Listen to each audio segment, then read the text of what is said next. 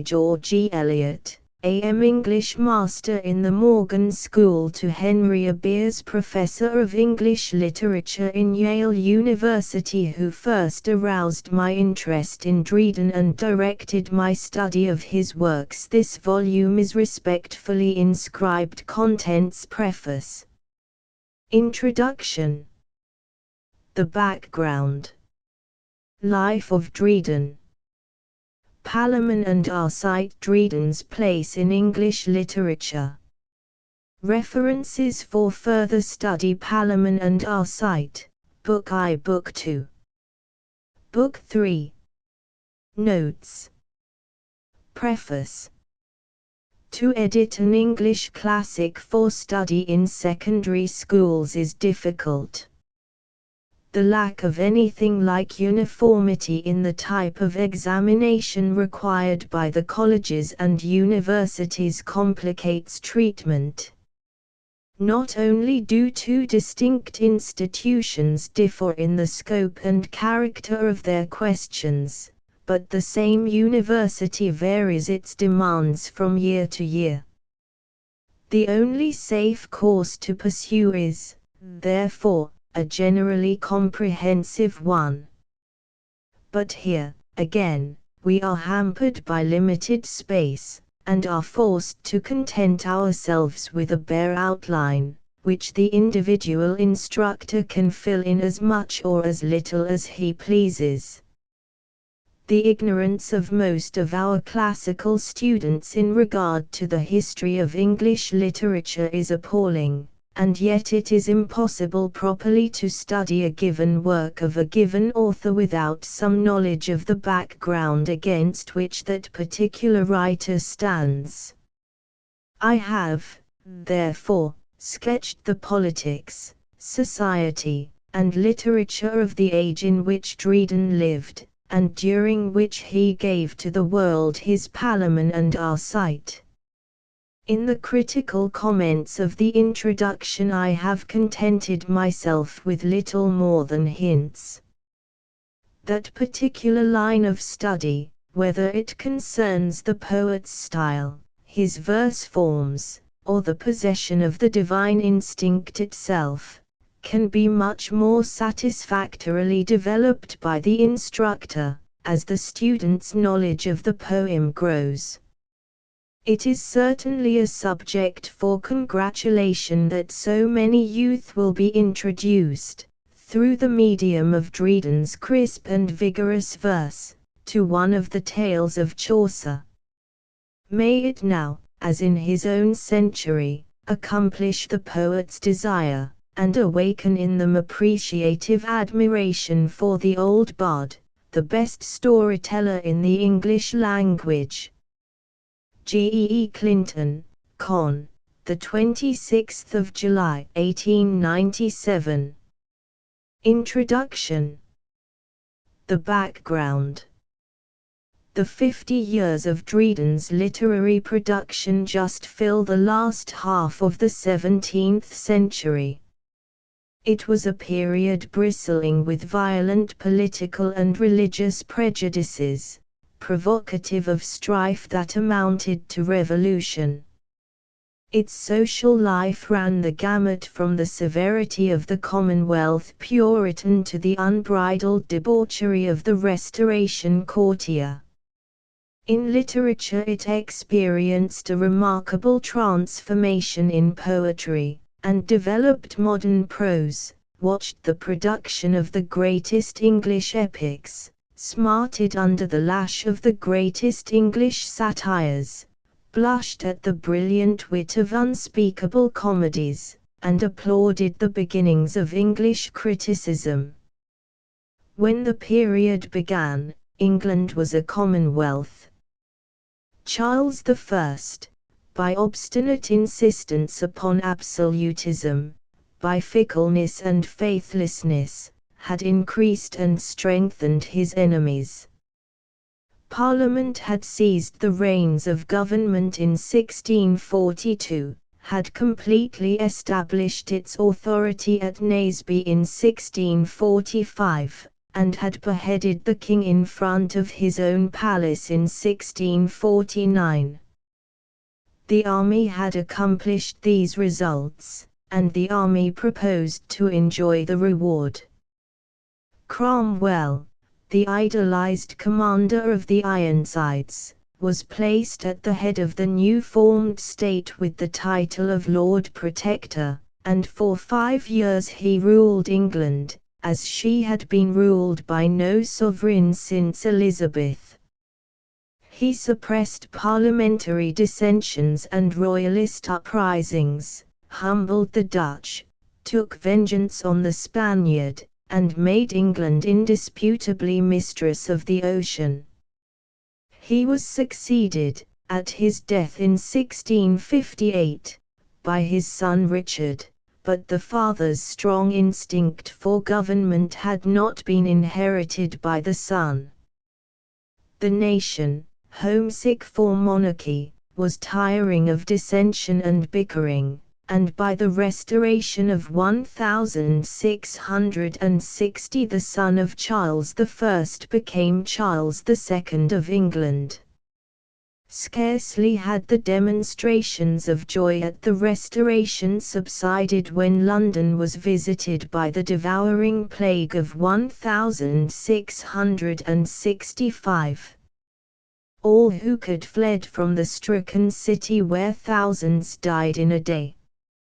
In 1666 came the Great Fire which swept from the Tower to the Temple, but, while it destroyed a vast deal of property, it prevented by its violent purification a recurrence of the plague, and made possible the rebuilding of the city with great sanitary and architectural improvements. Charles possessed some of the virtues of the Stuarts and most of their faults. His arbitrary irresponsibility shook the confidence of the nation in his sincerity. 2 parties, the Whigs and the Tories, came into being, and party spirit and party strife ran high. The question at issue was chiefly one of religion. The rank and file of Protestant England was determined against the revival of Romanism, which a continuation of the Stuart line seemed to threaten.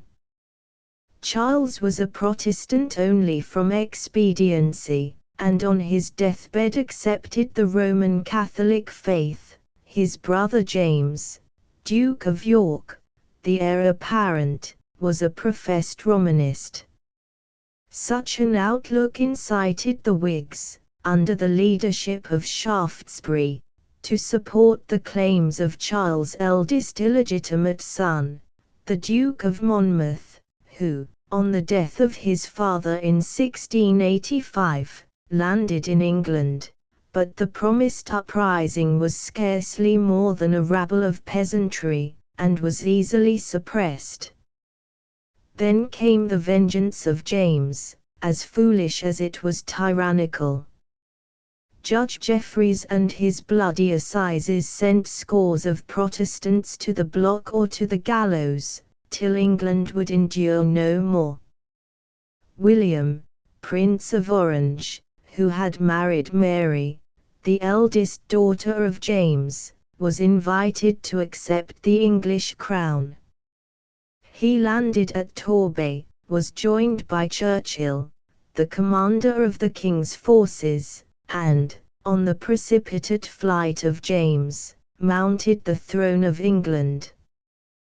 This event stands in history as the Protestant Revolution of 1688. During William's reign, which terminated in 1702, Stuart uprisings were successfully suppressed, English liberties were guaranteed by the famous Bill of Rights, Protestant succession was assured, and liberal toleration was extended to the various dissenting sects. society had passed through quite as great variations as had politics during this half-century. The roistering cavalier of the first Charles, with his flowing locks and plumed hat, with his maypoles and Morris dances, with his stage plays and bear baitings, with his carousels and gallantries, had given way to the Puritan Roundhead. It was a serious, sober-minded England in which the youth Dryden found himself. If the Puritan differed from the Cavalier in political principles, they were even more diametrically opposed in mode of life. An Act of Parliament closed the theatres in 1642. Amusements of all kinds were frowned upon as frivolous, and many were suppressed by law. The old English feasts at Michaelmas, Christmas, Twelfth Night, and Candlemas were regarded as relics of popery and were condemned. The Puritan took his religion seriously, so seriously that it overpowered him. The energy and fervor of his religious life were illustrated in the work performed by Cromwell's chaplain, John Howe, on any one of the countless fast days. He began with his flock at 9 in the morning, prayed during a quarter of an hour for blessing upon the day's work, then read and explained a chapter for 3/4 of an hour, then prayed for an hour, preached for an hour, and prayed again for a half an hour, then retired for a quarter of an hour's refreshment, the people singing all the while, returned to his pulpit, prayed for another hour, preached for another hour, and finished at 4 p.m. At the Restoration the pendulum swung back again. From the strained morality of the Puritans there was a sudden leap to the most extravagant license and the grossest immorality, with the king and the court in the van. The theatres were thrown wide open, women for the first time went upon the stage, and they acted in plays whose moral tone is so low that they cannot now be presented on the stage or read in the drawing room. Of course they voiced the social conditions of the time. Marriage ties were lightly regarded, no gallant but boasted his amours. Revelry ran riot, drunkenness became a habit and gambling a craze. The court scintillated with brilliant wits, conscienceless libertines, and scoffing atheists. It was an age of debauchery and disbelief. The splendor of this life sometimes dazzles, the lack of conveniences appals. The post left London once a week. A journey to the country must be made in your own lumbering carriage, or on the snail-slow stagecoach over miserable roads, beset with highwaymen. The narrow, ill-lighted streets, even of London, could not be traversed safely at night, and ladies, born to routs and levees in their sedan chairs, were lighted by link boys, and were carried by stalwart, broad-shouldered bearers who could wield well the staves in a street fight. Such were the conditions of life and society which Dryden found in the last 50 years of the 17th century. Strong as were the contrasts in politics and manners during Dryden's lifetime, they were paralleled by contrasts in literature no less marked. Dryden was born in 1631, he died in 1700. In the year of his birth died John Donne, the father of the metaphysical bards, or marinists. In the year of his death was born James Thomson, who was to give the first real start to the Romantic movement, while between these two dates lies the period devoted to the development of French classicism in English literature. At Dryden's birth, Ben Jonson was the only one of the great Elizabethan dramatists still living, and of the lesser stars in the same galaxy, Chapman, Massinger, Ford, Webster, and Hayward all died during his boyhood and youth, while Shirley, the last of his line, lingered till 1667. Of the older writers in prose, Selden alone remained, but as Dryden grew to manhood, he had at hand, fresh from the printers, the whole wealth of Commonwealth prose, still somewhat clumsy with Latinism or tainted with euphuism, but working steadily toward that simple strength and graceful fluency with which he was himself to mark the beginning of modern English prose. Clarendon, with his magnificently involved style, began his famous History of the Great Rebellion in 1641. 10 years later Hobbes published The Leviathan, a sketch of an ideal commonwealth. Baxter, with his Saints' Everlasting Rest, sent a book of religious consolation into every household. In 1642 Dr. Thomas Brown, with the simplicity of a child and a quaintness that fascinates, published his Religio Medici, and in 1653 dear old simple-hearted Isaac Walton told us in his Complete Angler how to catch, dress, and cook fish.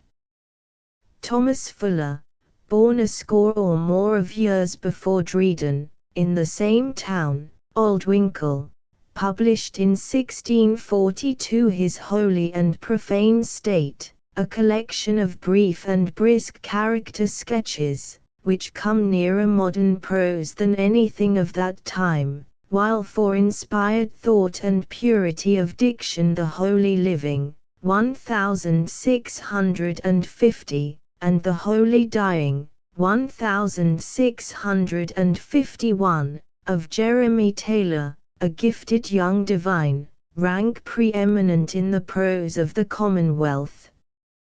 But without question the ablest prose of the period came from the pen of Cromwell's Latin Secretary of State, John Milton. Milton stands in his own time a peculiarly isolated figure.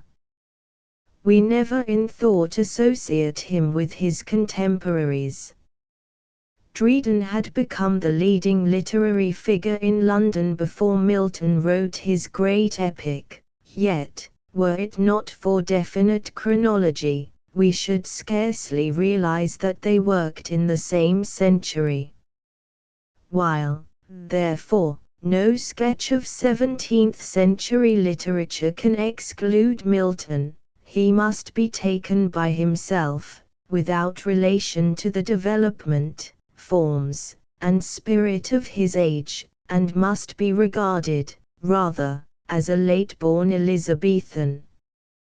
When Dryden was born, Milton at 23 was just completing his 7 years at Cambridge, and as the younger poet grew through boyhood, the elder was enriching English verse with his juvenilia.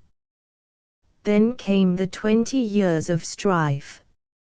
As Secretary of the Commonwealth, he threw himself into controversial prose. His Iconoclast, the Divorce pamphlets, the Smectymnuous tracts, and the Areopagitica date from this period. A strong partisan of the Commonwealth, he was in emphatic disfavor at the Restoration. Blind and in hiding, deserted by one-time friends, out of sympathy with his age, he fulfilled the promise of his youth, he turned again to poetry, and in Paradise Lost, Paradise Regained, and Samson Agonists he has left us something so written that the world shall not willingly let it die. I have said that Milton's poetry differed distinctly from the poetry of his age. The verse that Dryden was reading as a schoolboy was quite other than El Allegro and Lycidas. In the closing years of the preceding century, John Donne had travelled in Italy. There the poet Marino was developing fantastic eccentricities in verse. Donne under similar influences adopted similar methods. To seize upon the quaintest possible thought and then to express it in as quaint a manner as possible became the chief aim of English poets during the first 3/4 of the 17th century. Donne had encountered trouble in obtaining his wife from her father.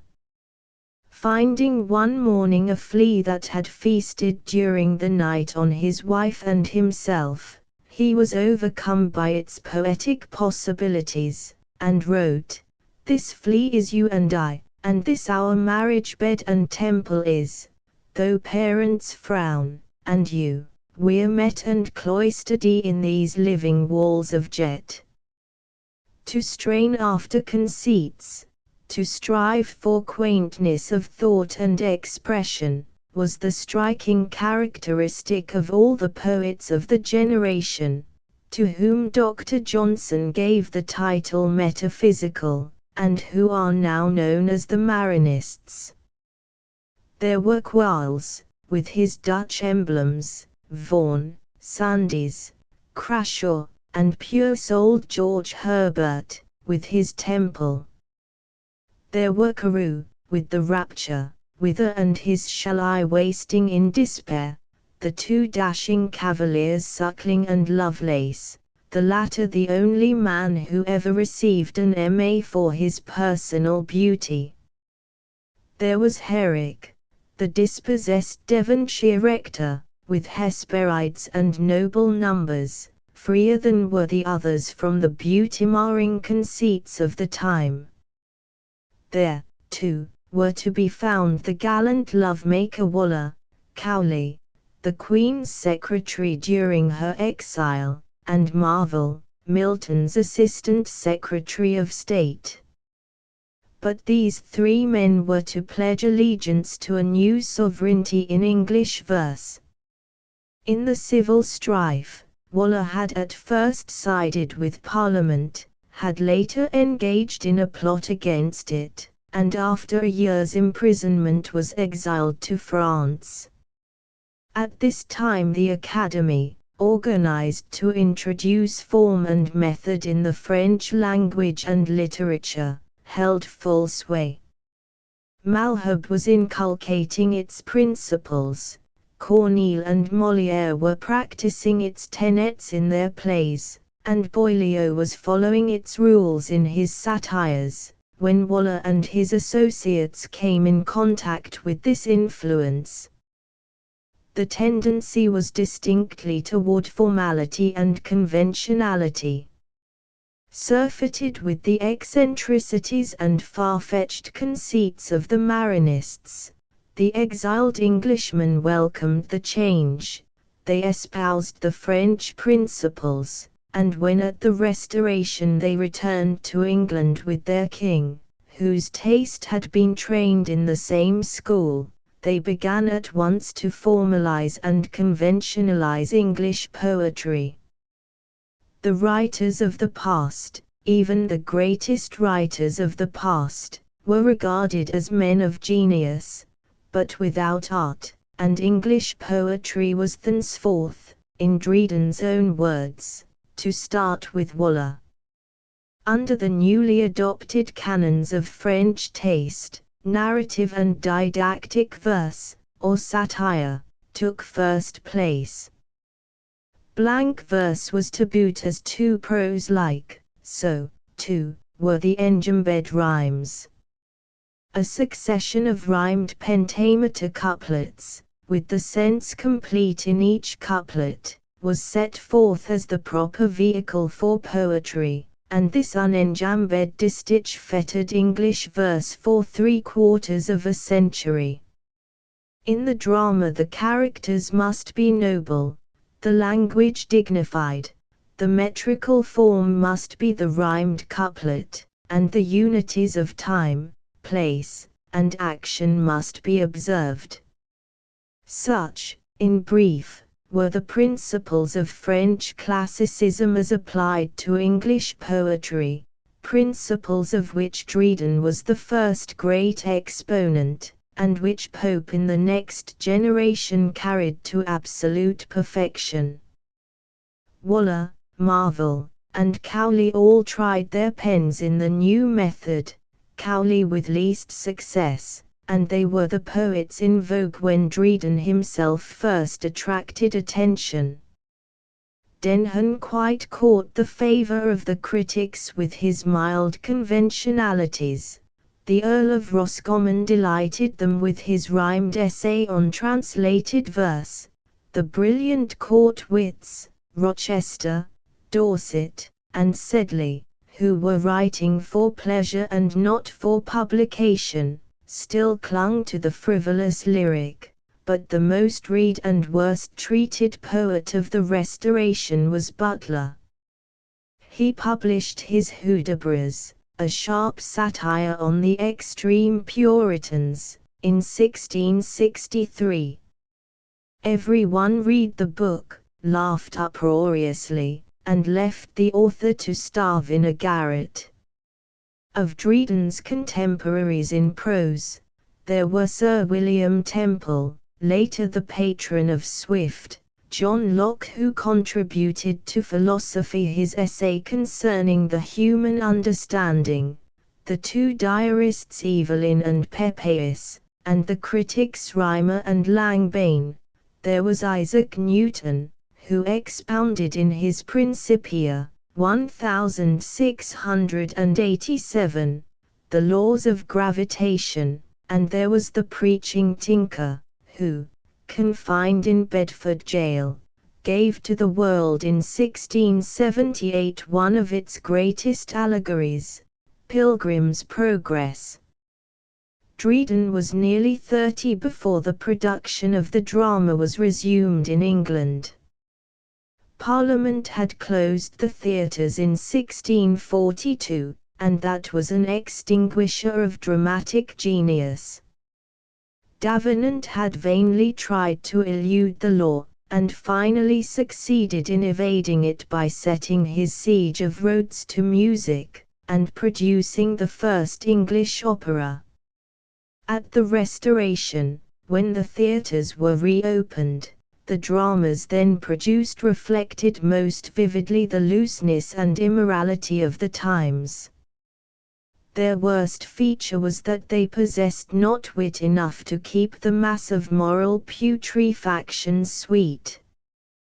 Davenant was prolific, Crown wallowed in tragedy, Tate remodelled Sharksp, so did Shadwell, who was later to measure swords with Dryden, and receive for his rashness an unmerciful castigation. But by all odds the strongest name in tragedy was Thomas Otway, who smacks of true Elizabethan genius in The Orphan and Venice Preserved. In comedy we receive the brilliant work of Etheridge, the vigour of Wycherley, and, as the century drew near its close, the dashing wit of Congreve, Vanbrugh, and Farquhar. This burst of brilliancy, in which the Restoration drama closes, was the prelude to the Augustan age of Queen Anne and the First Georges, the period wherein flourished that group of self-satisfied, exceptionally clever, ultra-classical wits who added a peculiar zest and charm to our literature. As Dryden grew to old age, these younger men were already beginning to make themselves heard, though none had done great work. In poetry there were Prior, Gay, and Pope, while in prose we find names that stand high in the roll of fame, the storyteller Defoe, the bitter Swift, the rollicking Dick Steele, and delightful Addison. This is the background in politics, society, and letters on which the life of Dryden was laid during the last half of the 17th century. There were conditions in his environment which materially modified his life and affected his literary form, and without a knowledge of these conditions no study of the man or his works can be effective or satisfactory. Dryden was preeminently a man of his times. Life of Dryden. John Dryden was born at the vicarage of Aldwinkle, All Saints, in Northamptonshire, the 9th of August, 1631. His father, Erasmus Dryden, was the third son of Sir Erasmus Dryden of Canons Ashby. The estate descended to Dryden's uncle, John, and is still in the family. His mother was Mary Pickering. Both the Drydens and Pickerings were Puritans, and were ranged on the side of Parliament in its struggle with Charles I.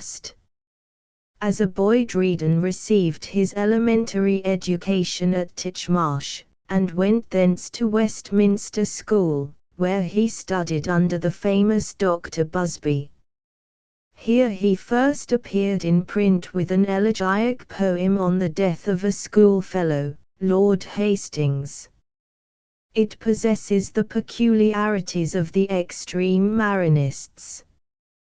The boy had died from smallpox, and Dryden writes, each little pimple had a tear in it to wail the fault its rising did commit. He entered Trinity College, Cambridge, the 18th of May, 1650, took his B.A. in 1654, and then, though he received no fellowship, lingered at the university for 3 years. Tradition tells us that he had no fondness for his alma mater, and certainly his verse contains compliments only for Oxford. His father had died in 1654 and had bequeathed him a small estate. When, in 1657, he finally left the university, he attached himself to his uncle, Sir Gilbert Pickering, a general of the Commonwealth. In 1658 he wrote heroic stanzas on Cromwell's death, but shortly thereafter he went to London, threw himself into the life of literary Bohemia, and at the Restoration, in 1660, wrote his Astroia Redux, as enthusiastically as the veriest royalist of them all. This sudden transformation of the eulogist of Cromwell to the panegyrist of Charles won for Dryden in some quarters the name of a political turncoat, but such criticism was unjust. He was by birth and early training a Puritan. Add to this a poet's admiration for a truly great character, and the lines on Cromwell are explained. But during his London life he rubbed elbows with the world, early prejudices vanished, his true nature asserted itself, and it was John Dryden himself, not merely the son of his father, who celebrated Charles' return. On the 1st of December, 1663, he married Lady Elizabeth Howard, eldest daughter of the Earl of Berkshire, and the sister of a literary intimate. Tradition has pronounced the marriage an unhappy one, but facts do not bear out tradition. He nowhere referred other than affectionately to his wife, and always displayed a father's warm affection for his sons, John, Charles, and Erasmus. Lady Elizabeth outlived her husband and eventually died insane.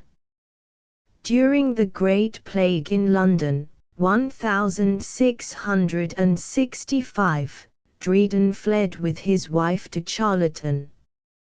He lived there for 2 years, and during that time wrote 3 productions that illustrate the 3 departments of literature to which he devoted himself: Annus Mirabilis, a narrative and descriptive poem on the fire of 1666, and the sea fight with the Dutch, the essay on dramatic poesy, his first attempt at literary criticism in prose, and The Maiden Queen, a drama. In Annus Mirabilis we find the best work yet done by him.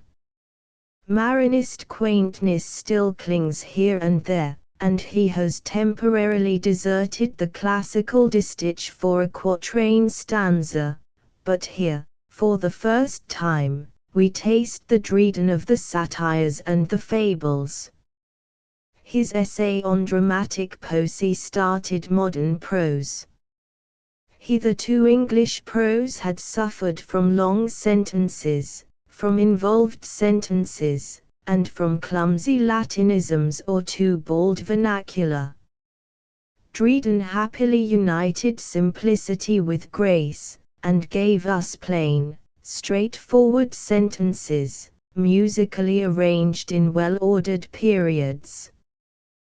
This was the vehicle in which he introduced literary criticism, and he continued it in prefaces to most of his plays and subsequent poems. At this same time he not only discussed the drama, but indulged in its production, and for a score of years from the early 60s he devoted himself almost exclusively to the stage. It was the most popular and the most profitable mode of expression. He began with a comedy, The Wild Gallant, in 1662. It was a poor play and was incontinently condemned. He then developed a curious series of plays, of which The Indian Emperor, The Conquest of Grenada, and Aurangzeb are examples.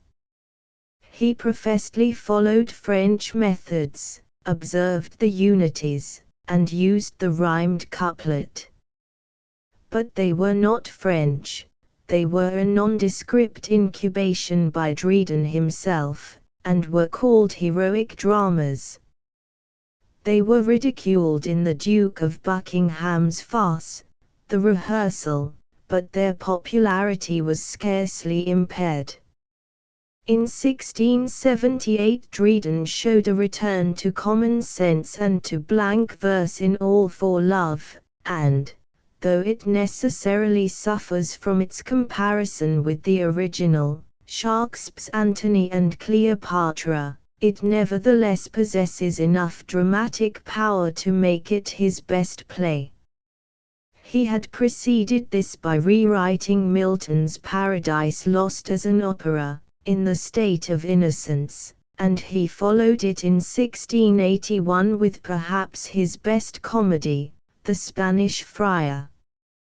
Dryden was now far the most prominent man of letters in London. In 1670 he had been appointed Poet Laureate and Historiographer Royal with a salary of £200 and a butt of sack. His connection with the stage had been a decided financial success, and he was in receipt of an income of about £700, which at modern values would approximate $15,000. His house on Gerrard Street, Soho, backed upon Leicester's Gardens. There he spent his days in writing, but the evening found him at Will's Coffee House. In this famous resort of the wits and writers of the day the literary dictator of his generation held his court. Seated in his particular armchair, on the balcony in summer, by the fire in winter, he discoursed on topics current in the literary world, pronounced his verdict of praise or condemnation, and woe to the unfortunate upon whom the latter fell. A week before Christmas, in 1679, as Dryden was walking home from an evening of this sort, he was waylaid by masked ruffians in Rose Alley and was beaten to unconsciousness. The attack was supposed to have been incited by Rochester, who smarted under an anonymous satire mistakenly attributed to Dryden. Though wrongly accused of this particular satire, it was not long before he did turn his attention to that department of verse. It was the time of the restless descent of the Whigs from the succession of James, and in 1681 Dryden launched Absalom and Achitophel, one of the most brilliant satires in our language, against Shaftesbury and his adherents, who were inciting Monmouth to revolt. He found an admirable parallel in Absalom's revolt from his father David, and he sustained the comparison. The scriptural names concealed living characters, and Shaftesbury masked as Achitophel, the evil counselor, and Buckingham as Zimri. Feeling ran high.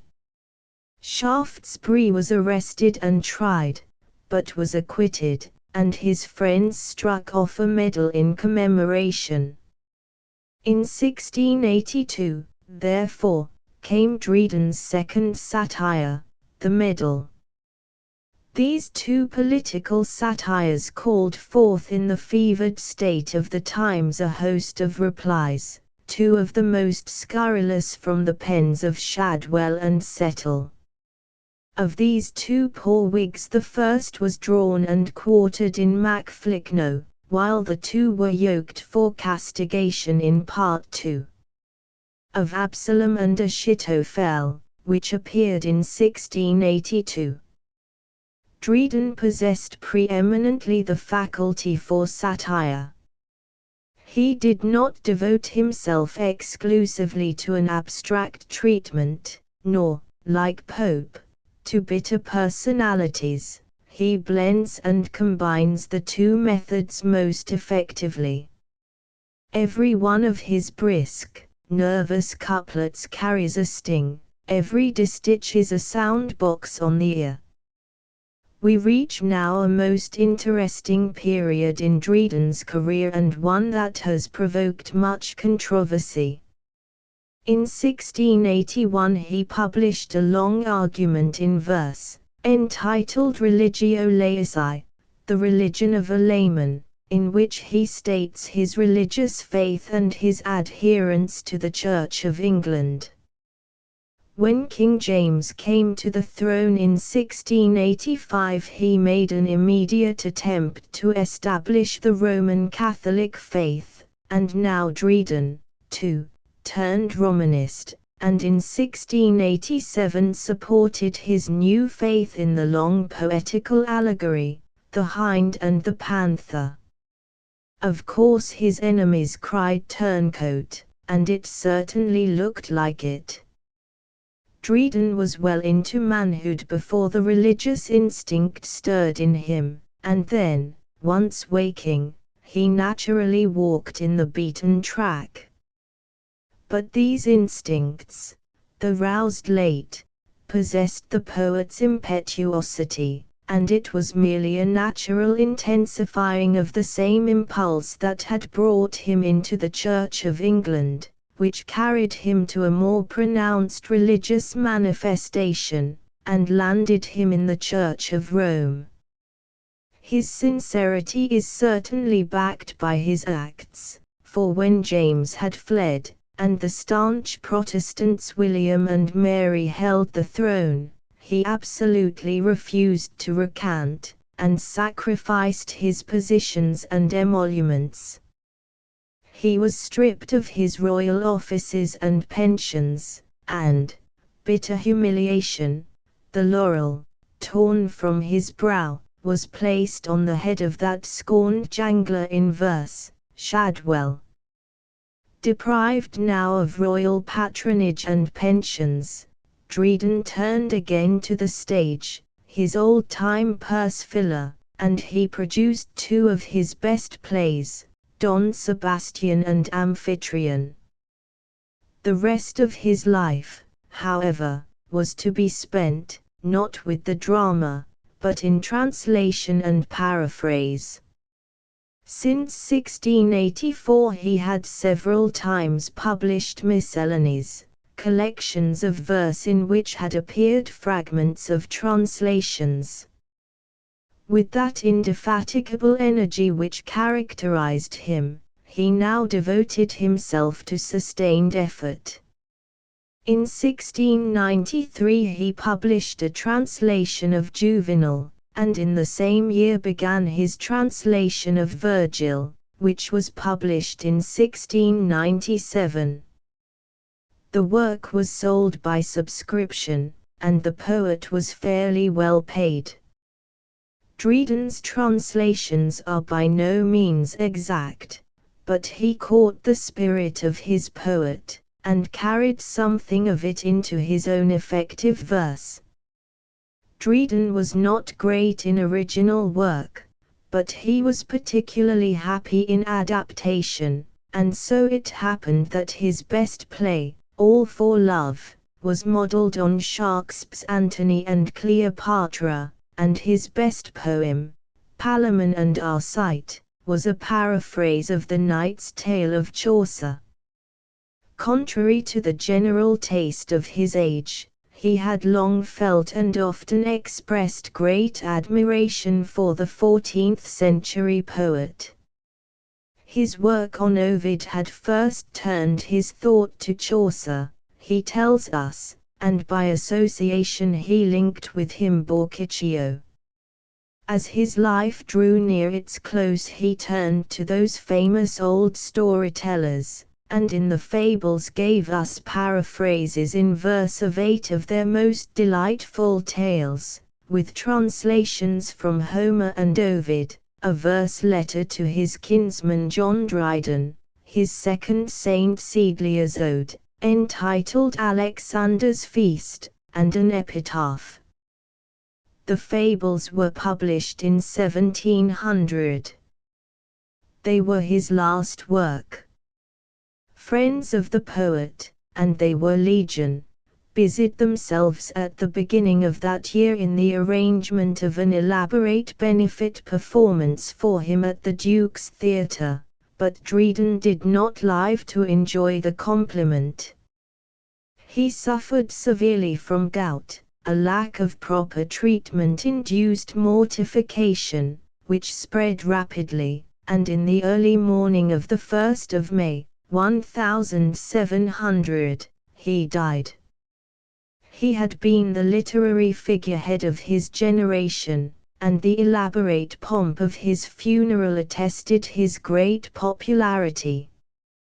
His body lay in state for several days and then with a great procession was borne, on the 13th of May, to the Poets' Corner in Westminster Abbey.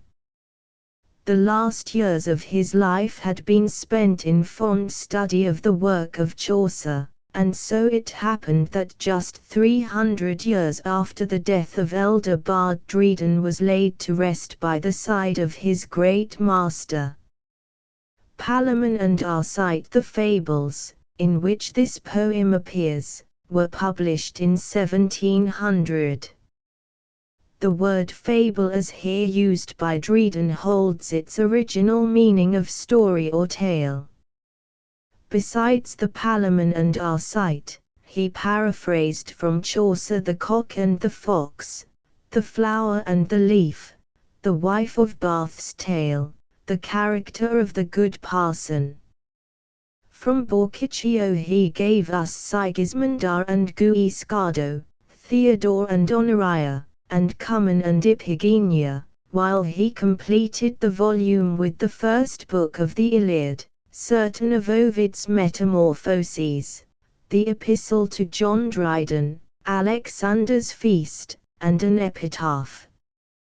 The fables were dedicated to the Duke of Ormond, whose father and grandfather Dryden had previously honoured in a prose epistle, full of the rather excessive compliment then in vogue. Palamon and Arcite is itself preceded by a dedication in verse to the Duchess of Ormond. In the graceful flattery of this inscription Dryden excelled himself, and he was easily Grand Master of the art in that age of superlative gallantry. The Duke acknowledged the compliment by a gift of £500. The preface to the volume is one of Dryden's best efforts in prose. It is mainly concerned with critical comment on Chaucer and Boccaccio, and, though it lacks the accuracy of modern scholarship, it is full of a keen appreciation of his great forerunners. The work of Dryden in Palamon and Arcite may seem to us superfluous, for a well-educated man in the 19th century is familiar with his Chaucer in the original, but in the 16th century our early poets were regarded as little better than barbarians, and their language was quite unintelligible. It was, therefore, a distinct addition to the literature of his age when he rescued from oblivion the Knight's Tale, the first of the Canterbury Tales, and gave it to his world as Palamon and Arcite. Here, as in his translations, Dryden catches the spirit of his original and follows it, but he does not track slavishly in its footprints. In this particular poem he follows his leader more closely than in some of his other paraphrases, and the 3 books in which he divides his Palamon and Arcite scarcely exceed in length the original Knight's Tale. The tendency toward diffuse expansion, an excess of diluting epithets, which became a feature of 18th century poetry, Dryden has sensibly shunned, and has stuck close to the brisk narrative and pithy descriptions of Chaucer. If the subject in hand be concrete description, as in the Temple of Mars, Dryden is at his best, and surpasses his original, but if the abstract enters, as in the portraiture on the walls, he expands, and when he expands he weakens. To illustrate, the smiler with the knife under the cloak has lost force when Dryden stretches it into 5 verses. Next stood hypocrisy, with holy leer, soft smiling, and demurely looking down, but hid the dagger underneath the gown, the assassinating wife, the household fiend, and far the blackest there, the traitor friend. The anachronisms in the poem are Chaucer's. When he put this story of Greek love and jealousy and strife into the mouth of his knight, he was living in the golden age of chivalry, and he simply transferred its setting to this chivalrous story of ancient Greece. The arms, the lists, the combat, the whole environment are those of the England of Edward III, not the Athens of Theseus. Dryden has left this unchanged, realizing the charm of its medieval simplicity. As Dryden gives it to us, the poem is an example of narrative verse, brisk in its movement, dramatic in its action, and interspersed with descriptive passages that stimulate the imagination and satisfy the sense. Coming as it did in the last years of his life, the poem found him with his vocabulary fully developed and his versification perfected, and these are points eminently essential in narrative verse. When Dryden began his literary career, he had but just left the university, and his speech smacked somewhat of the pedantry of the classical scholar of the times. Then came the Restoration with its worship of French phrase and its liberal importation. His easygoing life as a Bohemian in the early 60s strengthened his vernacular, and his association with the wits at Will's Coffee House developed his literary English. A happy blending of all these elements, governed by his strong common sense, gave him at maturity a vocabulary not only of great scope, but of tremendous energy and vitality. At the time of the production of Palamon and Arcite, Dryden had, by long practice, become an absolute master of the verse he used. As we have seen, his early work was impregnated with the peculiarities of the Marinists, and even after the ascendancy of French taste at the Restoration he still dallied with the stanza, and was not free from conceits. But his work in the heroic drama and in satire had determined his verse form and developed his ability in its use. In this poem, as in the bulk of his work, he employs the unenjambed pentameter distich, that is, a couplet with 5 accented syllables in each verse and with the sense terminating with the couplet. Dryden's mastery of this couplet was marvelous. He did not attain to the perfect polish of Pope a score of years later, but he possessed more vitality, and to this strength must be added a fluent grace and a ready sequence which increased the beauty of the measure and gave to it a nervous energy of movement. The great danger that attends the use of the distich is monotony, but Dryden avoided this.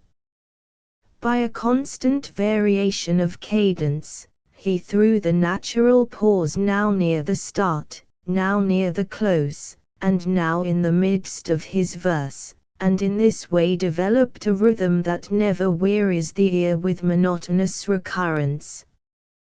He employed for this same purpose the hemistich or half-verse, the triplet or 3 consecutive verses with the same rhyme, and the Alexandrine with its 6 accents and its consequent well-rounded fullness. So much for Palamon and Arcite. First put into English by the best storyteller in our literature, it was retold at the close of the 17th century by the greatest poet of his generation, one of whose chief claims to greatness lies in his marvelous ability for adaptation and paraphrase. Dryden's place in English literature. It remains to indicate briefly Dryden's position in English literature. To the critics of his own time he was without question the greatest man of letters in his generation, and so he undeniably was after the death of Milton. We are not ready to say with Dr. Johnson that he found English of brick and left it of marble, for there was much marble before Dryden was dreamed of, and his own work is not entirely devoid of brick, but that Dryden rendered to English services of inestimable value is not to be questioned. For 40 years the great aim of his life was, as he tells us himself, to improve the English language and English poetry, and by constant and tireless effort in a massive production of antipodal types he accomplished his object. He enriched and extended our vocabulary, he modulated our meters, he developed new forms, and he purified and invigorated style.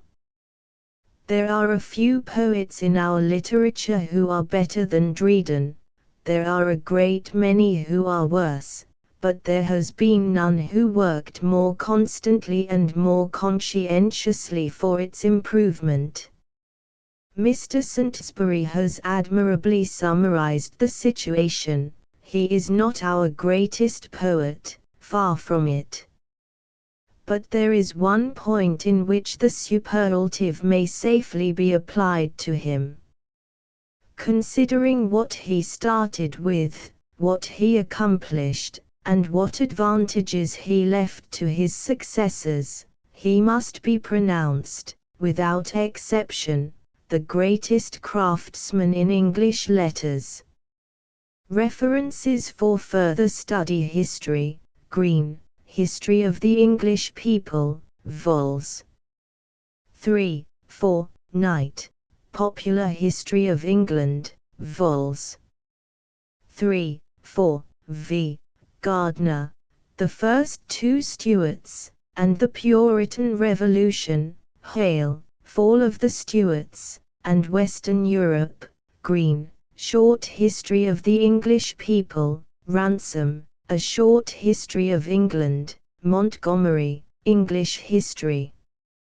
Biography, Lives of Dryden in the editions of his works by Scott, Malone, Christie, Johnson, Dryden, Lives of the Poets, Saintsbury, Dryden, English Men of Letters. Criticism, Mitchell, English Lands, Letters, and Kings, Elizabeth to Anne, Goss, From Shakespeare to Pope, Lowell, Dryden, Among My Books, Garnett, The Age of Dryden, Masson, Dryden and the Literature of the Restoration, Three Devils, Hamilton, The Poets Laureate of England, Hazlitt, On Dryden and Pope. Romance, Scott, Woodstock, Peveril of the Peak, Defoe, The Plague in London.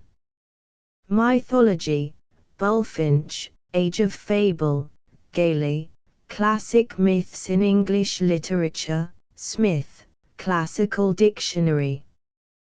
Chronological Table. Dryden's Life. History. English Literature. 1631, born the 9th of August. 1631, Herbert, Temple. 1632, Milton, El Allegro and Tu Penseroso. 1633, Birth of Prince James. 1633, Massinger, New Way to Pay Old Debts. Ford, Broken Heart. Prynne, Historiomastix 1634. First Ship Money Writ. 1634, Fletcher, Purple Island. Cowley, Poetical Blossoms. Milton, Comus. 1635, Second Ship Money Writ. 1635, Quarles, Emblems. 1636, Sandys, Paraphrase of the Psalms. 1637, Riot in Edinburgh. 1637, Milton, Lycidas. 1638, Scottish National Covenant. Judgment against John Hampden. 1639, First Bishops' War. 1640, Short Parliament. 1640, Suckling, Ballad of a Wedding. Second Bishops' War. Carew, Poems. Long Parliament assembled.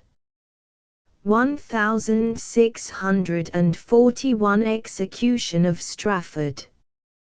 Constitutional 1641, Milton, Smectim Newes Tracts, Reforms.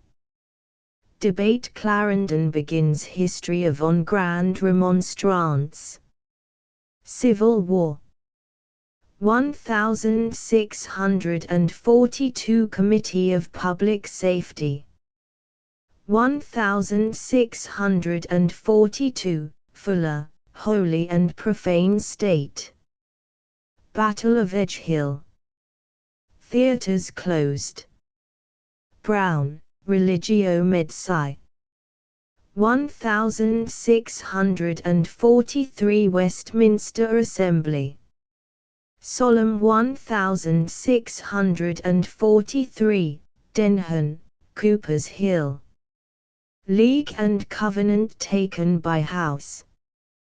1644 Scotch Army crosses Tweed. 1644, Milton, Doctrine and Discipline Royalist defeat at Marston of Divorce, Area Pugitica, on Moor. Education. 1645 Lord beheaded. 1645, Waller, Poems, LST edition. Royalists crushed at Naseby.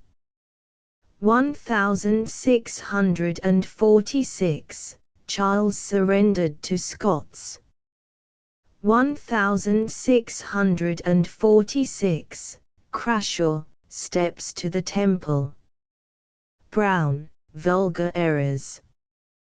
1647, Charles surrendered by Scots. Army in possession of London. Charles' flight from Hampton Court. 1647, Cowley, the Mistress. 1648, Second Civil War. Pride's Purge. 1648, Herrick, Hesperides. Noble Numbers. 1649, Poem on Death of Lord Hastings. 1649, Charles beheaded. Cromwell subdues Ireland. 1649, Lovelace, Lucasta. Gordon, Acon Basilique. Milton, Iconoclastes. 1650, entered Trinity, Cambridge. 1650, Battle of Dunbar. 1650, Baxter, Saints' Everlasting Rest. Taylor, Holy Living. 1651, Cromwell wins at Worcester. 1651, Davenant, Gondibert. Taylor, Holy Dying. Hobbes, Leviathan. 1652, punished for disobedience, Cambridge. 1653, Cromwell dissolves Long Parliament. Barebones Parliament. Made Lord Protector by Little Parliament. 1653, Walton, Complete Angler. 1654, Father died. Received BA from Cambridge.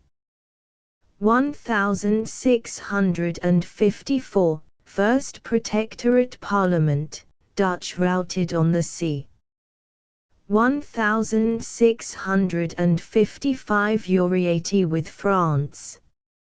Jamaica seized from Spain. 1656 Second Protectorate Parliament.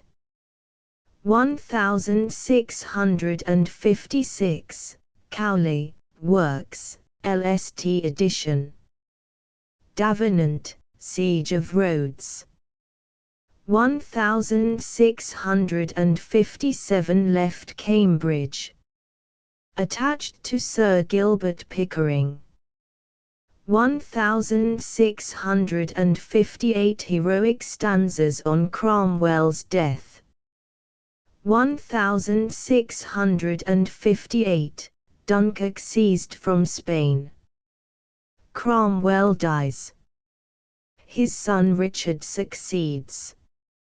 1659 Richard Cromwell resigns. Long Parliament restored. Military government. 1660 Australia Redux.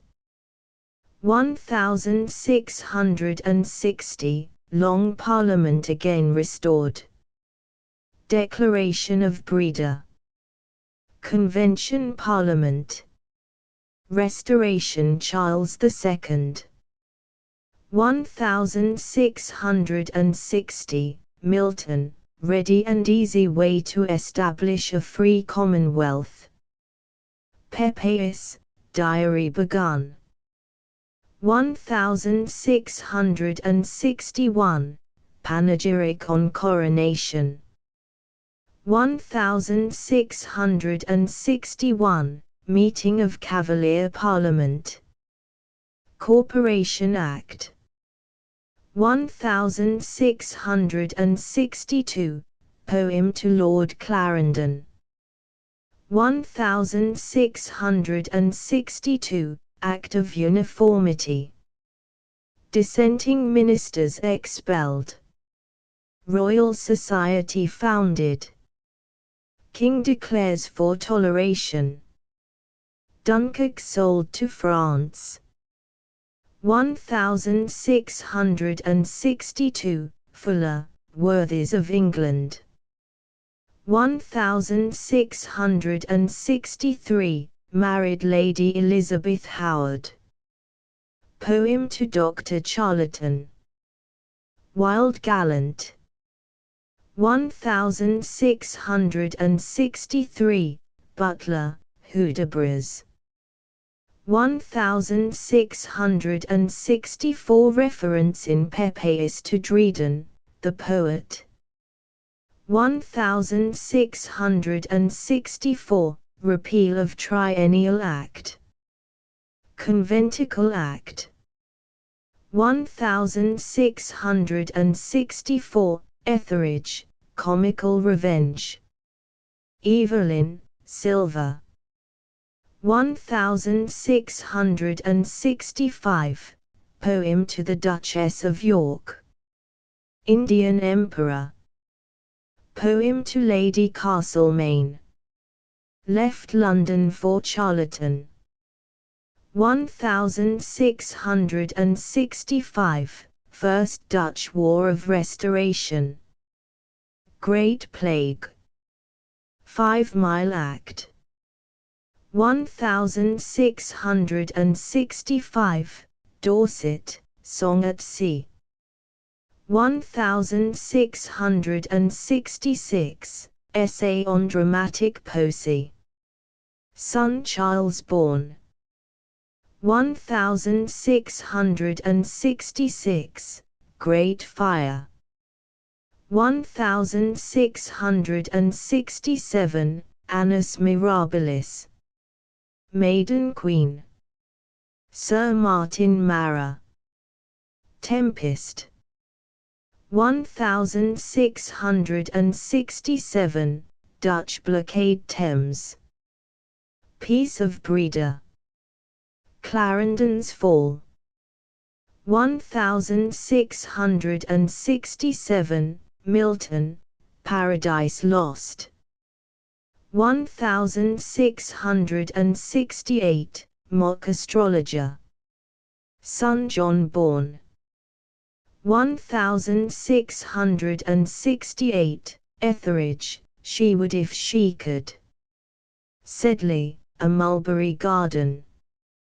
1669 Tyrannic Love. Son Erasmus born. 1669 Pepys, Diary closes. Shadwell, The Royal Shepherdess. pen, no cross, no crown. 1670, Conquest of Granada. Appointed Poet Laureate and Historiographer Royal. Mother died. 1670, Treaty of Dover.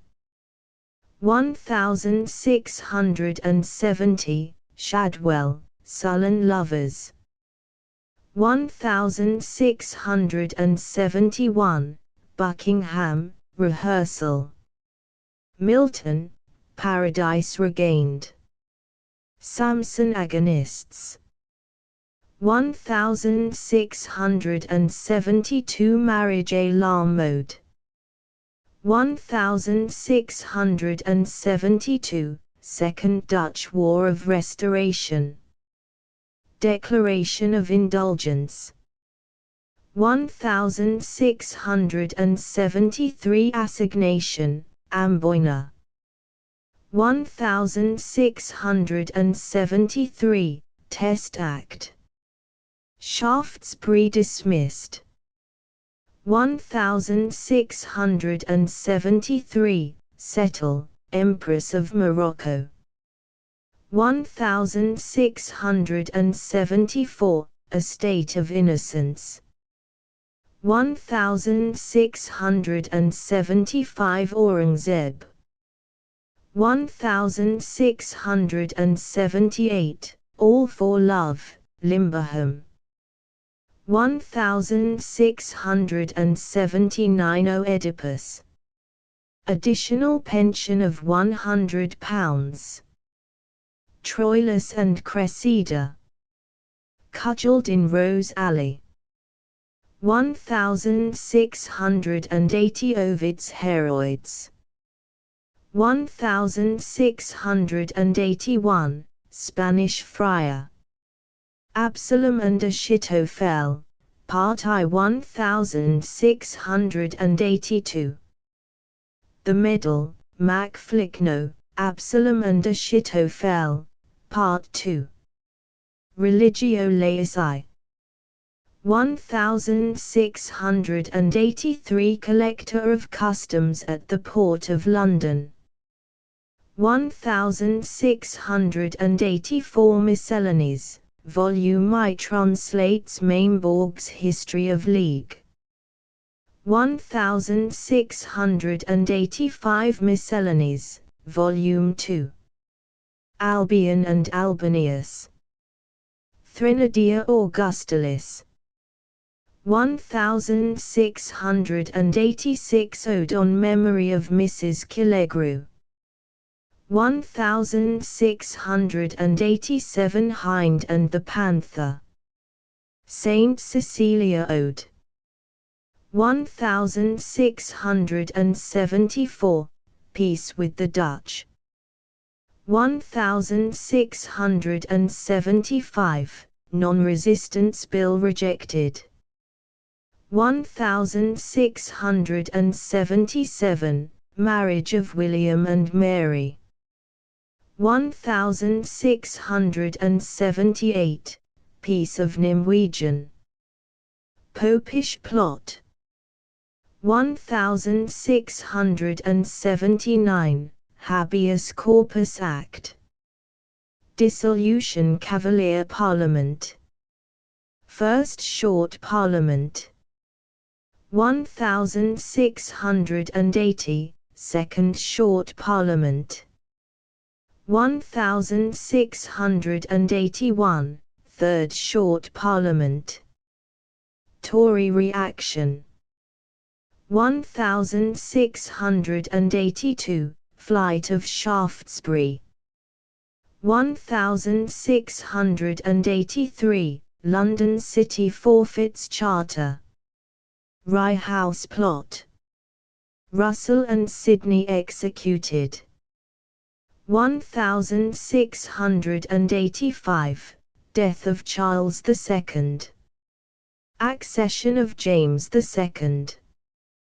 Prorogation of Parliament. Meeting of Parliament. Battle of Edgemoor. Bloody Assizes. 1686, Judges allowed King's dispensing power. 1687, First Declaration of Indulgence. English Literature. 1675, Mulgrave, Essay on Satire. 1676, Etheridge, The Man of Mode. 1677, Crown, Destruction of Jerusalem. Ben, the Rover. Wycherley, Plain Dealer. 1678, Bunyan, Pilgrim's Progress. Rymer, Tragedies of the Last Age. 1679, Oldham, Satires upon the Jesuits. 1680, Otway, The Orphan. 1681, Marvell, Poems. Roscommon, Essay on Translated Verse. 1682, Otway, Venice Preserved. 1687, Newton, Principia. Prior and Montague, Country Mouse and City Mouse. 1688, Britannia Rediviva. 1688, Second Declaration of Indulgence. Bishops sent to Tower. Birth of Prince of Wales. William and Mary invited to take English throne. William lands at Torbay. James flees. 1689, lost his offices and pensions. 1689, William and Mary crowned. Toleration Act. Bill of Rights. Grand Alliance. Jacobite Rebellion. 1689, Locke, Letters on Toleration, Treatise on Government. 1690, Don Sebastian. Amphitryon. 1690, Battle of the Boyne. 1690, Locke, Essay Concerning Human Understanding. 1691, King Arthur. 1691, Treaty of Limerick. 1691, Langburn, Account of English Dramatic Poets. Rochester, Poems. 1692, Eleonora, Cleamines. 1692, Massacre of Glencoe. Churchill deprived of office. 1692, Dennis, the Impartial Critic. 1693, Miscellanies, Volume 3.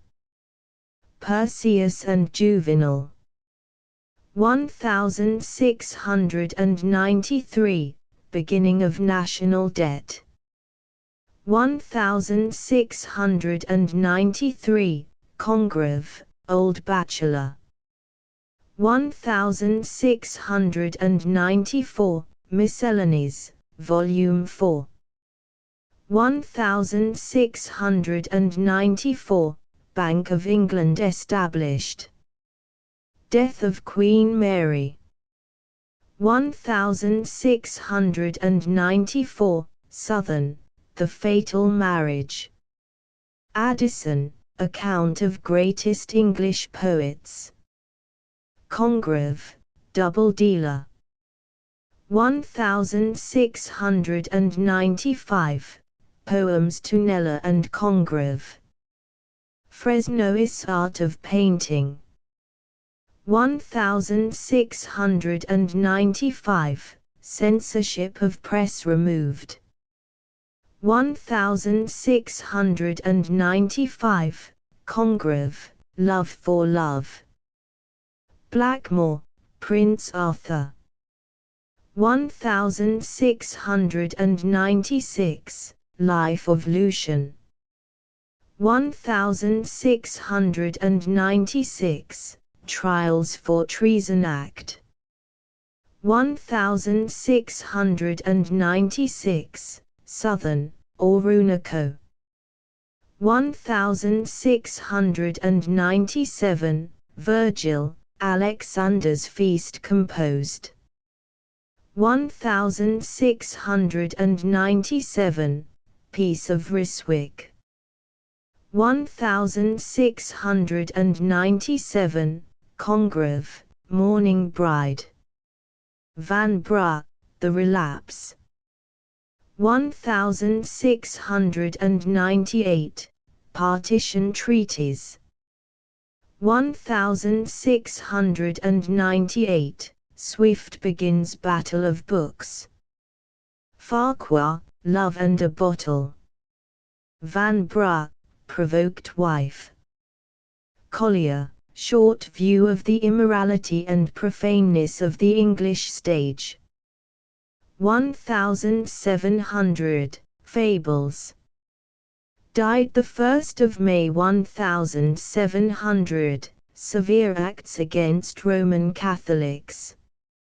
1700, Congreve, Way of the World.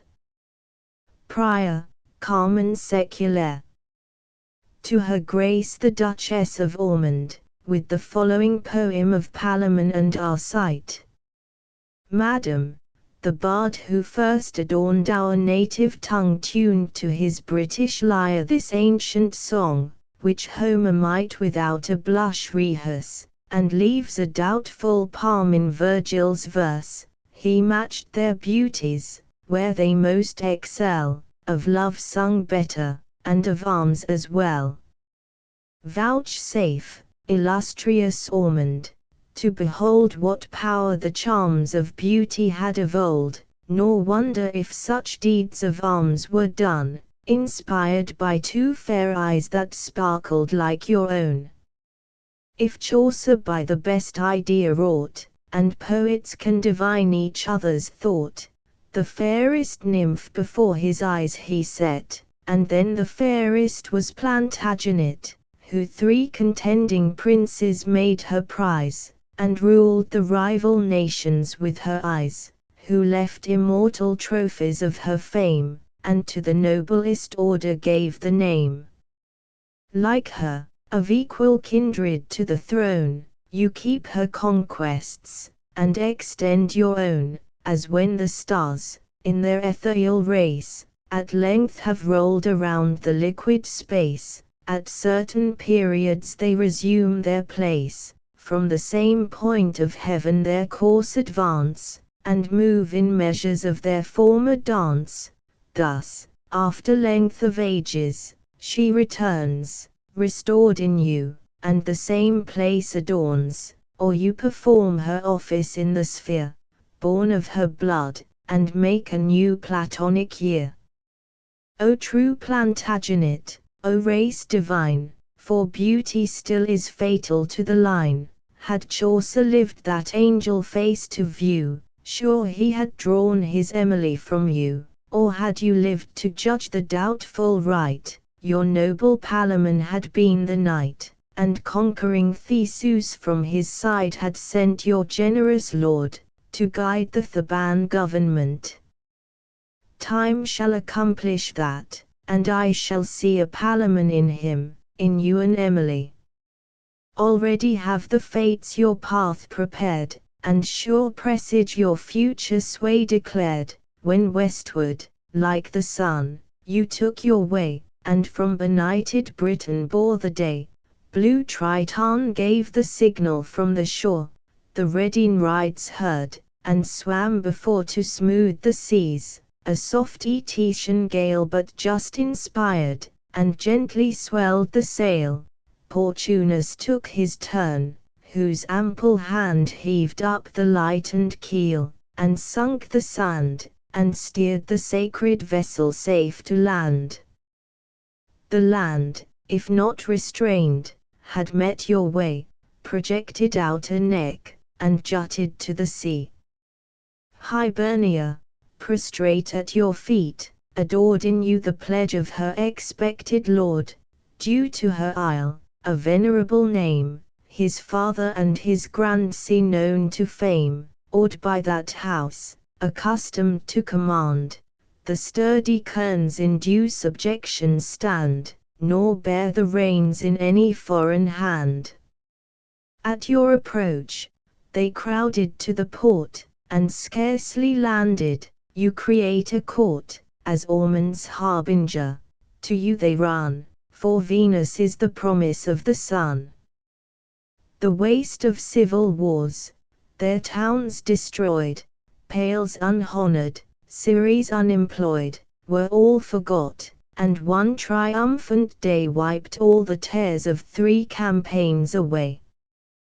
Blood, rapines, massacres, were cheaply bought, so mighty recompense your beauty brought. As when the dove returning bore the mark of earth restored to the long-laboring ark, the relics of mankind, secure of rest, opt every window to receive the guest, and the fair bearer of the message blessed, so, when you came, with loud repeated cries, the nation took an omen from your eyes, and God advanced his rainbow in the skies, to sign inviolable peace restored. The saints with solemn shouts proclaimed the new accord. When at your second coming you appear, for I foretell that millenary year, the sharpened share shall vex the soil no more, but earth unbidden shall produce her store, the land shall laugh, the circling oceans smile, and heaven's indulgence bless the holy isle. Heaven from all ages has reserved for you that happy clime, which venom never knew, or if it had been there, your eyes alone have power to chase all poison, but their own. Now in this interval, which fate has cast betwixt your future glories and your past, this pause of power, tease Ireland's hour to mourn, while England celebrates your safe return, by which you seem the seasons to command, and bring our summers back to their forsaken land. The vanquished isle our leisure must attend, till the fair blessing we vouchsafe to send, nor can we spare you long, though often we may lend. The dove was twice employed abroad, before the world was dried, and she returned no more. Nor dare we trust so soft a messenger, new from her sickness, to that northern air. Rest here a while your lustre to restore, that they may see you, as you shone before, for yet, the eclipse not wholly past, you wade through some remains and dimness of a shade. A subject in his prince may claim a right, nor suffer him with strength impaired to fight. Till force returns, his ardor we restrain, and curb his warlike wish to cross the main. Now past the danger, let the learned begin the inquiry, where disease could enter in, how those malignant atoms forced their way, what in the faultless frame they found to make their prey, where every element was weighed so well, that heaven alone, who mixed the mass, could tell which of the 4 ingredients could rebel, and where, imprisoned in so sweet a cage, a soul might well be pleased to pass an age. And yet the fine materials made it weak, porcelain by being pure is apt to break.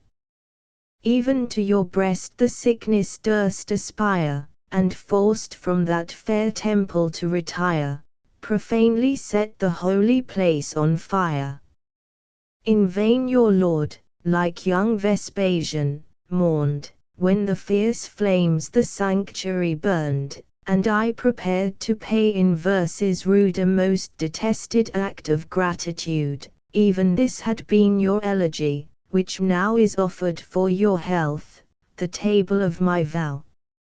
Your angel sure our Morley's mind inspired, to find the remedy your ill required, as once the Macedon, by Jove's decree, was taught to dream an herb for Ptolemy, or heaven, which had such overcost bestowed as scarce it could afford to flesh and blood, so liked the frame, he would not work anew, to save the charges of another you, or by his middle science did he steer, and saw some great contingent good appear, well worth a miracle to keep you here, and for that end preserved the precious mould, which all the future omens was to hold, and meditated, in his better mind, an heir from you who may redeem the failing kind.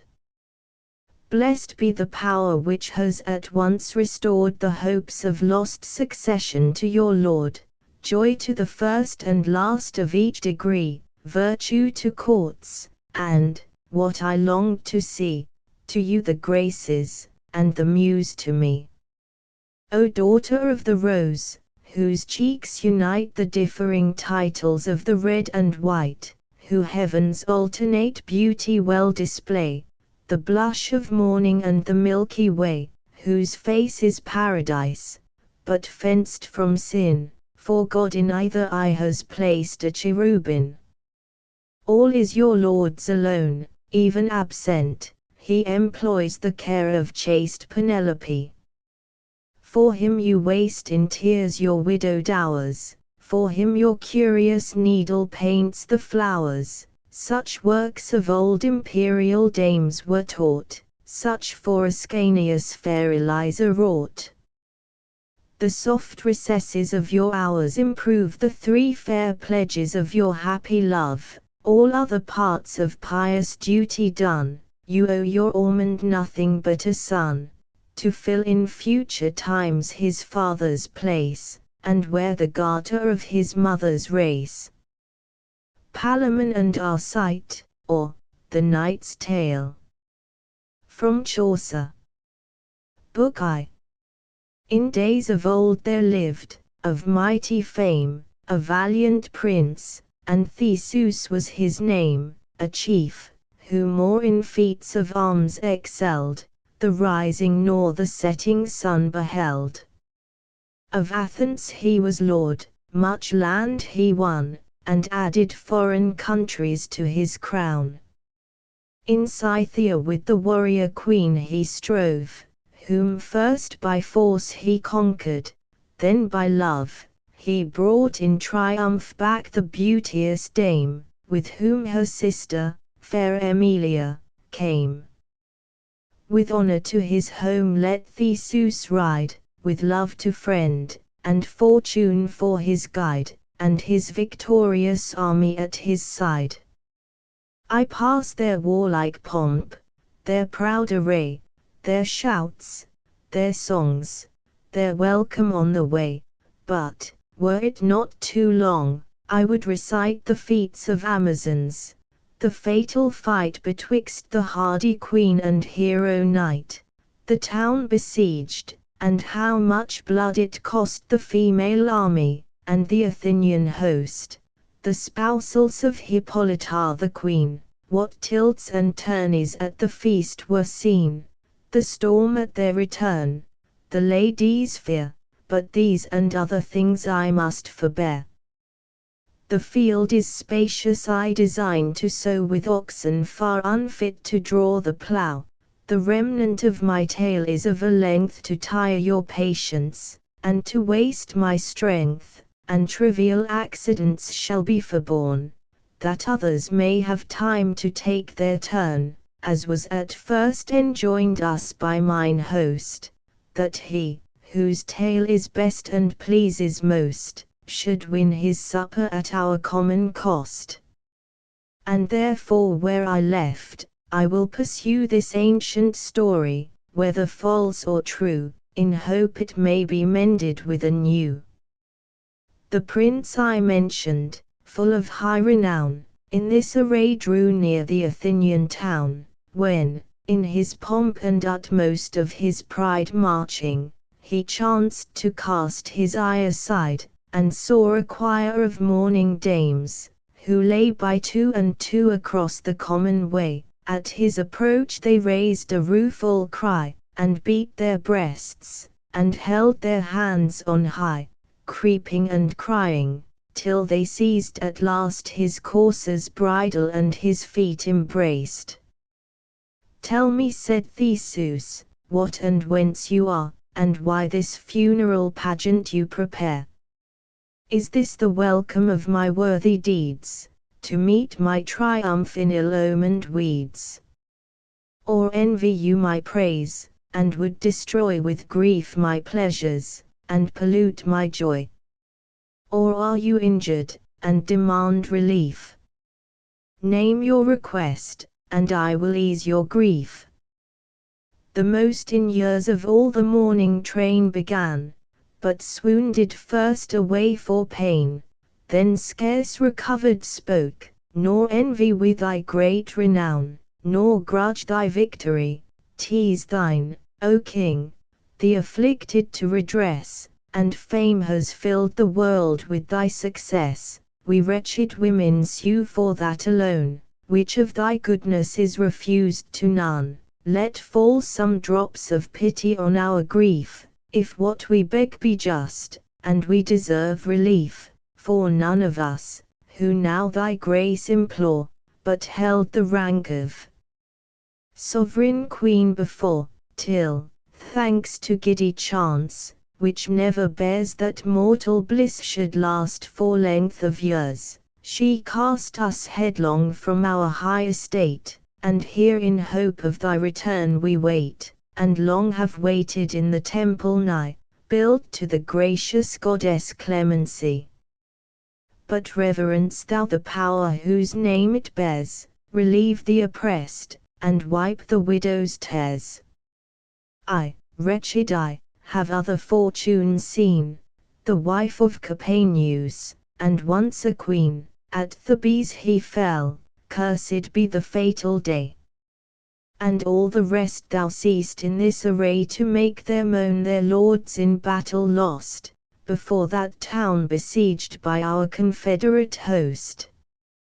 But Creon, old and impious, who commands the Theban city, and usurps the lands, denies the rites of funeral fires to those whose breathless bodies yet he calls his foes.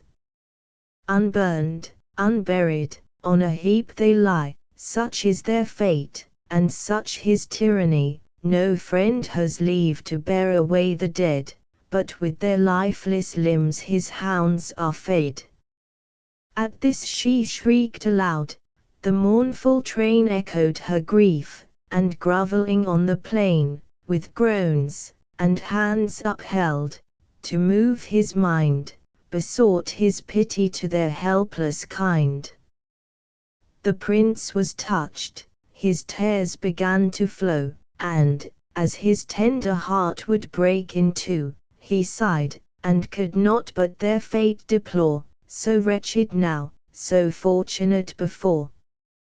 Then lightly from his lofty steed he flew, and raising one by one the suppliant crew, to comfort each, full solemnly he swore, that by the faith which knights to knighthood bore, and waiter else to chivalry belongs, he would not cease, till he revenged their wrongs, that Greece should see performed what he declared, and cruel Creon find his just reward.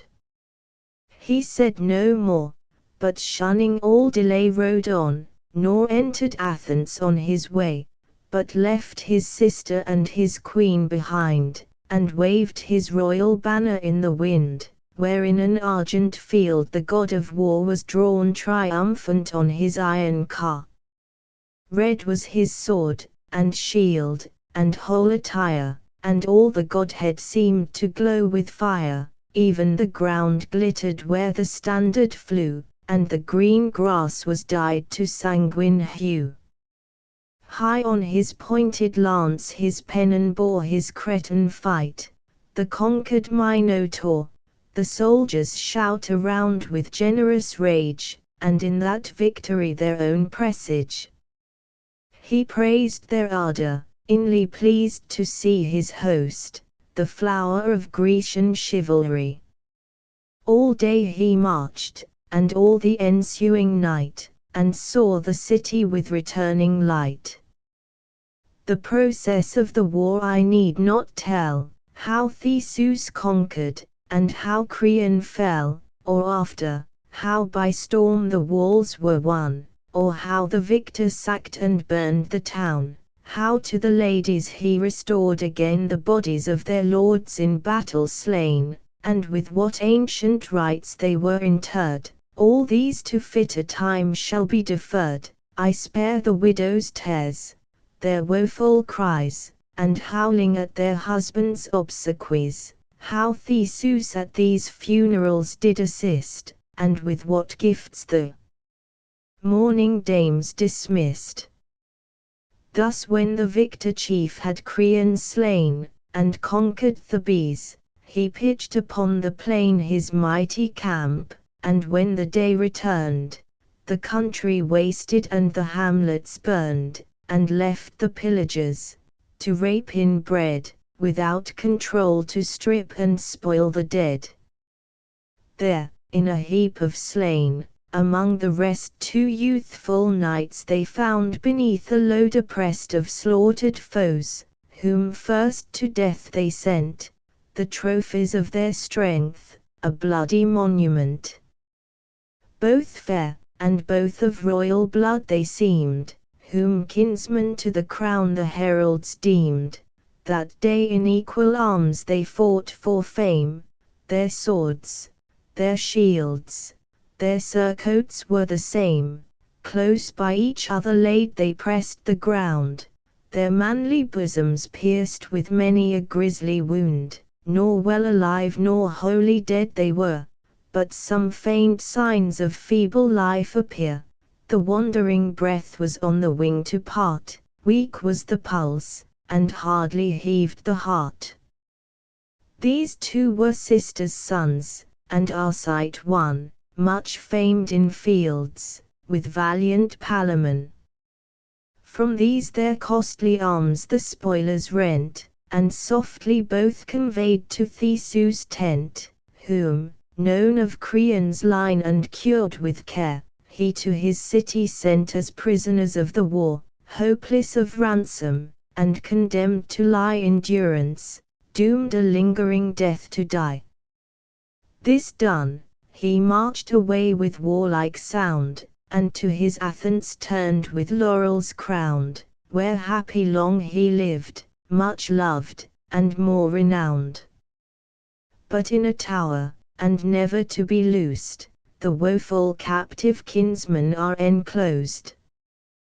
Thus year by year they pass, and day by day, till once, 'twas on the morn of cheerful May, the young Emilia, fairer to be seen than the fair lily on the flowery green, more fresh than May herself in blossoms new, for with the rosy colour strove her hue, waked, as her custom was, before the day, to do the observance due to sprightly May, for sprightly May commands our youth to keep the vigils of her night, and breaks their sluggard sleep. Each gentle breast with kindly warmth she moves, inspires new flames, revives extinguished loves. In this remembrance Emily ere day arose, and dressed herself in rich array, fresh as the month, and as the morning fair. Adown her shoulders fell her length of hair, a riband did the braided tresses bind, the rest was loose, and wantoned in the wind, Aurora had but newly chased the night, and purpled o'er the sky with blushing light, when to the garden walk she took her way, to sport and trip along in cool of day, and offer maiden vows in honor of the May.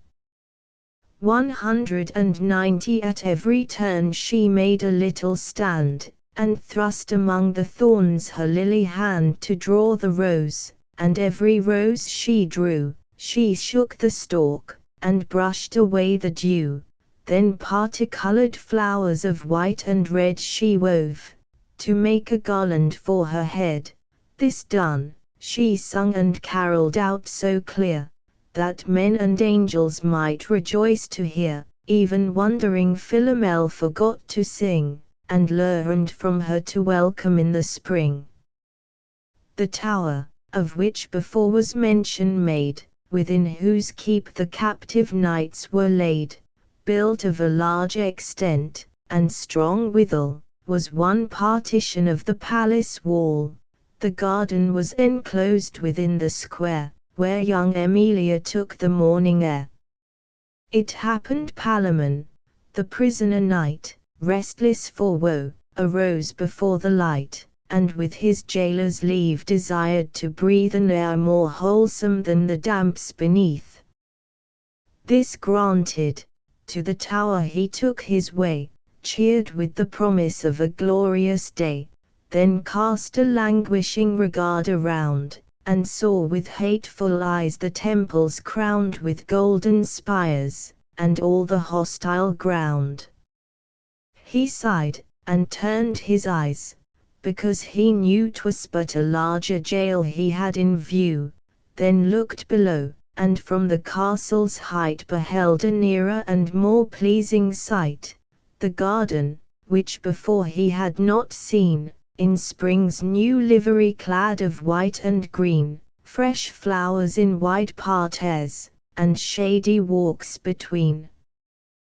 This viewed, but not enjoyed, with arms across he stood, reflecting on his country's loss, himself an object of the public scorn, and often wished he never had been born.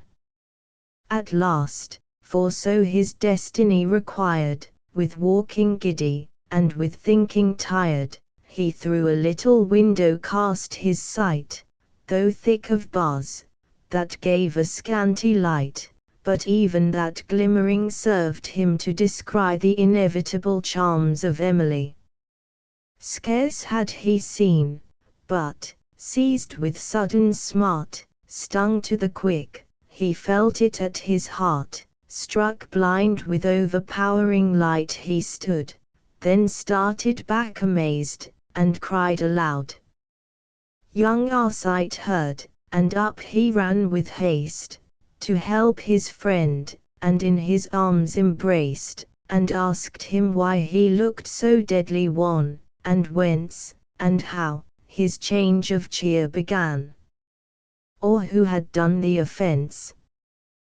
But if, said he, your grief alone is hard captivity, for love of heaven with patience undergo a cureless ill, since fate will have it so, so stood our horoscope in chains to lie, and Saturn in the dungeon of the sky, or other baleful aspect, ruled our birth, when all the friendly stars were under earth, waiter betides, by destiny teased done, and better bear like men than vainly seek to shun.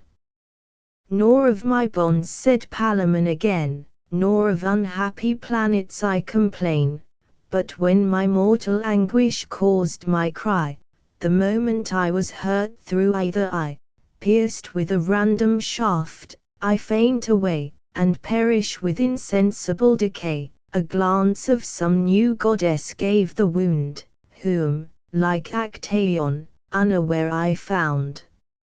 Look how she walks along yon shady space, not Juno moves with more majestic grace, and all the Cyprian queen is in her face. If thou art Venus, for thy charms confess that face was formed in heaven, nor art thou less, disguised in habit, undisguised in shape, O help us captives from our chains to 'scape.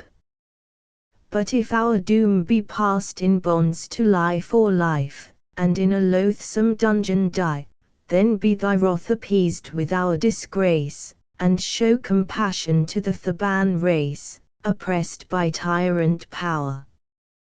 While yet he spoke, Arcite on Emily had fixed his look, the fatal dart a ready passage found, and deep within his heart infixed the wound, so that if Palamon were wounded sore, Arcite was hurt as much as he or more.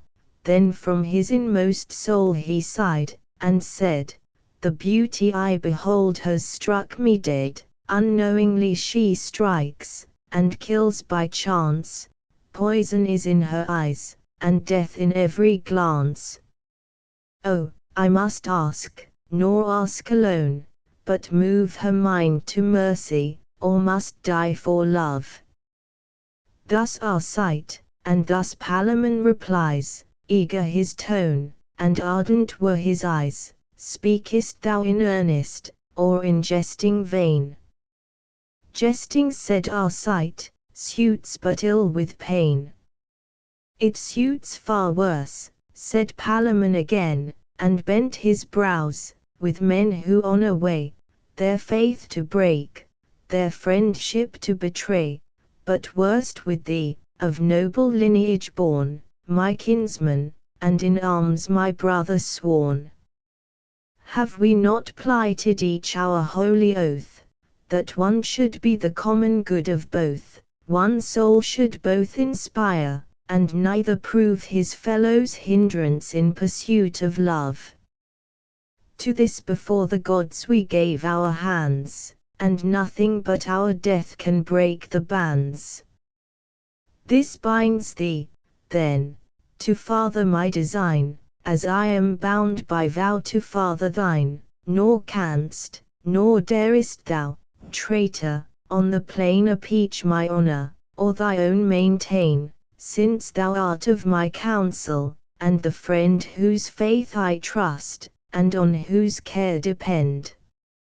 And wouldst thou court my lady's love, which I much rather than release, would choose to die.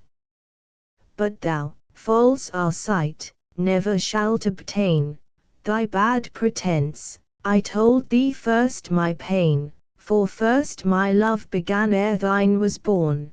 Thou as my counsel, and my brother sworn, art bound to assist my eldership of right, or justly to be deemed a perjured knight.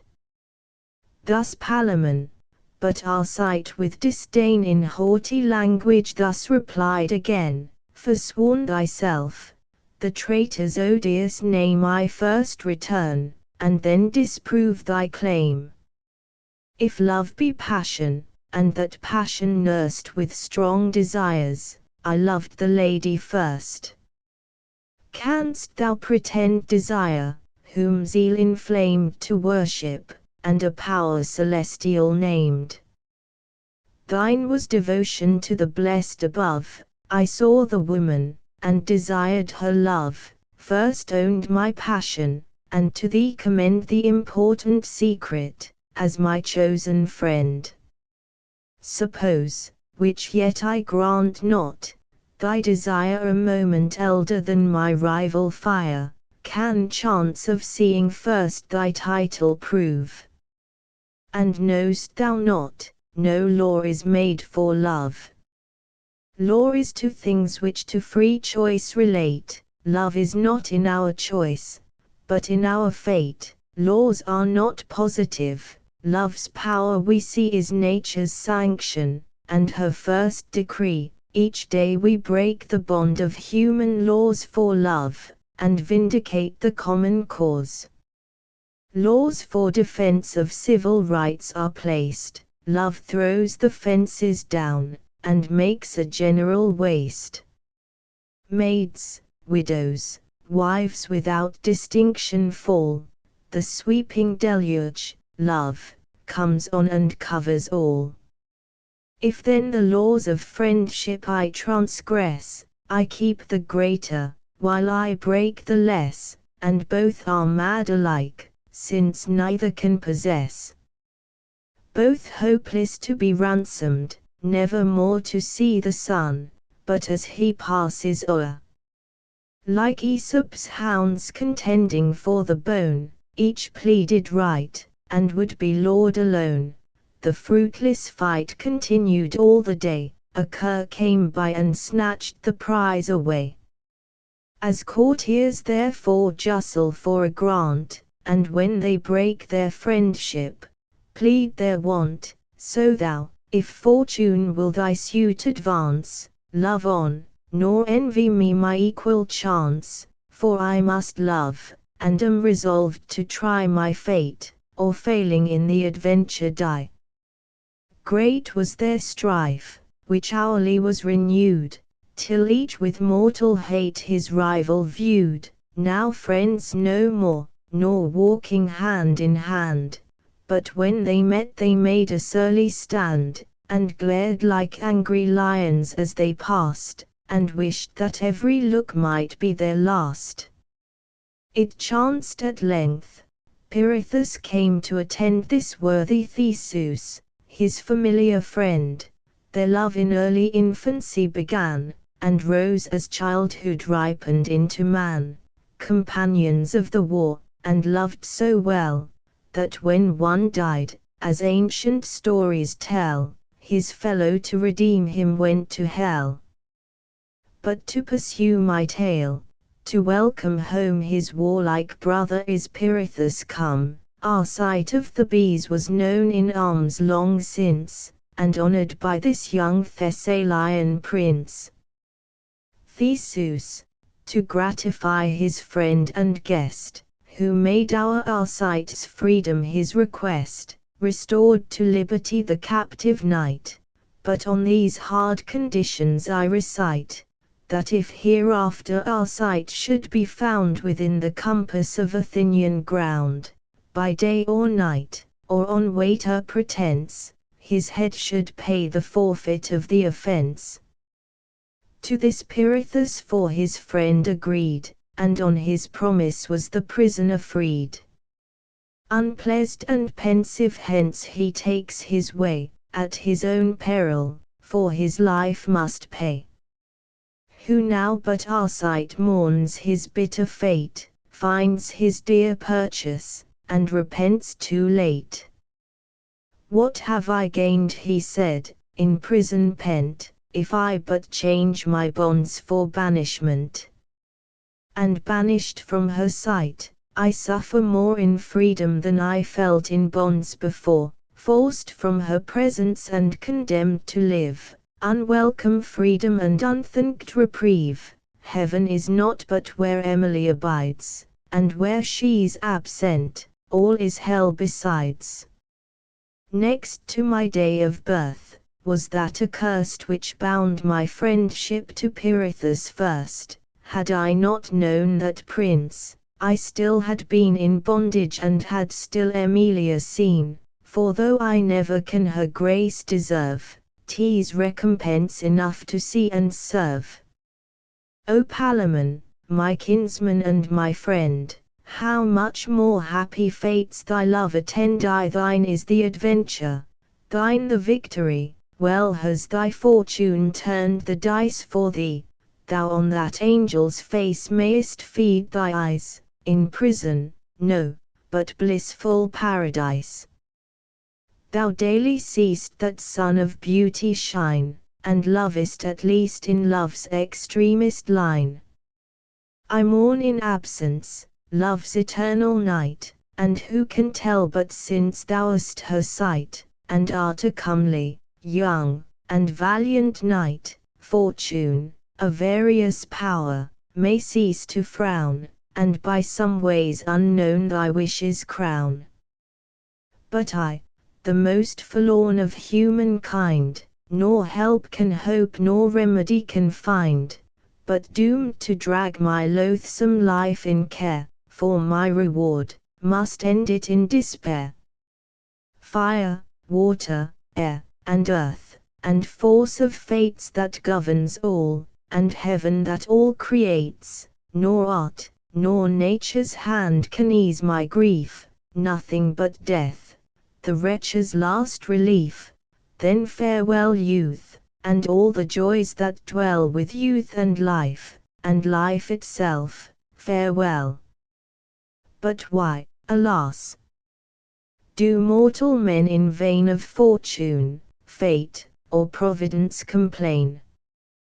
God gives us what he knows our wants require, and better things than those which we desire. Some pray for riches, riches they obtain, but, watched by robbers, for their wealth are slain. Some pray from prison to be freed, and come, when guilty of their vows, to fall at home, murdered by those they trusted with their life, a favored servant or a bosom wife.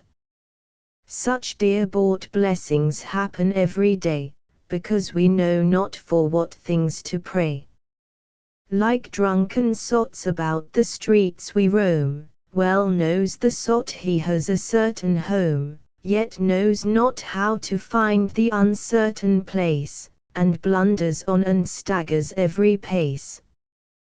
Thus all seek happiness, but few can find, for far the greater part of men are blind.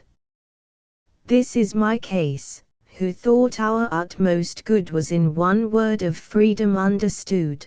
The fatal blessing came, from prison free, I starve abroad, and lose the sight of Emily. Thus Arcite, but if Arcite thus deplore his sufferings, Palamon yet suffers more. For when he knew his rival freed and gone, he swells with wrath, he makes outrageous moan, he frets, he fumes, he stares, he stamps the ground, the hollow tower with clamours rings around, with briny tears he bathed his fettered feet, and dropped all o'er with agony of sweat. Alas, he cried, I, wretch, in prison pine, too happy rival, while the fruit is thine, thou livest at large, thou drawest thy native air, pleased with thy freedom, proud of my despair, thou mayest, since thou hast youth and courage joined, a sweet behaviour and a solid mind, assemble ours, and all the Theban race, to vindicate on Athens thy disgrace, and after, by some treaty made, possess fair Emily, the pledge of lasting peace. So thine shall be the beauteous prize, while I must languish in despair, in prison die. Thus all the advantage of the strife is thine, thy portion double joys, and double sorrows mine. The rage of jealousy then fired his soul, and his face kindled like a burning coal. Now cold despair, succeeding in her stead, to livid paleness turns the glowing red. His blood, scarce liquid, creeps within his veins, like water which the freezing wind constrains. Then thus he said, Eternal deities, who rule the world with absolute decrees, and write whatever time shall bring to pass with pens of adamant on plates of brass, what is the race of humankind your care beyond what all his fellow creatures are? He with the rest is liable to pain, and like the sheep, his brother beast, is slain. Cold, hunger, prisons, ills without a cure, all these he must, and guiltless oft, endure. Or does your justice, power, or prescience fail, when the good suffer and the bad prevail? What worse to wretched virtue could befall, if fate or giddy fortune governed all? Nay, worse than other beasts is our estate, them, to pursue their pleasures, you create, we, bound by harder laws, must curb our will, and your commands, not our desires, fulfill. Then, when the creature is unjustly slain, yet, after death at least, he feels no pain, but man in life surcharged with woe before, not freed when dead, is doomed to suffer more. A serpent shoots his sting at unaware, an ambushed thief forelays a traveler, the man lies murdered, while the thief and snake, one gains the thickets, and one thrids the brake. This let divines decide, but well I know, just or unjust, I have my share of woe, through Saturn seated in a luckless place, and Juno's wrath that persecutes my race, or Mars and Venus in a quartile, move my pangs of jealousy for Arcite's love. Let Palamon oppressed in bondage mourn, while to his exited rival we return. By this the sun, declining from his height, the day had shortened to prolong the night. The lengthened night gave length of misery, both to the captive lover and the free, for Palamon in endless prison mourns, and Arcite forfeits life if he returns. The banished never hopes his love to see, nor hopes the captive lord his liberty. 'Tis hard to say who suffers greater pains, one sees his love, but cannot break his chains, one free, and all his motions uncontrolled, beholds waiter he would but what he would behold. Judge as you please, for I will haste to tell what fortune to the banished knight befell. When Arcite was to Thebes returned again, the loss of her he loved renewed his pain. What could be worse than never more to see his life, his soul, his charming Emily? He raved with all the madness of despair, he roared, he beat his breast, he tore his hair. Dry sorrow in his stupid eyes appears, for wanting nourishment, he wanted tears, his eyeballs in their hollow sockets sink. Bereft of sleep, he loathes his meat and drink, he withers at his heart, and looks as wan as the pale spectre of a murdered man. That pale turns yellow, and his face receives the faded hue of sapless boxen leaves. In solitary groves he makes his moan, walks early out, and ever is alone, nor, mixed in mirth, in youthful pleasure shares, but sighs when songs and instruments he hears.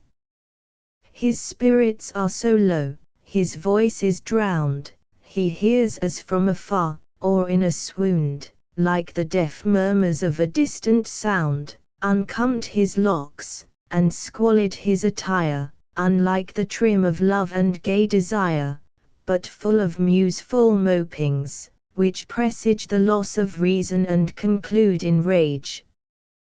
This when he had endured a year and more, now wholly changed from what he was before. It happened once, that, slumbering as he lay, he dreamt, his dream began at break of day, that Hermes o'er his head in air appeared, and with soft words his drooping spirits cheered. His hat adorned with wings disclosed the god, and in his hand he bore the sleep-compelling rod, such as he seemed, when, at his sire's command, on Argus' head he laid the snaky wand. Arise, he said, to conquering Athens go, their fate appoints an end of all thy woe. The fright awakened Arcite with a start, against his bosom bounced his heaving heart, but soon he said, with scarce recovered breath, and thither will I go to meet my death, sure to be slain, but death is my desire, since in Emilia's sight I shall expire. By chance he spied a mirror while he spoke, and gazing there beheld his altered look, wondering, he saw his features and his hue so much were changed, that scarce himself he knew. A sudden thought then starting in his mind, since I in Arcite cannot Arcite find, the world may search in vain with all their eyes, but never penetrate through this disguise. Thanks to the change which grief and sickness give, in low estate I may securely live, and see, unknown, my mistress day by day. He said, and clothed himself in coarse array, a labouring hind in show. Then forth he went, and to the Athenian towers his journey bent. One squire attended in the same disguise, made conscious of his master's enterprise. Arrived at Athens, soon he came to court, unknown, unquestioned in that thick resort, proffering for hire his service at the gate, to drudge, draw water, and to run or wait. So fair befall him, that for little gain he served at first Emilia's chamberlain, and, watchful all advantages to spy, was still at hand, and in his master's eye, and as his bones were big, and sinews strong, refused no toil that could to slaves belong, but from deep wells with engines water drew, and used his noble hands the wood to hew. He passed a year at least attending thus on Emily, and called Philostratus. But never was there man of his degree so much esteemed, so well beloved as he. So gentle of condition was he known, that through the court his courtesy was blown. All think him worthy of a greater place, and recommend him to the royal grace, that exercised within a higher sphere, his virtues more conspicuous might appear. Thus by the general voice was Arcite praised, and by great Theseus to high favour raised, among his menial servants first enrolled, and largely entertained with sums of gold, besides what secretly from Thebes was sent, of his own income and his annual rent. This well employed, he purchased friends and fame, but cautiously concealed from whence it came. Thus for 3 years he lived with large increase in alms of honour, and esteem in peace. To Theseus' person he was ever near, and Theseus for his virtues held him dear. Book 2. While Arcite lives in bliss, the story turns where hopeless Palamon in prison mourns. For 6 long years immured, the captive knight had dragged his chains, and scarcely seen the light, lost liberty and love at once he bore. His prison pained him much, his passion more, nor dares he hope his fetters to remove, nor ever wishes to be free from love. But when the 6th revolving year was run, and May within the twins received the son, were it by chance, or forceful destiny, which forms in causes first waiter shall be, assisted by a friend one moonless night, this Palamon from prison took his flight. A pleasant beverage he prepared before of wine and honey mixed, with added store of opium. To his keeper this he brought, who swallowed unaware the sleepy draught, and snored secure till morn, his senses bound in slumber, and in long oblivion drowned. Short was the night, and careful Palamon sought the next covert ere the rising sun. A thick-spread forest near the city lay, to this with lengthened strides he took his way, for far he could not fly, and feared the day. Safe from pursuit, he meant to shun the light, till the brown shadows of the friendly night to Thebes might favour his intended flight. When to his country come, his next design was all the Theban race in arms to join, and war on Theseus, till he lost his life, or won the beauteous Emily to wife. Thus while his thoughts the lingering day beguile, to gentle Arcite let us turn our style, who little dreamt how nigh he was to care, till treacherous fortune caught him in the snare. The morning lark, the messenger of day, saluted in her song the morning grey, and soon the sun arose with beams so bright, that all the horizon laughed to see the joyous sight. He with his tepid rays the rose renews, and licks the dropping leaves, and dries the dews. When Arcite left his bed, resolved to pay observance to the month of merry May, forth on his fiery steed betimes he rode, that scarcely prints the turf on which he trod. At ease he seemed, and prancing o'er the plains, turned only to the grove his horse's reins, the grove I named before, and, lighting there, a woodbine garland sought to crown his hair, then turned his face against the rising day, and raised his voice to welcome in the May. For thee, sweet month, the grove's green liveries wear, if not the first, the fairest of the year. For thee the Graces lead the dancing hours, and nature's ready pencil paints the flowers. When thy short reign is past, the feverish sun the sultry tropic fears, and moves more slowly on.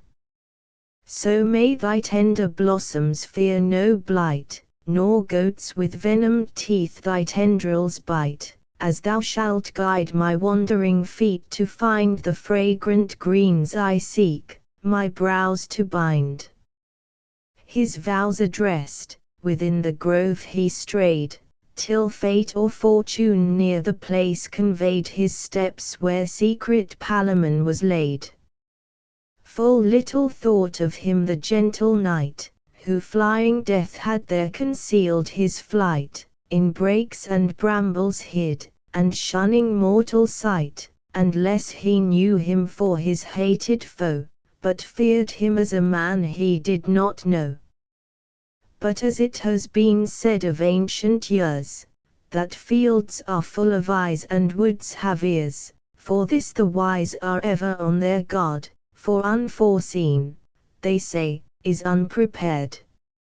Uncautious Arcite thought himself alone, and less than all suspected Palamon, who, listening, heard him, while he searched the grove, and loudly sung his roundelay of love, but on the sudden stopped, and silent stood, as lovers often muse, and change their mood winking smiley. Now high as heaven, and then as low as hell, now up, now down, as buckets in a well, for Venus, like her day, will change her cheer, and seldom shall we see a Friday clear. Thus Arcite, having sung, with altered hue sunk on the ground, and from his bosom drew a desperate sigh, accusing heaven and fate, and angry Juno's unrelenting hate. Cursed be the day when first I did appear, let it be blotted from the calendar, lest it pollute the month, and poison all the year. Still will the jealous queen pursue our race. Cadmus is dead, the Theban city was, yet ceases not her hate, for all who come from Cadmus are involved in Cadmus' doom. I suffer for my blood, unjust decree, that punishes another's crime on me. In mean estate I serve my mortal foe, the man who caused my country's overthrow. This is not all, for Juno, to my shame, has forced me to forsake my former name. Arcite I was, Philostratus I am. That side of heaven is all my enemy. Mars ruined Thebes, his mother ruined me. Of all the royal race remains but one besides myself, the unhappy Palamon, whom Theseus holds in bonds and will not free, without a crime, except his kin to me. Yet these and all the rest I could endure, but love's a malady without a cure. Fierce love has pierced me with his fiery dart, he fires within, and hisses at my heart. Your eyes, fair Emily, my fate pursue, I suffer for the rest, I die for you. Of such a goddess no time leaves record, who burned the temple where she was adored, and let it burn, I never will complain, pleased with my sufferings, if you knew my pain. At this a sickly qualm his heart assailed, his ears ring inward, and his senses failed. No word missed Palamon of all he spoke, but soon to deadly pale he changed his look, he trembled every limb, and felt a smart, as if cold steel had glided through his heart, nor longer stayed, but starting from his place, discovered stood, and showed his hostile face, false traitor, Arcite, traitor to thy blood, bound by thy sacred oath to seek my good, now art thou found forsworn for Emily, and darest attempt her love, for whom I die. So hast thou cheated Theseus with a while, against thy vow, returning to beguile under a borrowed name, as false to me, so false thou art to him who set thee free. But rest assured, that either thou shalt die, or else renounce thy claim in Emily, for, though unarmed I am, and freed by chance, am here without my sword or pointed lance, hope not, base man, unquestioned hence to go, for I am Palamon, thy mortal foe.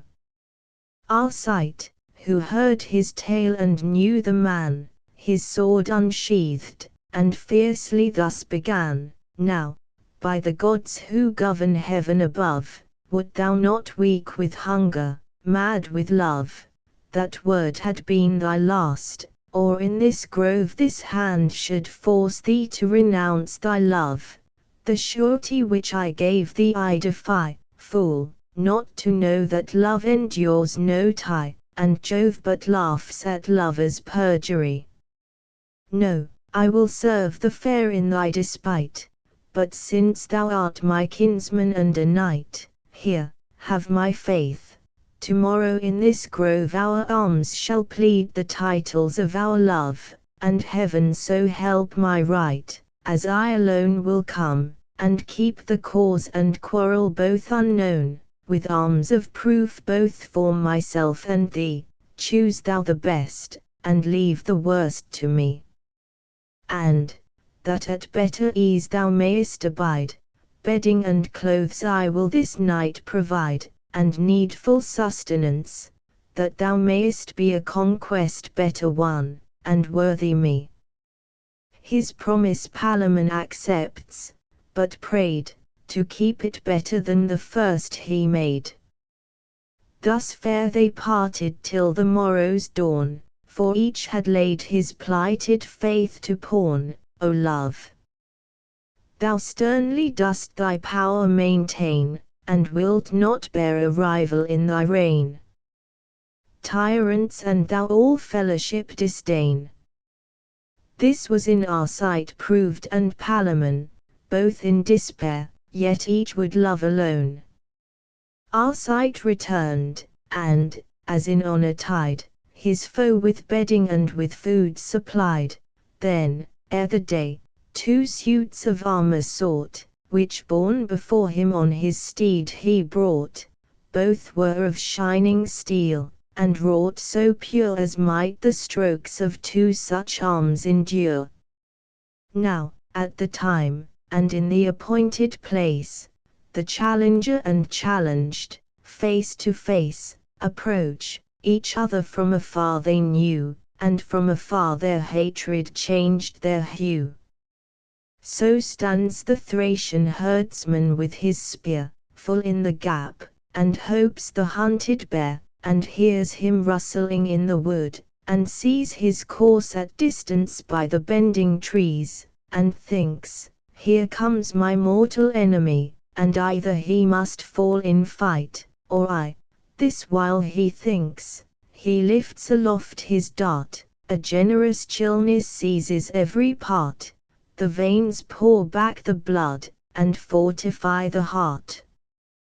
Thus pale they meet, their eyes with fury burn, none greets, for none the greeting will return, but in dumb surliness each armed with care his foe professed, as brother of the war. Then both, no moment lost, at once advance against each other, armed with sword and lance. They lash, they foin, they pass, they strive to bore their corslets, and the thinnest parts explore.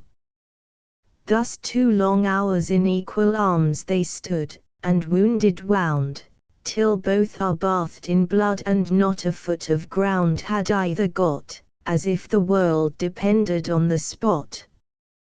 Fell Arcite like an angry tiger fed, and like a lion Palamon appeared, or, as 2 boars whom love to battle draws, with rising bristles and with frothy jaws, their adverse breasts with tusks oblique they wound, with grunts and groans the forest rings around.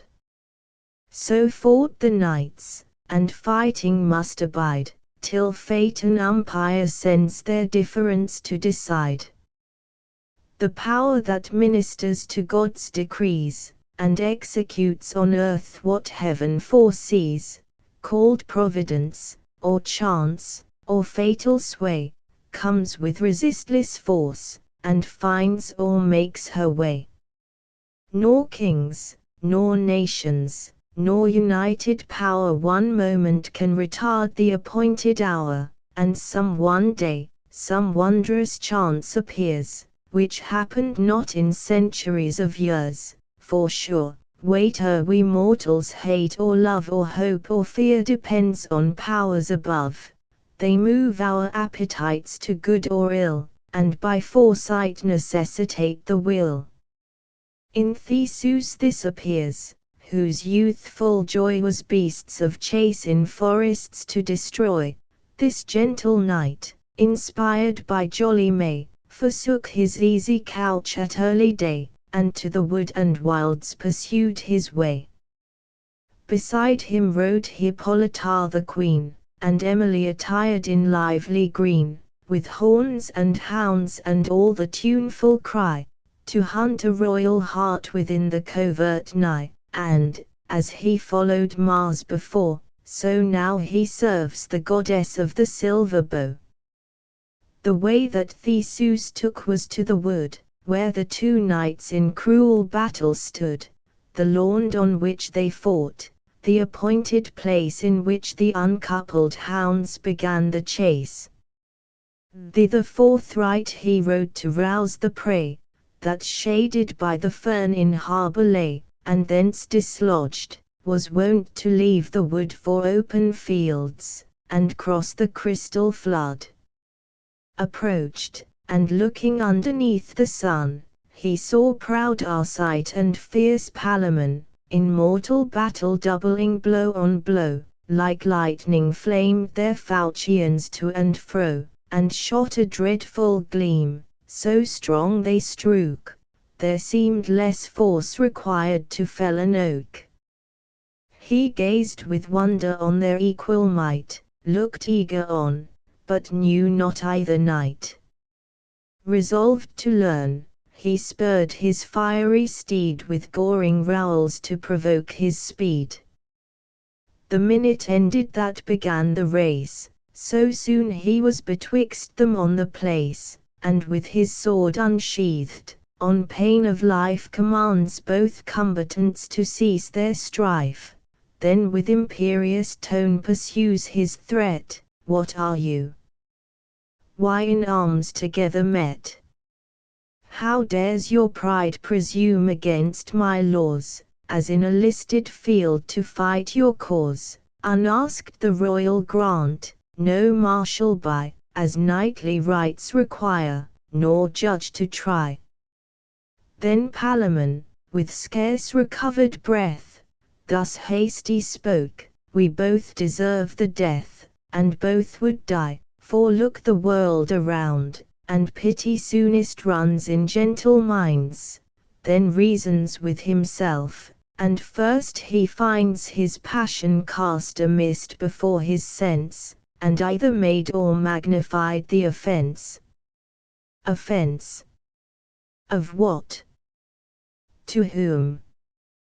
Who judged the cause? The prisoner freed himself by nature's laws. Born free, he sought his right. The man he freed was perjured, but his love excused the deed. Thus pondering, he looked under with his eyes, and saw the women's tears, and heard their cries, which moved compassion more. He shook his head, and softly sighing to himself he said, "Curse on the unpardoning prince, whom tears can draw to no remorse, who rules by lion's law, and deaf to prayers, by no submission bowed, rends all alike, the penitent and proud." At this with look serene he raised his head, reason resumed her place, and passion fled. Then thus aloud he spoke, "The power of love, in earth, and seas, and air, and heaven above, rules, unresisted, with an awful nod, by daily miracles declared a God. He blinds the wise, gives eyesight to the blind, and molds and stamps anew the lover's mind. Behold that Arcite, and this Palamon, freed from my fetters, and in safety gone, what hindered either in their native soil at ease to reap the harvest of their toil? But love, their Lord, did otherwise ordain, and brought them, in their own despite again, to suffer death deserved, for well they know 'tis in my power, and I their deadly foe. The proverb holds, that to be wise and love, is hardly granted to the gods above. See how the madmen bleed.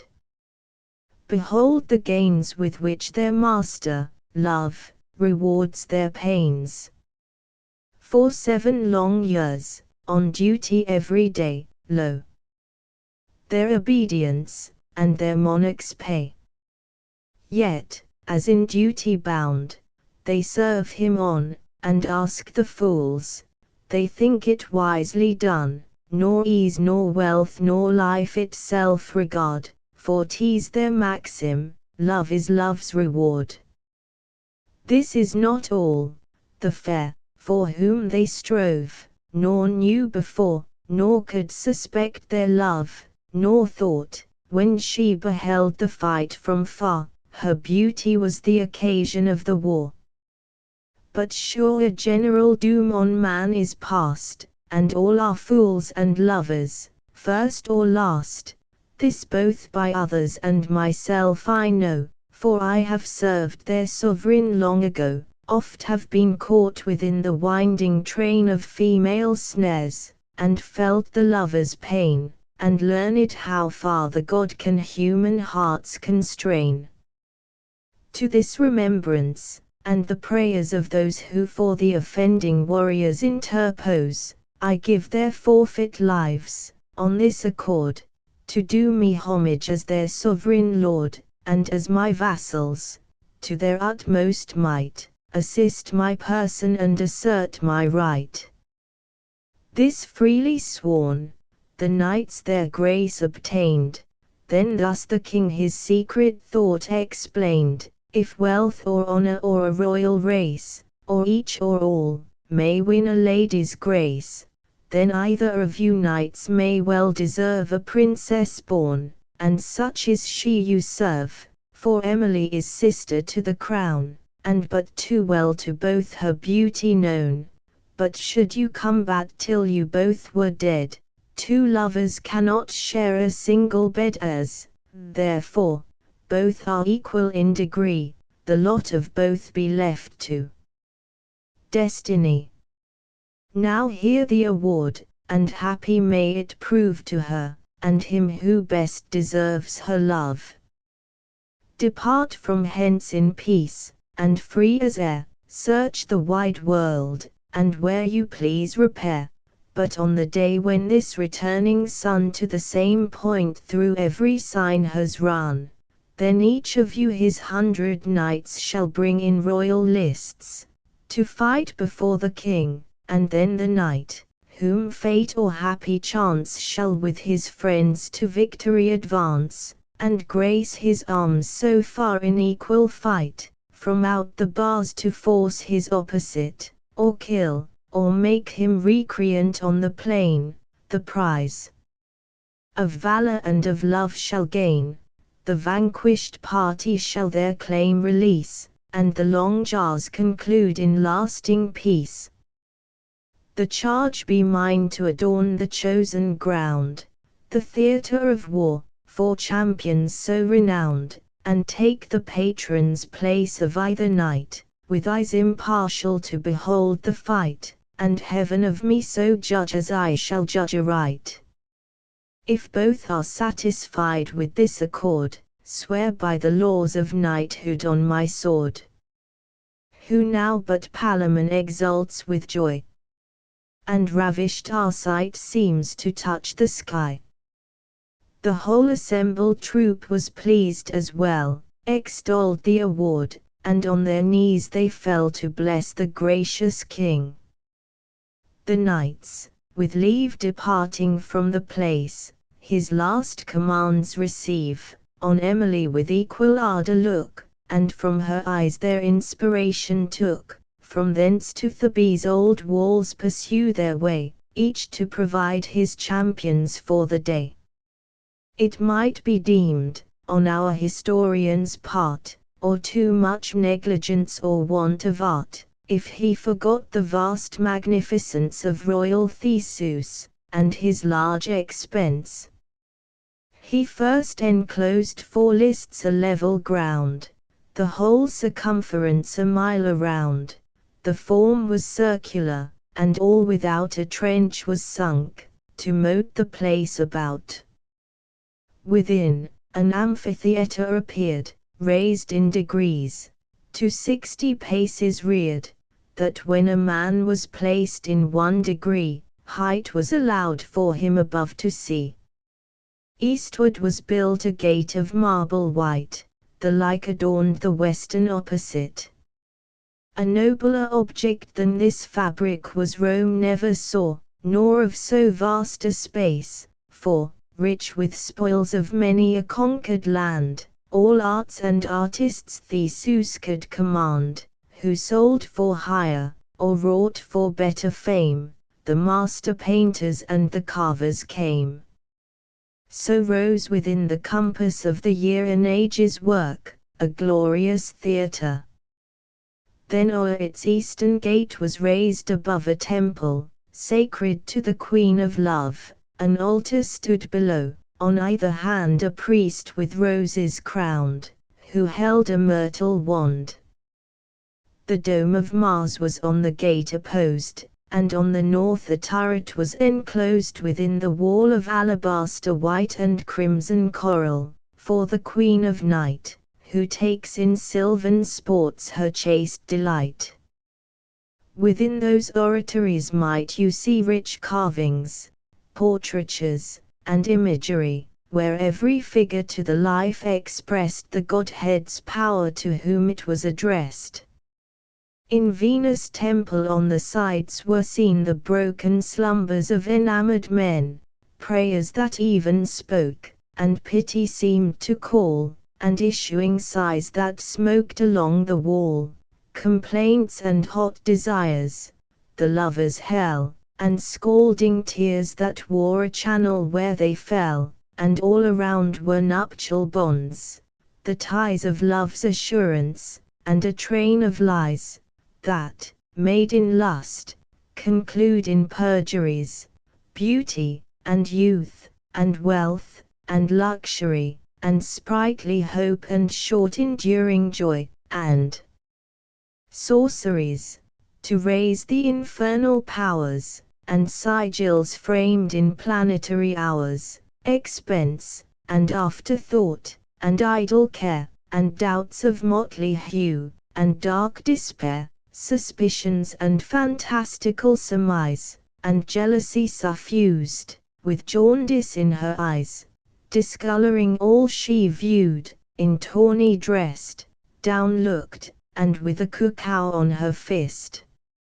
Opposed to her, on the other side advanced the costly feast, the carol, and the dance, minstrels and music, poetry and play, and balls by night, and tournaments by day.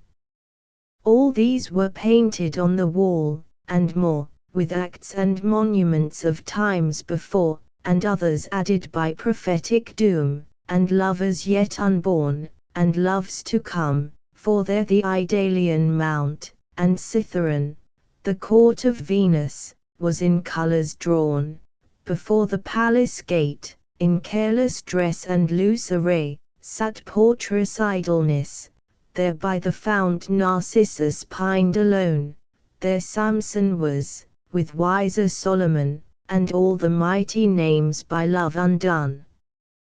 Medes' charms were there, Circean feasts, with bowls that turned enamoured youths to beasts. Here might be seen, that beauty, wealth, and wit, and prowess to the power of love submit, the spreading snare for all mankind is laid, and lovers all betray, and are betrayed.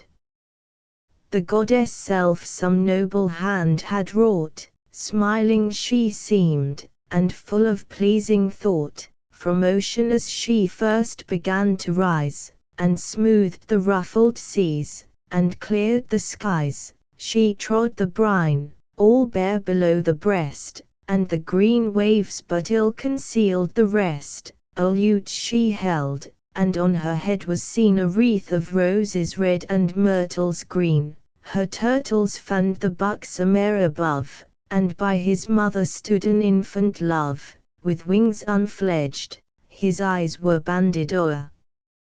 His hands a bow, his back a quiver bore, supplied with arrows bright and keen, a deadly store. But in the dome of mighty Mars the red with different figures all the sides were spread, this temple, less in form, with equal grace, was imitative of the first in Thrace, for that cold region was the loved abode and sovereign mansion of the warrior god. The landscape was a forest wide and bare, where neither beast nor human kind repair, the fowl that scent afar the borders fly, and shun the bitter blast, and wheel about the sky. A cake of scurflies baking on the ground, and prickly stubs, instead of trees, are found, or woods with knots and nares deformed and old, headless the most, and hideous to behold. A rattling tempest through the branches went, that stripped them bare, and one sole way they bent. Heaven froze above severe, the clouds congeal, and through the crystal vault appeared the standing hail. Such was the face without, a mountain stood threatening from high, and overlooked the wood, beneath the lowering brow, and on a bent, the temple stood of Mars omnipotent, the frame of burnished steel, that cast a glare from far, and seemed to thaw the freezing air. A straight long entry to the temple led, blind with high walls, and horror overhead, thence issued such a blast, and hollow roar, as threatened from the hinge to heave the door. In through that door a northern light there shone, 'twas all it had, for windows there were none. The gate was adamant, eternal frame, which, hewed by Mars himself, from Indian quarries came, the labour of a god, and all along tough iron plates were clenched to make it strong. A ton about was every pillar there, a polished mirror shone not half so clear. There saw I how the secret felon wrought, and treason labouring in the traitor's thought, and midwife time the ripened plot to murder brought. There the red anger dared the pallid fear, next stood hypocrisy, with holy leer, soft, smiling, and demurely looking down, but hid the dagger underneath the gown, the assassinating wife, the household fiend, and far the blackest there, the traitor friend. On the other side there stood destruction bare, unpunished rapine, and a waste of war, contest with sharpened knives in cloisters drawn, and all with blood bespread the holy lawn. Loud menaces were heard, and foul disgrace, and bawling infamy, in language base, till sense was lost in sound, and silence fled the place. The slayer of himself yet saw I there, the gore congealed was clotted in his hair, with eyes half closed and gaping mouth he lay, and grim as when he breathed his sullen soul away. In midst of all the dome, misfortune sate, and gloomy discontent, and fell debate, and madness laughing in his ireful mood, and armed complaint on theft, and cries of blood. There was the murdered corps, in covert laid, and violent death in thousand shapes displayed, the city to the soldiers' rage resigned, successless wars, and poverty behind, ships burnt in fight, or forced on rocky shores, and the rash hunter strangled by the boars, the newborn babe by nurses overlaid, and the cook caught within the raging fire he made. All ills of Mars his nature, flame and steel, the gasping charioteer beneath the wheel of his own car, the ruined house that falls and intercepts her lord betwixt the walls, the whole division that to Mars pertains, all trades of death that deal in steel for gains were there, the butcher, armorer, and smith, who forges sharpened falchions, or the scythe. The scarlet conquest on a tower was placed, with shouts and soldiers' acclamations graced, a pointed sword hung threatening o'er his head, sustained but by a slender twine of thread. There saw I Mars his Ides, the capital, the seer in vain foretelling Caesar's fall, the last triumvirs, and the wars they move, and Antony, who lost the world for love. These, and 1,000 more, the fane adorn, their fates were painted ere the men were born, all copied from the heavens, and ruling force of the red star, in his revolving course. The form of Mars high on a chariot stood, all sheathed in arms, and gruffly looked the god. 2 geomantic figures were displayed above his head, a warrior and a maid, one when direct, and one when retrograde. Tired with deformities of death, I haste to the third temple of Diana chaste. A sylvan scene with various greens was drawn, shades on the sides, and on the midst a lawn, the silver Cynthia, with her nymphs around, pursued the flying deer, the woods with horns resound, Callisto there stood manifest of shame, and, turned a bear, the northern star became, her son was next, and, by peculiar grace, in the cold circle held the second place. The stag Actson in the stream had spied the naked huntress, and foreseeing died, his hounds, unknowing of his change, pursue the chase, and their mistaken master slew.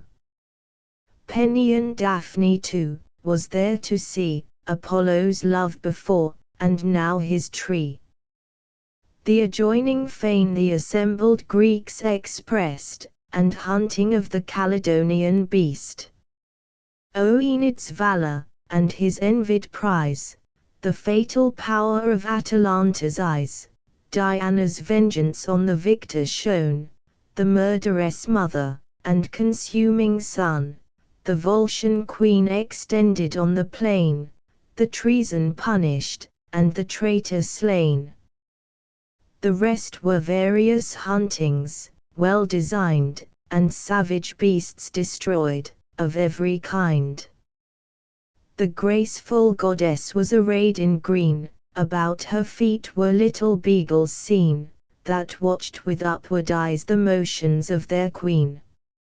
Her legs were buskined, and the left before, in act to shoot, a silver bow she bore, and at her back a painted quiver wore. She trod a waxing moon, that soon would wane, and, drinking borrowed light, be filled again, with downcast eyes, as seeming to survey the dark dominions, her alternate sway. Before her stood a woman in her throes, and called Lucina's aid, her burden to disclose. All these the painter drew with such command, that nature snatched the pencil from his hand, ashamed and angry that his art could feign, and mend the tortures of a mother's pain. Theseus beheld the fanes of every god, and thought his mighty cost was well bestowed.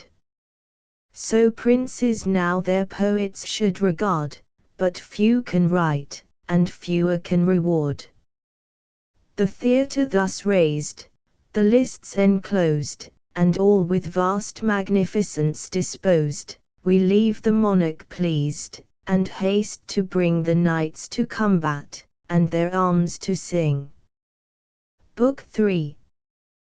The day approached when fortune should decide the important enterprise, and give the bride, for now the rivals round the world had sought, and each his number, well appointed, brought. The nations far and near contend in choice, and send the flower of war by public voice, that after or before were never known such chiefs, as each an army seemed alone, beside the champions, all of high degree, who knighthood loved, and deeds of chivalry, thronged to the lists, and envied to behold the names of others, not their own, enrolled. Nor seems it strange, for every noble knight who loves the fair, and is endued with might, in such a quarrel would be proud to fight.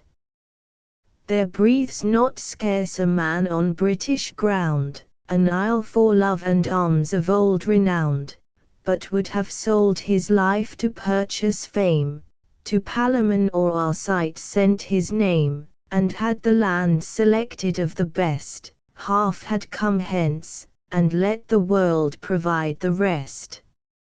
100 knights with Palamon there came, approved in fight, and men of mighty name. Their arms were several, as their nations were, but furnished all alike with sword and spear. Some wore coat armor, imitating scale, and next their skins were stubborn shirts of mail. Some wore a breastplate and a light juppon, their horses clothed with rich caparison. Some for defense would leathern bucklers use of folded hides, and others shields of Prusse.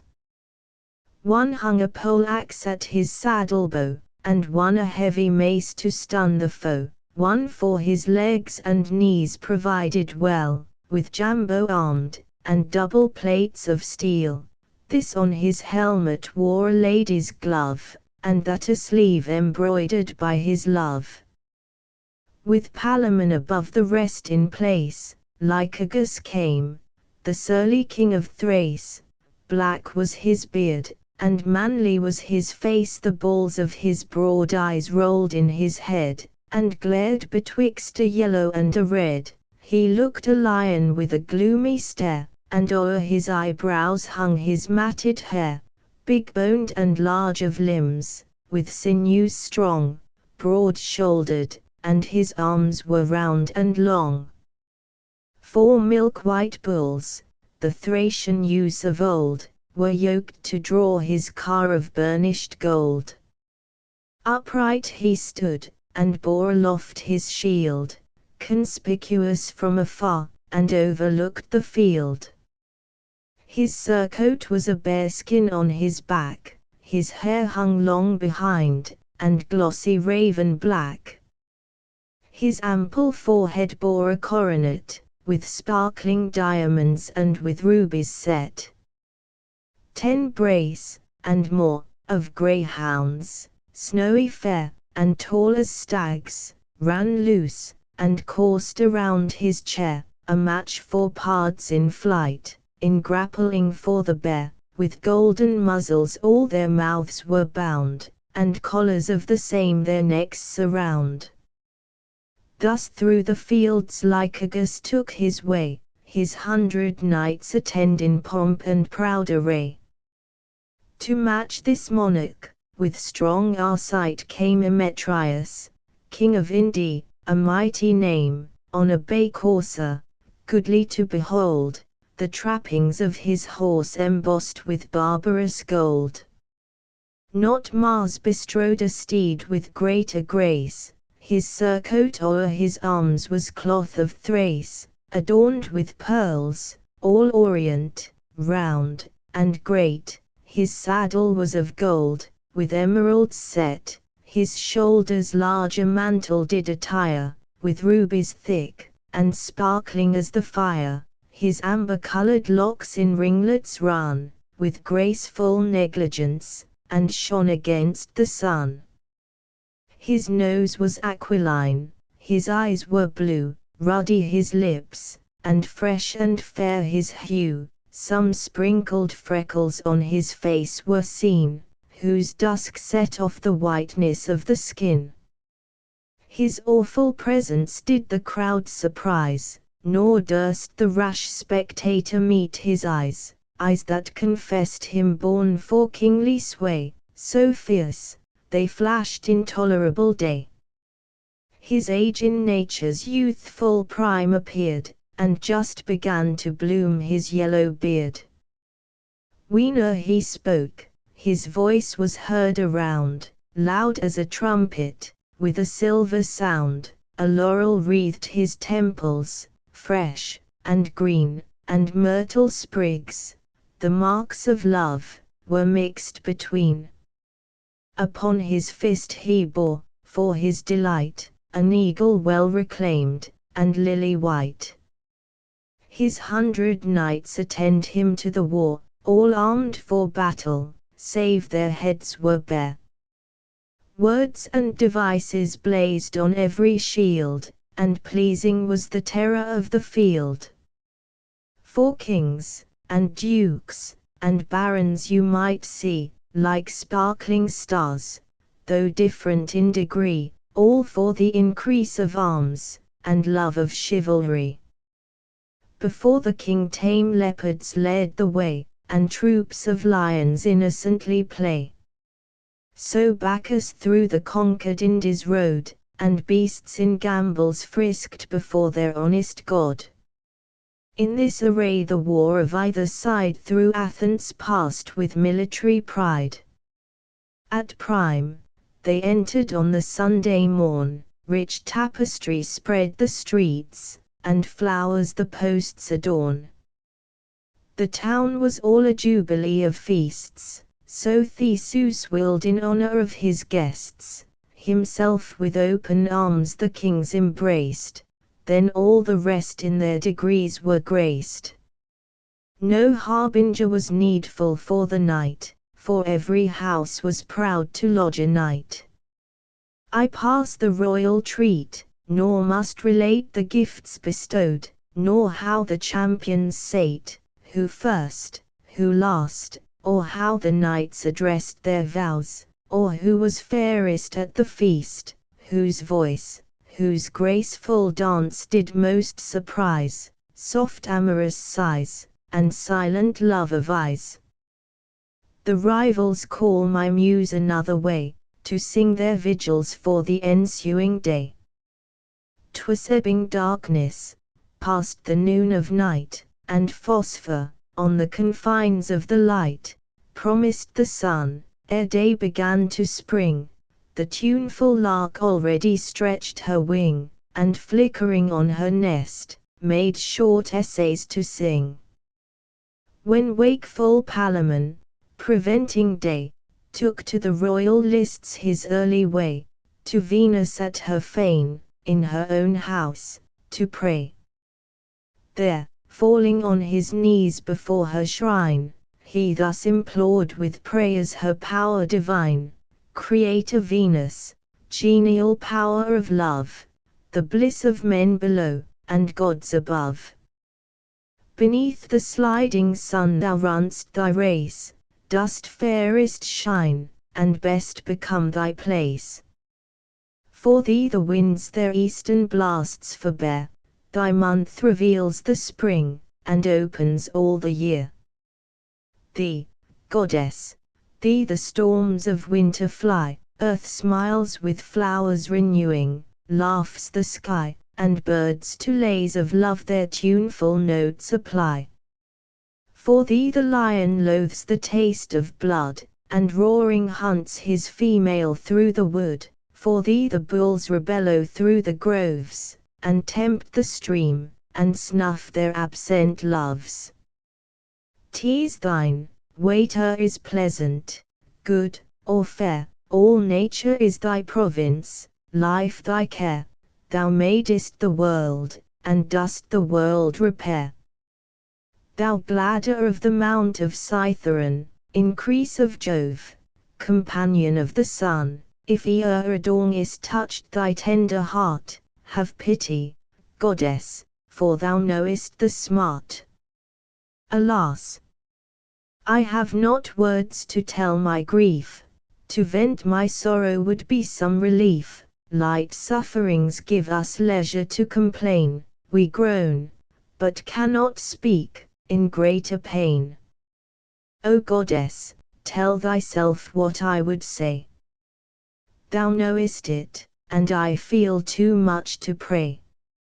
So grant my suit, as I enforce my might, in love to be thy champion and thy knight, a servant to thy sex, a slave to thee, a foe professed to barren chastity, nor ask I fame or honor of the field, nor choose I more to vanquish than to yield. In my divine Emilia make me blessed, let fate or partial chance dispose the rest. Find thou the manner, and the means prepare. Possession, more than conquest, is my care. Mars is the warrior's god, in him it lies on whom he favors to confer the prize. With smiling aspect you serenely move in your fifth orb, and rule the realm of love. The fates but only spin the coarser clue, the finest of the wool is left for you. Spare me but one small portion of the twine, and let the sisters cut below your line. The rest among the rubbish may they sweep, or add it to the yarn of some old miser's heap. But if you this ambitious prayer deny, a wish, I grant, beyond mortality, then let me sink beneath proud Arcite's arms, and, I once dead, let him possess her charms. Thus ended he, then, with observance due, the sacred incense on her altar threw. The curling smoke mounts heavy from the fires, at length it catches flame, and in a blaze expires. At once the gracious goddess gave the sign, her statue shook, and trembled all the shrine. Pleased Palamon the tardy omen took, for since the flames pursued the trailing smoke, he knew his boon was granted, but the day to distance driven, and joy adjourned with long delay. Now morn with rosy light had streaked the sky, uprose the sun, and uprose Emily, addressed her early steps to Cynthia's fane, in state attended by her maiden train, who bore the vests that holy rites require, incense, and odorous gums, and covered fire. The plenteous horns with pleasant mead they crown, nor wanted aught besides in honor of the moon. Now, while the temple smoked with hallowed steam, they wash the Virgin in a living stream. The secret ceremonies I conceal, uncouth, perhaps unlawful to reveal, but such they were as pagan use required, performed by women when the men retired, whose eyes profane their chaste mysterious rites might turn to scandal or obscene delights. Well-meaners think no harm, but for the rest, things sacred they pervert, and silence is the best. Her shining hair, uncombed, was loosely spread, a crown of mastless oak adorned her head. When to the shrine approached, the spotless maid had kindling fires on either altar laid. The rites were such as were observed of old, by Statius in his Theban story told. Then kneeling with her hands across her breast, thus lowly she preferred her chaste request. O goddess, haunter of the woodland green, to whom both heaven and earth and seas are seen, queen of the nether skies, where half the year thy silver beams descend, and light the gloomy sphere, goddess of maids, and conscious of our hearts, so keep me from the vengeance of thy darts, which Niobe's devoted issue felt, when hissing through the skies the feathered deaths were dealt, as I desire to live a virgin life, nor know the name of mother or of wife. Thy vartress from my tender years I am, and love, like thee, the woods and sylvan game.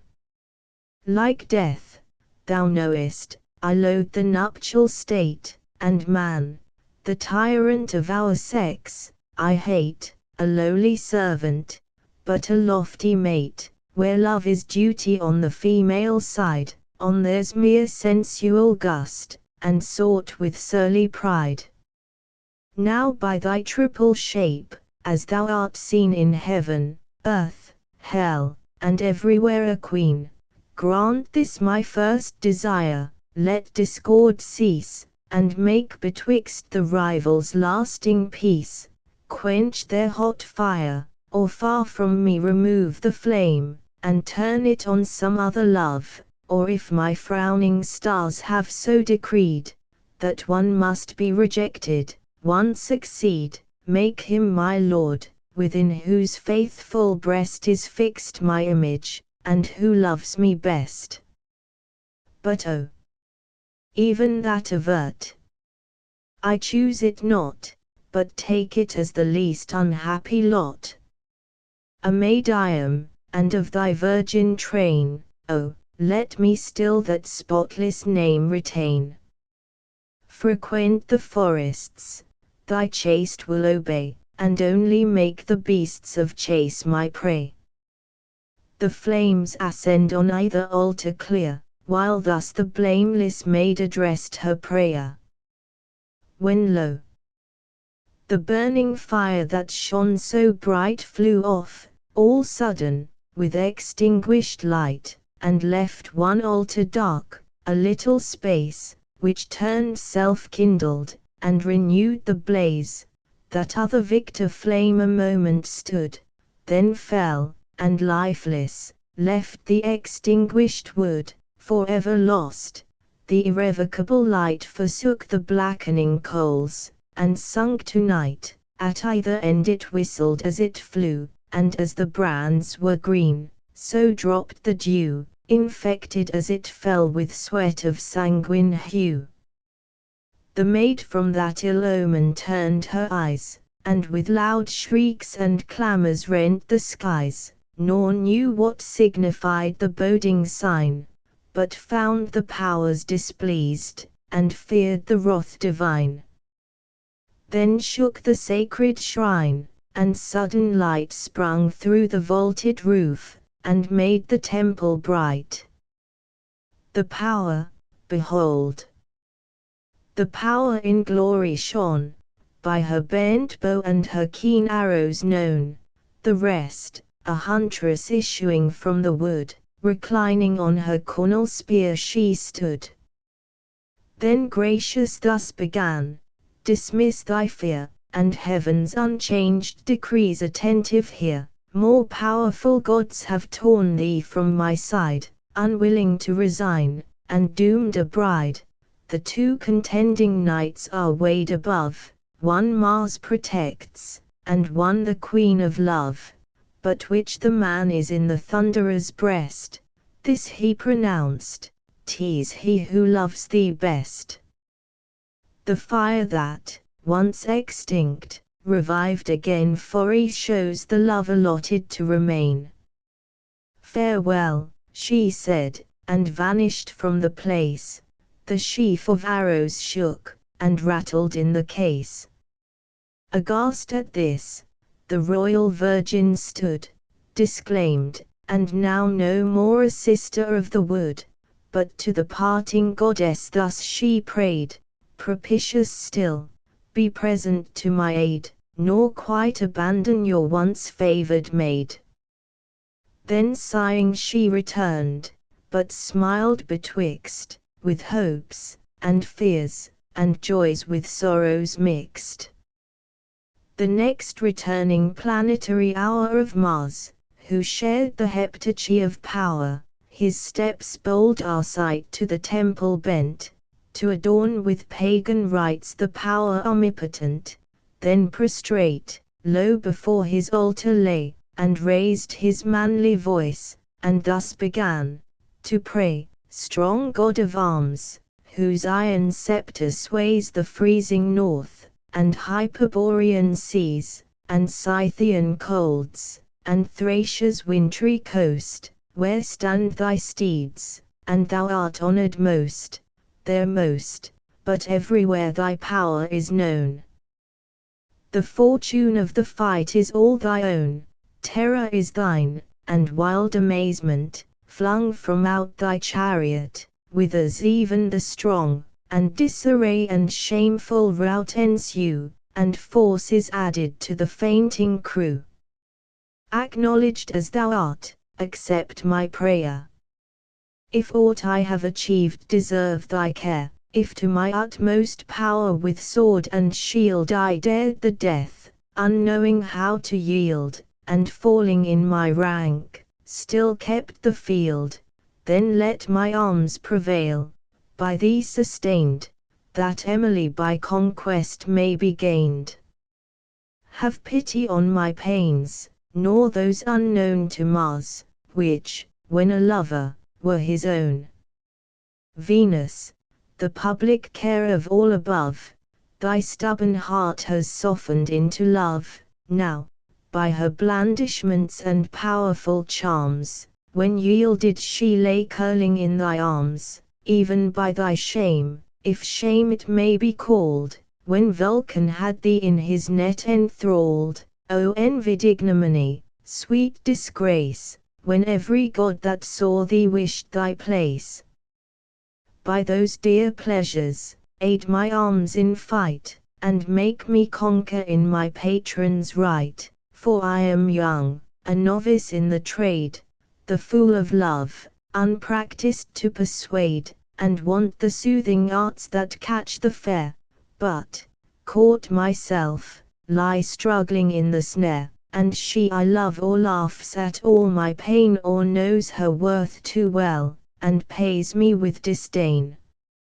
For sure I am, unless I win in arms, to stand excluded from Emilia's charms, nor can my strength avail, unless by thee endued with force I gain the victory. Then for the fire which warmed thy generous heart, pity thy subjects' pains and equal smart. So be the morrow's sweat and labor mine, the palm and honor of the conquest thine, then shall the war, and stern debate, and strife immortal be the business of my life, and in thy fane, the dusty spoils among, high on the burnished roof, my banner shall be hung, ranked with my champions' bucklers, and below, with arms reversed, the achievements of my foe, and while these limbs the vital spirit feeds, while day to night and night to day succeeds, thy smoking altar shall be fat with food of incense and the grateful steam of blood, Burnt offerings morn and evening shall be thine, and fires eternal in thy temple shine. The bush of yellow beard, this length of hair, which from my birth inviolate I bear, guiltless of steel, and from the razor free, shall fall a plenteous crop, reserved for thee. So may my arms with victory be blessed, I ask no more, let fate dispose the rest. The champion ceased, there followed in the close a hollow groan, a murmuring wind arose, the rings of iron, that on the doors were hung, sent out a jarring sound, and harshly rung. The bolted gates blew open at the blast, the storm rushed in, and Arcite stood aghast. The flames were blown aside, yet shone they bright, fanned by the wind, and gave a ruffled light. Then from the ground a scent began to rise, sweet smelling as accepted sacrifice. This omen pleased, and as the flames aspire, with odorous incense Arcite heaps the fire, nor wanted hymns to Mars or heathen charms. At length the nodding statue clashed his arms, and with a sullen sound and feeble cry, half sunk and half pronounced the word of victory. For this, with soul devout, he thanked the god, and, of success secure, returned to his abode. These vows, thus granted, raised a strife above betwixt the god of war and queen of love. She, granting first, had right of time to plead, but he had granted too, nor would recede. Jove was for Venus, but he feared his wife, and seemed unwilling to decide the strife, till Saturn from his leaden throne arose, and found a way the difference to compose, though sparing of his grace, to mischief bent, he seldom does a good with good intent.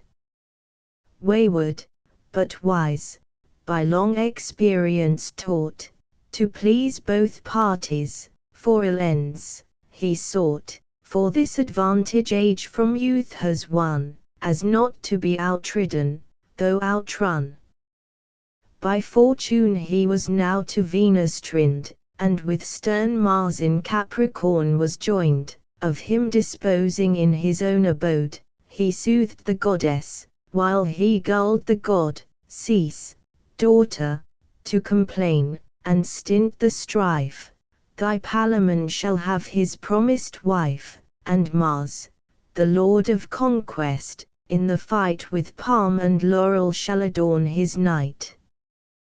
Wide is my course, nor turn I to my place, till length of time, and move with tardy pace. Man feels me when I press the ethereal plains, my hand is heavy, and the wound remains. Mine is the shipwreck in a watery sign, and in an earthy the dark dungeon mine. Cold shivering agues, melancholy care, and bitter blasting winds, and poisoned air, are mine, and wilful death, resulting from despair.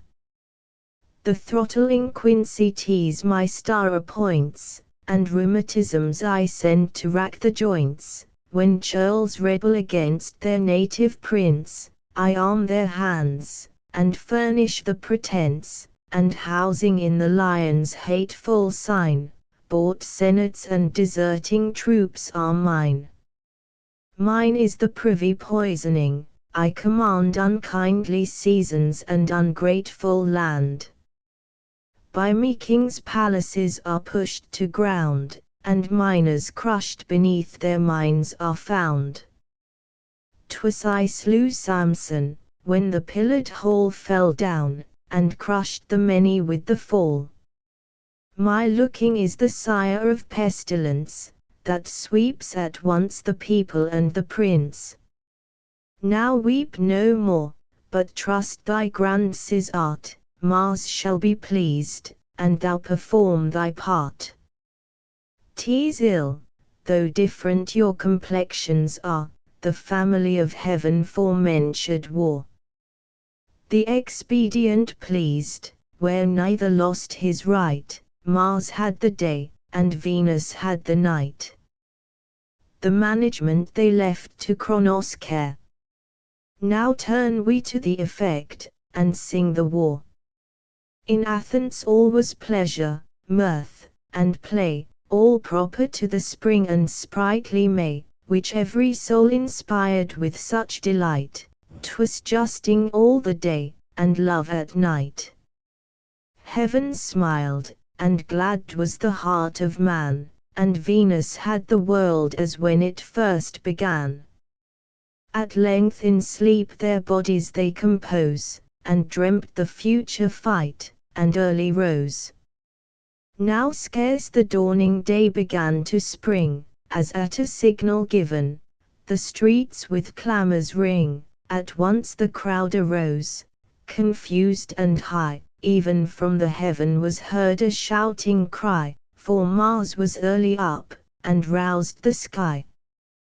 The gods came downward to behold the wars, sharpening their sights, and leaning from their stars. The neighing of the generous horse was heard, for battle by the busy groom prepared, rustling of harness, rattling of the shield, clattering of armor, furbished for the field. Crowds to the castle mounted up the street, battering the pavement with their coursers' feet. The greedy sight might there devour the gold of glittering arms, too dazzling to behold, and polished steel that cast the view aside, and crested morions, with their plumy pride. Knights, with a long retinue of their squires, in gaudy liveries march, and quaint attires. One laced the helm, another held the lance, a third the shining buckler did advance. The courser pawed the ground with restless feet, and snorting foamed, and champed the golden bit. The smiths and armourers on palfreys ride, files in their hands, and hammers at their side, and nails for loosened spears and thongs for shields provide. The yeomen guard the streets in seemly bands, and clowns come crowding on, with cudgels in their hands. The trumpets, next the gate, in order placed, attend the sign to sound the martial blast. The palace yard is filled with floating tides, and the last comers bear the former to the sides. The throng is in the midst, the common crew shut out, the hall admits the better few.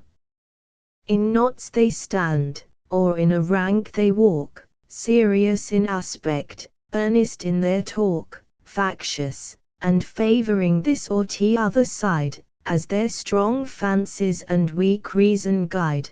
Their wagers back their wishes, numbers hold with the fair freckled king, and beard of gold, so vigorous are his eyes, such rays they cast, so prominent his eagle's beak is placed. But most their looks on the black monarch bend, his rising muscles and his brawn commend, his double biting axe, and beamy spear, each asking a gigantic force to rear. All spoke as partial favour moved the mind, and, safe themselves, at others' cost divined.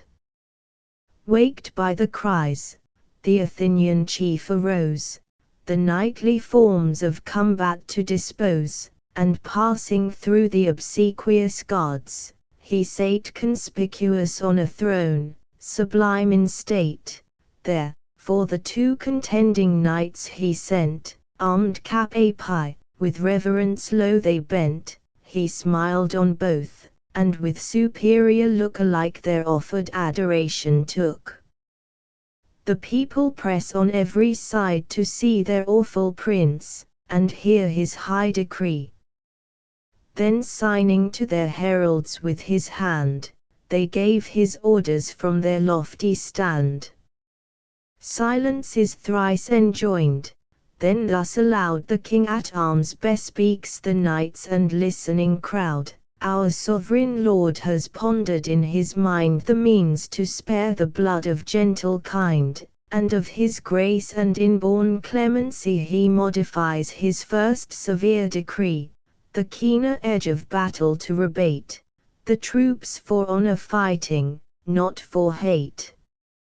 He wills, not death should terminate their strife, and wounds, if wounds ensue, be short of life, but issues, ere the fight, his dread command, that slings afar, and poniards hand to hand, be banished from the field, that none shall dare with shortened sword to stab in closer war, but in fair combat fight with manly strength, nor push with biting point, but strike at length. The tourney is allowed but one career of the tough ash, with the sharp grinded spear, but knights unhorsed may rise from off the plain, and fight on foot their honor to regain, nor, if at mischief taken, on the ground be slain, but prisoners to the pillar bound, at either barrier placed, nor, captives made, be freed, or armed anew the fight invade, the chief of either side, bereft of life, or yielded to his foe, concludes the strife. Thus dooms the Lord, now valiant knights and young, fight each his fill, with swords and maces long.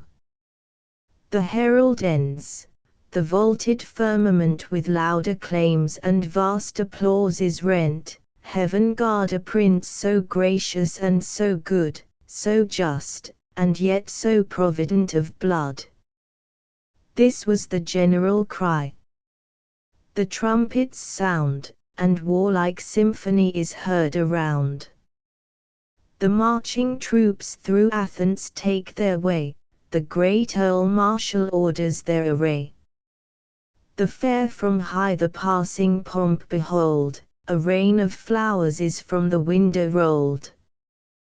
The casements are with golden tissue spread, and horses' hoofs, for earth, on silken tapestry tread.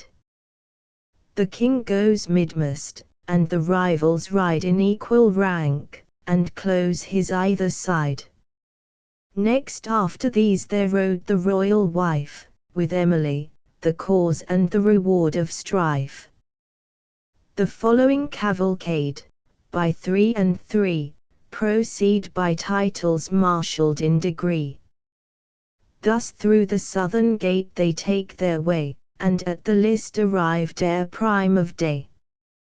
There, parting from the king, the chiefs divide, and wheeling east and west, before their many ride.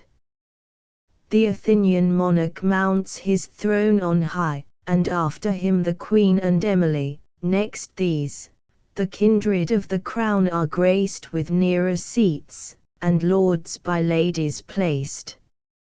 Scarce were they seated, when with clamours loud in rushed at once a rude promiscuous crowd, the guards, and then each other overbear, and in a moment throng the spacious theatre. Now changed the jarring noise to whispers low, as winds forsaking seas more softly blow, when at the western gate, on which the car is placed aloft that bears the god of war, proud Arcite entering armed before his train stops at the barrier, and divides the plain. Red was his banner, and displayed abroad the bloody colours of his patron god. At that self moment enters Palamon the gate of Venus, and the rising sun, waved by the wanton winds, his banner flies, all maiden white, and shares the people's eyes. From east to west, look all the world around, two troops so matched were never to be found, such bodies built for strength, of equal age, in stature sized, so proud an equipage, the nicest eye could no distinction make, where lay the advantage, or what side to take. Thus ranged, the herald for the last proclaims a silence, while they answered to their names, for so the king decreed, to shun with care the fraud of musters false, the common bane of war. The tale was just, and then the gates were closed, and chief to chief, and troop to troop opposed. The heralds last retired, and loudly cried, the fortune of the field be fairly tried. At this the challenger, with fierce defy, his trumpet sounds, the challenged makes reply, with clangor rings the field, resounds the vaulted sky. Their visors closed, their lances in the rest, or at the helmet pointed or the crest, they vanish from the barrier, speed the race, and spurring see decrease the middle space. A cloud of smoke envelopes either host, and all at once the combatants are lost, darkling they join adverse, and shock unseen, coursers with coursers justling, men with men, as laboring in eclipse, a while they stay, till the next blast of wind restores the day. They look anew, the beauteous form of fight is changed, and war appears a grisly sight. Two troops in fair array one moment showed, the next, a field with fallen bodies strowed, not half the number in their seats are found, but men and steeds lie grovelling on the ground. The points of spears are stuck within the shield, the steeds without their riders scour the field. The knights unhorsed, on foot renew the fight, the glittering falchions cast a gleaming light, hauberks and helms are hued with many a wound, outspins the streaming blood, and dyes the ground. The mighty maces with such haste descend, they break the bones, and make the solid armor bend. This thrusts amid the throng with furious force, down goes, at once, the horseman and the horse, that courser stumbles on the fallen steed, and, floundering, throws the rider o'er his head. One rolls along, a football to his foes, one with a broken truncheon deals his blows.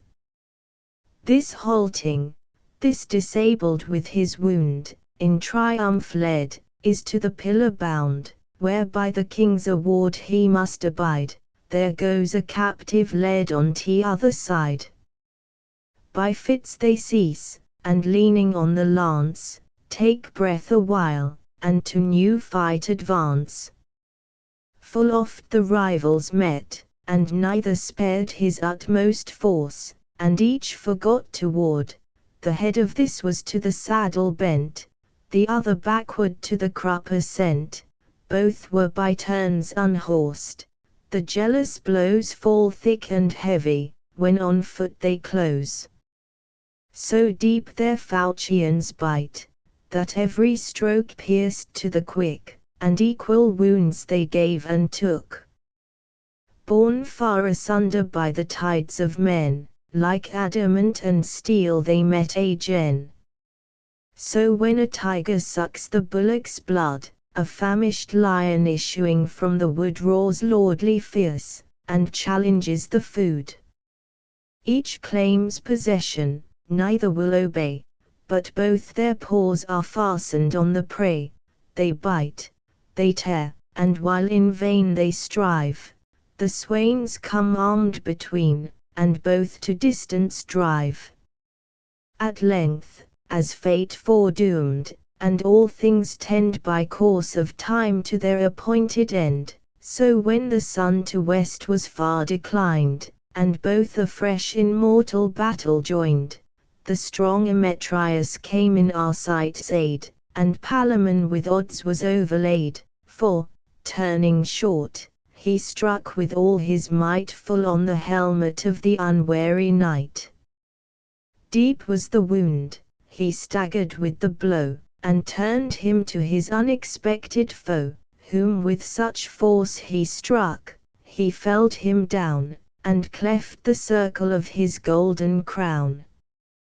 But Arcite's men, who now prevailed in fight, twice 10 at once surround the single knight. O'erpowered at length, they force him to the ground, unyielded as he was, and to the pillar bound, and King Lycurgus, while he fought in vain his friend to free, was tumbled on the plain. Who now laments but Palamon, compelled no more to try the fortune of the field, and, worse than death, to view with hateful eyes his rival's conquest, and renounce the prize. The royal judge on his tribunal placed, who had beheld the fight from first to last, bade cease the war, pronouncing from on high, Arcite of Thebes had won the beauteous Emily. The sound of trumpets to the voice replied, and round the royal lists the heralds cried, Arcite of Thebes has won the beauteous bride. The people rend the skies with vast applause, all own the chief, when fortune owns the cause. Arcite is owned even by the gods above, and conquering Mars insults the queen of love. So laughed he when the rightful Titan failed, and Jove's usurping arms in heaven prevailed. Laughed all the powers who favor tyranny, and all the standing army of the sky. But Venus with dejected eyes appears, and weeping on the lists distilled her tears, her will refused, which grieves a woman most, and, in her champion foiled, the cause of love is lost. Till Saturn said, fair daughter, now be still, the blustering fool has satisfied his will. His boon is given, his knight has gained the day, but lost the prize, the arrears are yet to pay.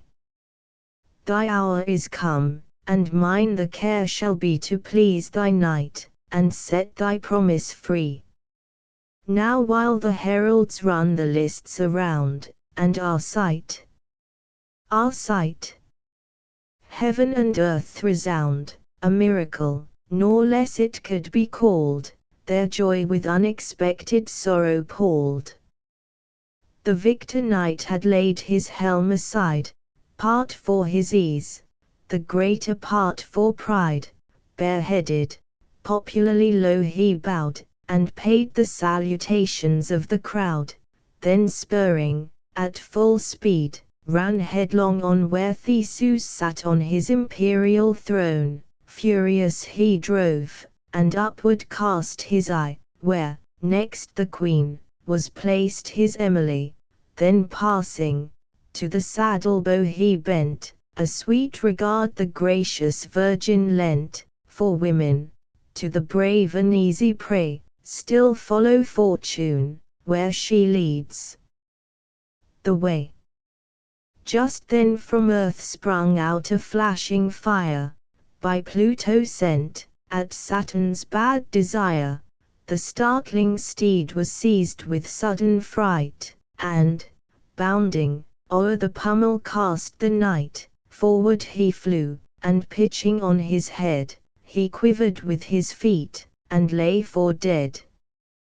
Black was his countenance in a little space, for all the blood was gathered in his face. Help was at hand, they reared him from the ground, and from his cumbrous arms his limbs unbound, then lanced a vein, and watched returning breath, it came, but clogged with symptoms of his death. The saddle bow the noble parts had pressed, all bruised and mortified his manly breast. Him still entranced, and in a litter laid, they bore from field, and to his bed conveyed. At length he waked, and, with a feeble cry, the word he first pronounced was Emily. Meantime the king, though inwardly he mourned, in pomp triumphant to the town returned, attended by the chiefs who fought the field, now friendly mixed, and in one troop compelled winking smiley. Composed his looks to counterfeit cheer, and bade them not for Arcite's life to fear. But that which gladded all the warrior train, though most were sorely wounded, none were slain. The surgeons soon despoiled them of their arms, and some with salves they cure, and some with charms, foment the bruises, and the pains assuage, and heal their inward hurts with sovereign draughts of sage. The king in person visits all around, comforts the sick, congratulates the sound, honors the princely chiefs, rewards the rest, and holds for thrice 3 days a royal feast. None was disgraced, for falling is no shame, and cowardice alone is loss of fame. The venturous knight is from the saddle thrown, but 'tis the fault of fortune, not his own, if crowds and palms the conquering side adorn. The victor under better stars was born. The brave man seeks not popular applause, nor, overpowered with arms, deserts his cants, unshamed, though foiled, he does the best he can. Force is of brutes, but honor is of man. Thus Theseus smiled on all with equal grace, and each was set according to his place. With ease were reconciled the differing parts, for envy never dwells in noble hearts. At length they took their leave, the time expired, well pleased, and to their several homes retired. Meanwhile, the health of Arcite still impairs, from bad proceeds to worse, and mocks the leech's cares. Swole is his breast, his inward pains increase, all means are used, and all without success. The clotted blood lies heavy on his heart, corrupts, and there remains in spite of art, nor breathing veins nor cupping will prevail, all outward remedies and inward fail. The mold of nature's fabric is destroyed, her vessels discomposed, her virtue void, the bellows of his lungs begins to swell, all out of frame is every secret cell, nor can the good receive, nor bad expel. Those breathing organs, thus within oppressed, with venom soon distend the sinews of his breast. Naught profits him to save abandoned life, nor vomits upward aid, nor downward laxative. The midmost region battered and destroyed, when nature cannot work, the effect of art is void, for physic can but mend our crazy state, patch an old building, not a new create. Arcite is doomed to die in all his pride, must leave his youth, and yield his beauteous bride, gained hardly against right, and unenjoyed. When 'twas declared all hope of life was past, conscience, that of all physic works the last, caused him to send for Emily in haste. With her, at his desire, came Palamon. Then, on his pillow raised, he thus begun: no language can express the smallest part of what I feel, and suffer in my heart, for you, whom best I love and value most, but to your service I bequeath my ghost, which, from this mortal body when untied, unseen, unheard, shall hover at your side, nor fright you waking, nor your sleep offend, but wait officious, and your steps attend. How I have loved, excuse my faltering tongue, my spirit's feeble, and my pains are strong, this I may say, I only grieve to die, because I lose my charming Emily. To die, when heaven had put you in my power. Fate could not choose a more malicious hour. What greater curse could envious fortune give, than just to die when I began to live? Vain men! How vanishing a bliss we crave, now warm in love, now withering in the grave. Never, oh never more to see the sun. Still dark, in a damp vault, and still alone. This fate is common, but I lose my breath near bliss, and yet not blessed before my death. Farewell. But take me dying in your arms, 'tis all I can enjoy of all your charms. This hand I cannot but in death resign, ah, could I live! But while I live 'tis mine. I feel my end approach, and thus embraced am pleased to die. But hear me speak my last, ah, my sweet foe. For you, and you alone, I broke my faith with injured Palamon. But love the sense of right and wrong confounds, strong love and proud ambition have no bounds. And much I doubt, should heaven my life prolong, I should return to justify my wrong. For while my former flames remain within, repentance is but want of power to sin. With mortal hatred I pursued his life, nor he nor you were guilty of the strife, nor I, but as I loved, yet all combined, your beauty and my impotence of mind, and his concurrent flame that blew my fire, for still our kindred souls had one desire. He had a moment's right in point of time, had I seen first, then his had been the crime.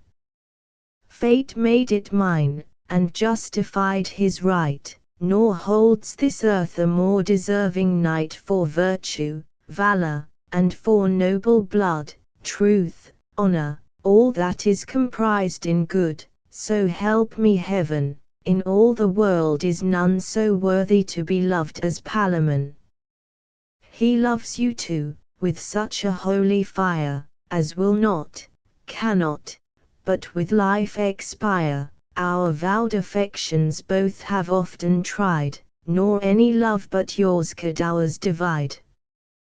Then, by my love's inviolable band, by my long suffering and my short command, if e'er you plight your vows when I am gone, have pity on the faithful Palamon.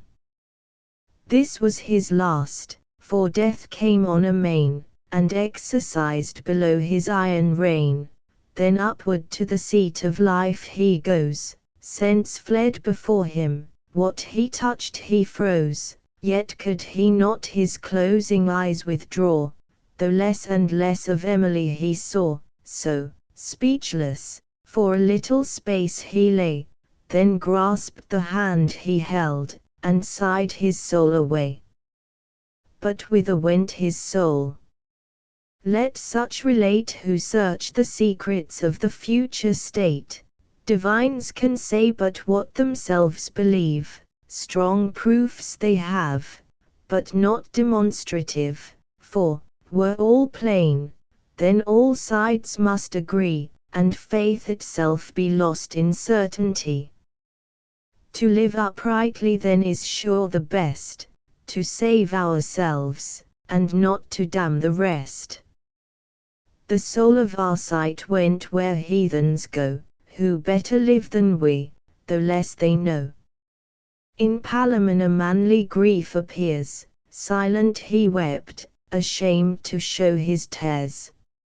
Emilia shrieked but once, and then, oppressed with sorrow, sunk upon her lover's breast, till Theseus in his arms conveyed with care far from so sad a sight the swooning fair. 'Twere a loss of time her sorrow to relate, ill bears the sex a youthful lover's fate, when just approaching to the nuptial state, but, like a low-hung cloud, it rains so fast, that all at once it falls, and cannot last. The face of things is changed, and Athens now that laughed so late, becomes the scene of woe.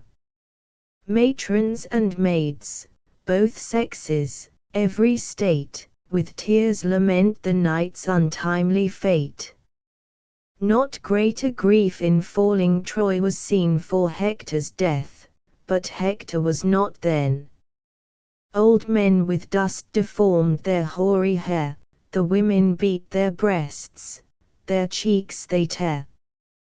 Why wouldst thou go with one consent, they cry, when thou hadst gold enough, and Emily?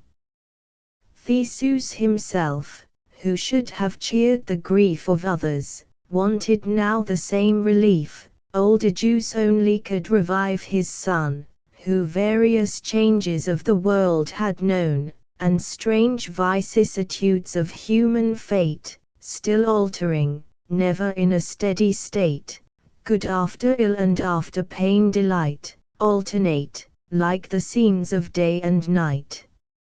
Since every man who lives is born to die, and none can boast sincere felicity, with equal mind, what happens, let us bear, nor joy, nor grieve too much for things beyond our care. Like pilgrims to the appointed place we tend, the world's an inn, and death the journey's end.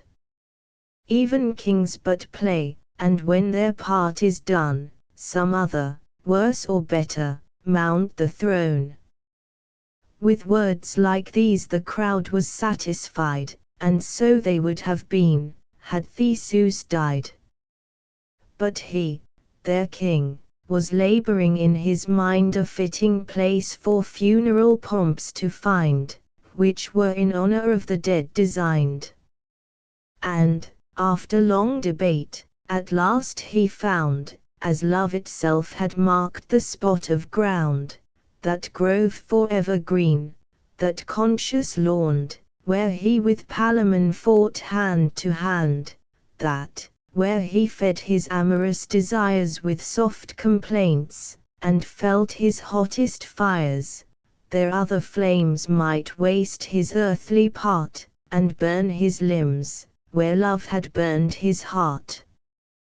This once resolved, the peasants were enjoined sere wood, and firs, and doddered oaks to find.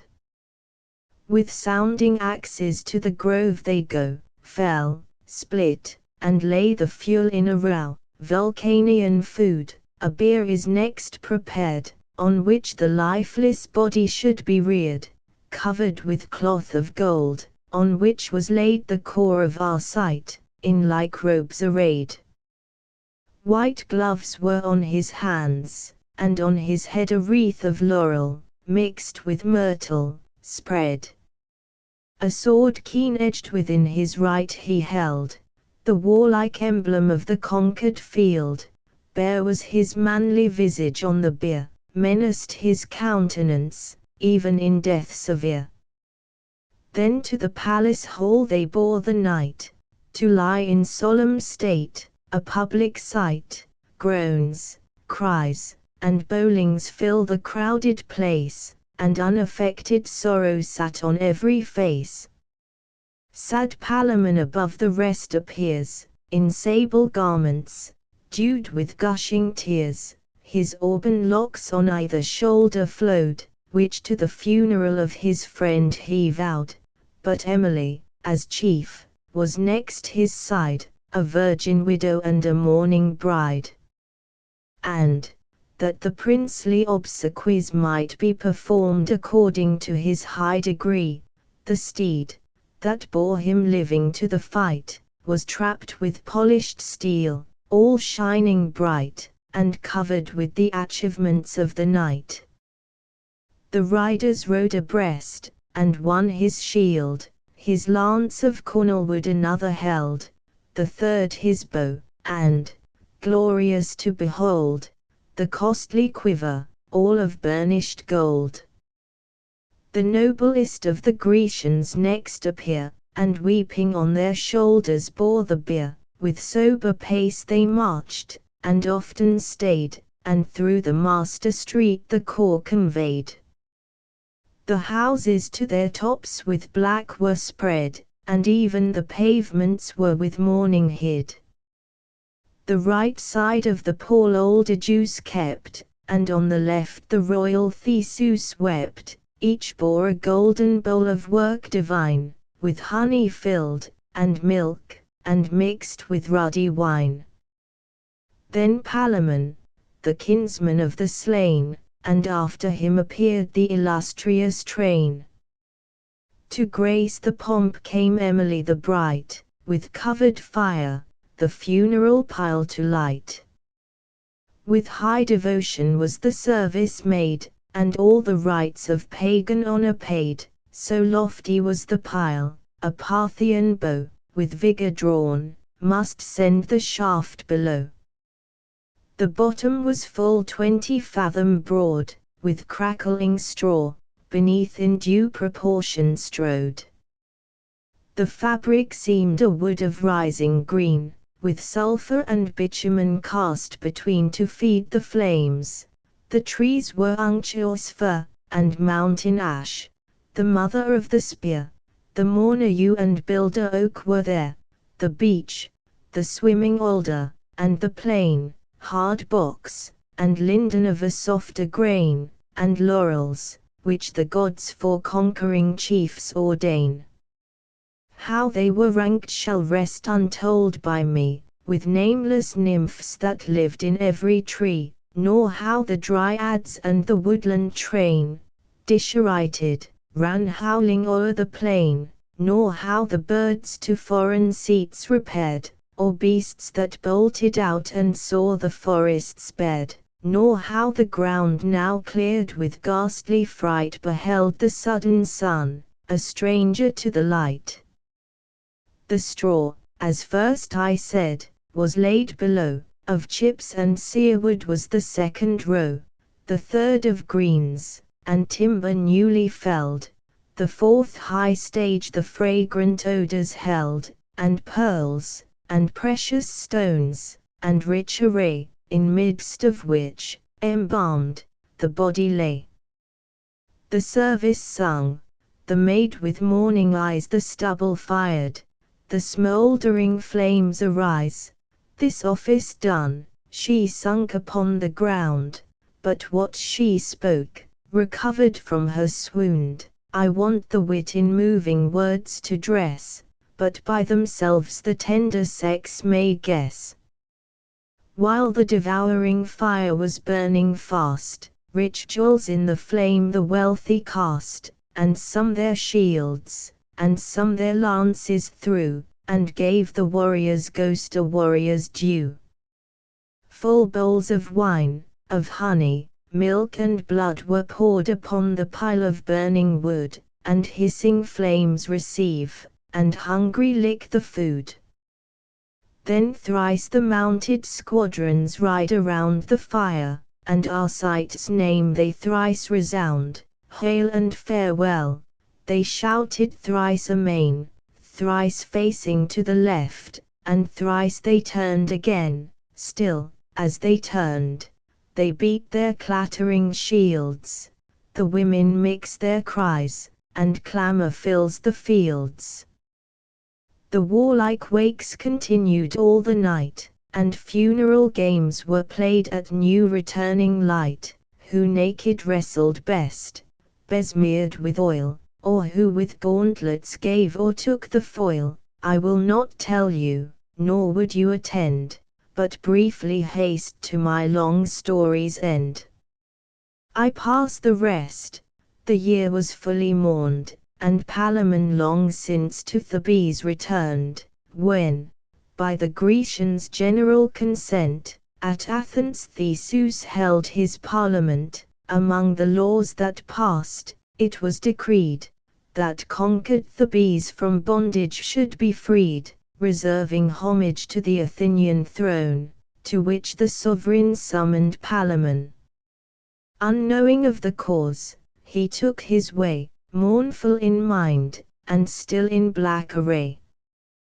The monarch mounts the throne, and, placed on high, commands into the court the beauteous Emily. So called, she came, the Senate rose, and paid becoming reverence to the royal maid.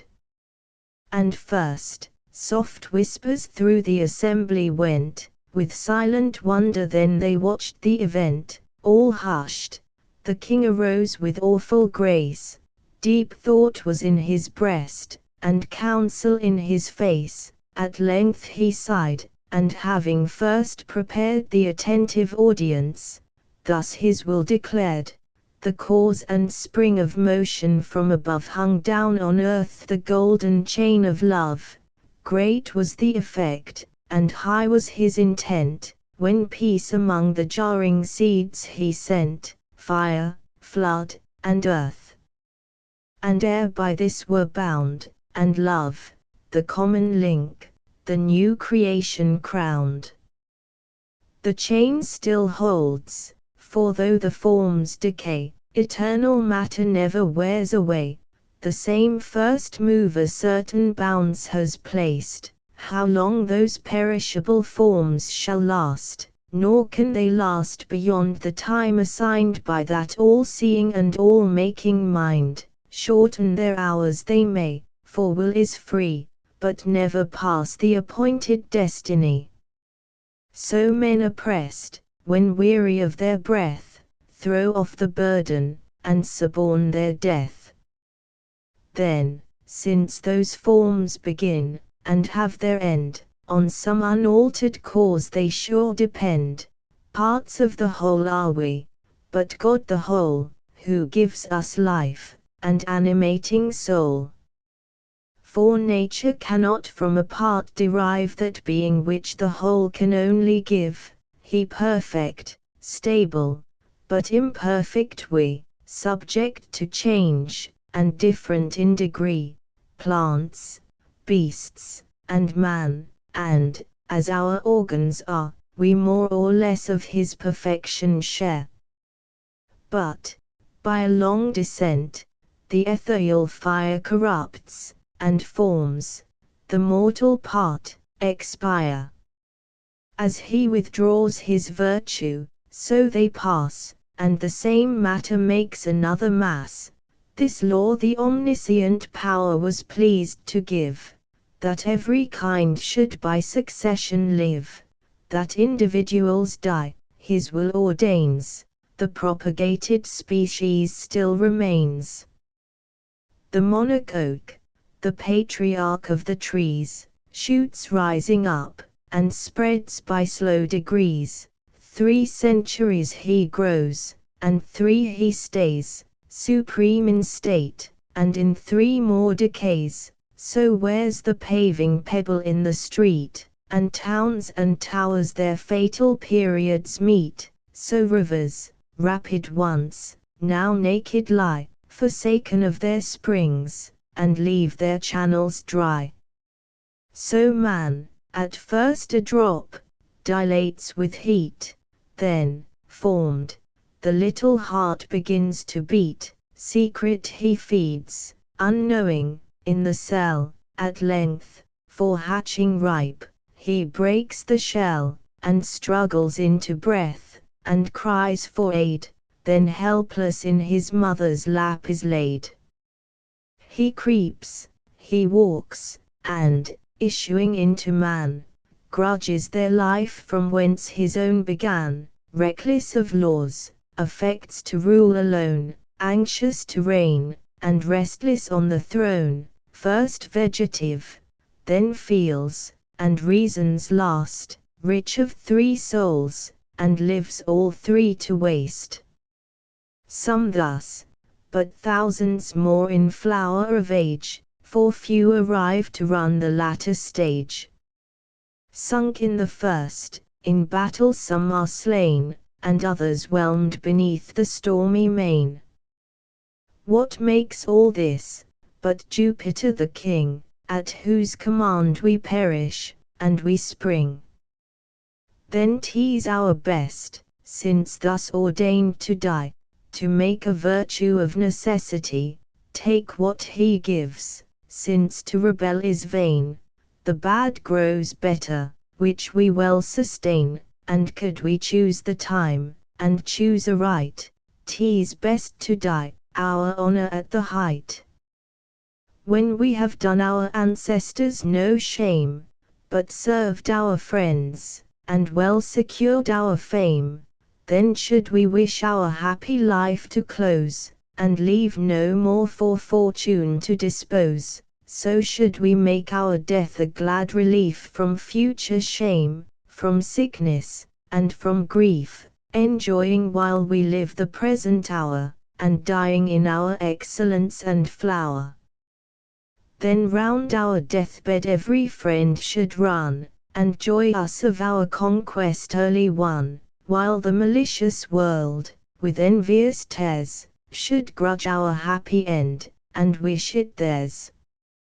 Since then our Arcite is with honor dead, why should we mourn, that he so soon is freed, or call untimely what the gods decreed? With grief as just a friend may be deplored, from a foul prison to free air restored. Ought he to thank his kinsman or his wife, could tears recall him into wretched life? Their sorrow hurts themselves, on him is lost, and worse than both, offends his happy ghost. What then remains, but after past annoy to take the good vicissitude of joy, to thank the gracious gods for what they give, possess our souls, and, while we live, to live. Ordain we then two sorrows to combine, and in one point the extremes of grief to join, that thence resulting joy may be renewed, as jarring notes in harmony conclude. Then I propose that Palamon shall be in marriage joined with beauteous Emily, for which already I have gained the assent of my free people in full parliament. Long love to her has borne the faithful knight, and well deserved, had fortune done him right, 'tis time to mend her fault, since Emily by Arcite's death from former vows is free. If you, fair sister, ratify the accord, and take him for your husband and your lord, 'tis no dishonor to confer your grace on one descended from a royal race, and were he less, yet years of service past from grateful souls exact reward at last. Pity is heaven's and yours, nor can she find a throne so soft as in a woman's mind. He said. She blushed, and as o'erawed by might, seemed to give Theseus what she gave the knight. Then, turning to the Theban, thus he said, small arguments are needful to persuade your temper to comply with my command. And speaking thus, he gave Emilia's hand. Smiled Venus, to behold her own true knight obtain the conquest, though he lost the fight, and blessed with nuptial bliss the sweet laborious night.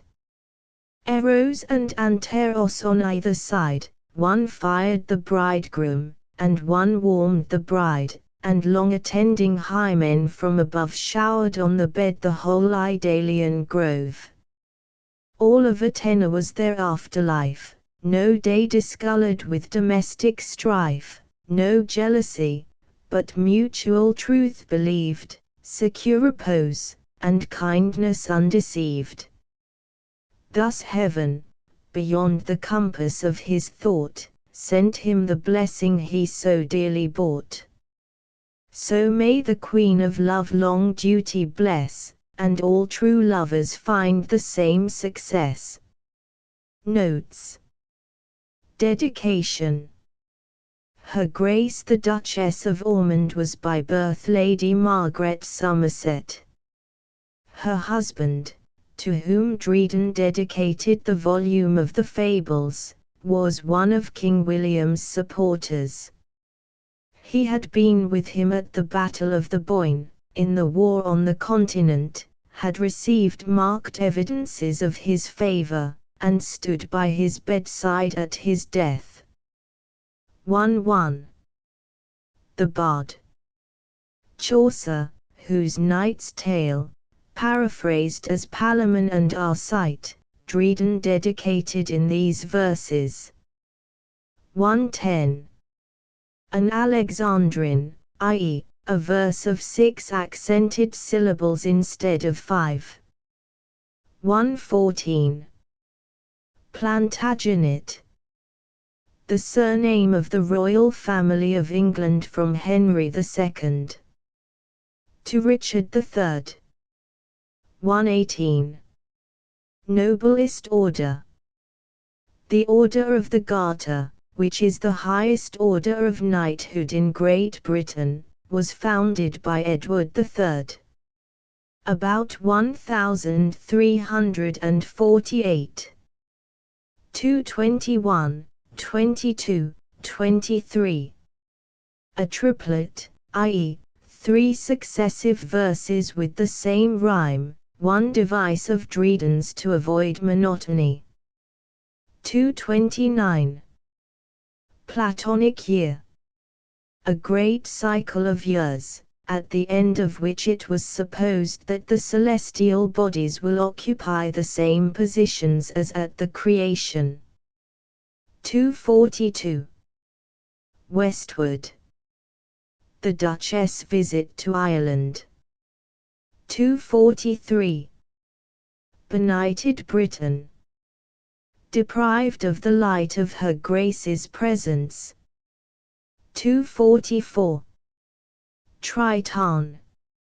A son of Neptune, generally represented with the body of a man and the tail of a fish. His duty was to calm the sea by a blast on his conch shell horn.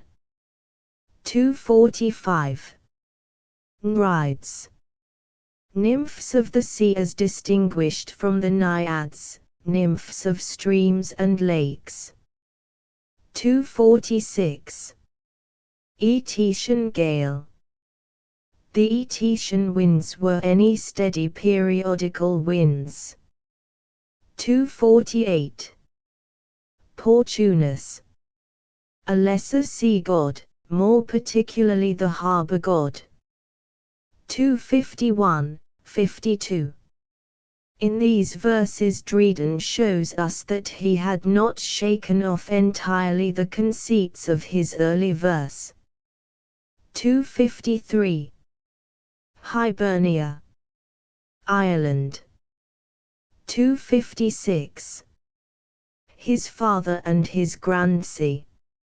Ormond's father was the gallant Earl of Ossory, and his grandsire, the first Duke of Ormond, Lord Lieutenant of Ireland, the famous supporter of the Stuart cause. 358. Kerns. The Irish peasantry. 363. Venus is the promise of the sun. Venus, as morning star, is visible in the east just before sunrise. 365. Pales. A Roman divinity of flocks and shepherds. Ceres. The goddess of agriculture. 367. 3 campaigns. The Jacobites had found sympathy in Ireland and made a stand there. Vigorous efforts were made by William to dislodge them and subjugate the island, but years passed before civil strife was ended and peace restored. 372. Relics of mankind. The human beings preserved in the ark, all that was left of mankind after the flood. 382, 83. Dryden copies Virgil's Golden Age Eclogue 4, 39, 40. 387. Venom never known. This refers to the absence of reptiles in Ireland. 402. Knew from her sickness. Recently recovered from a serious illness. 4 117. 4 ingredients: earth, air, fire, water, then supposed to be the elements of all created substances. 5 125. Young Vespasian. Titus Vespasianus, the conqueror of Jerusalem, was so impressed by the beauty of the temple that he wept as it was destroyed. 5 128. A most detested act of gratitude. The elegy which the danger of her death rendered imminent. Detested because the occasion for the act would fill him with grief. 5 131. Morley. A celebrated physician of the 17th century. S. 133. Macedon. Thessalus, the son of Hippocrates, a famous physician of antiquity, who resided at the Macedonian court. 5 134. Ptolemy. One of Alexander the Great's generals, who became, after the great conqueror's death, the ruler of Egypt. 5 138. Used here as a noun. 5 151. Daughter of the Rose. The Duchess of Ormond was a descendant of Somerset, who plucked the red rose in the Temple Garden when Plantagenet plucked the white, an incident which batched the houses of York and Lancaster during the War of the Roses. 5 158. Penelope. The wife of Ulysses, during the long years of her lord's absence, steadfastly withstood the persuasions of suitors, and remained true to her husband.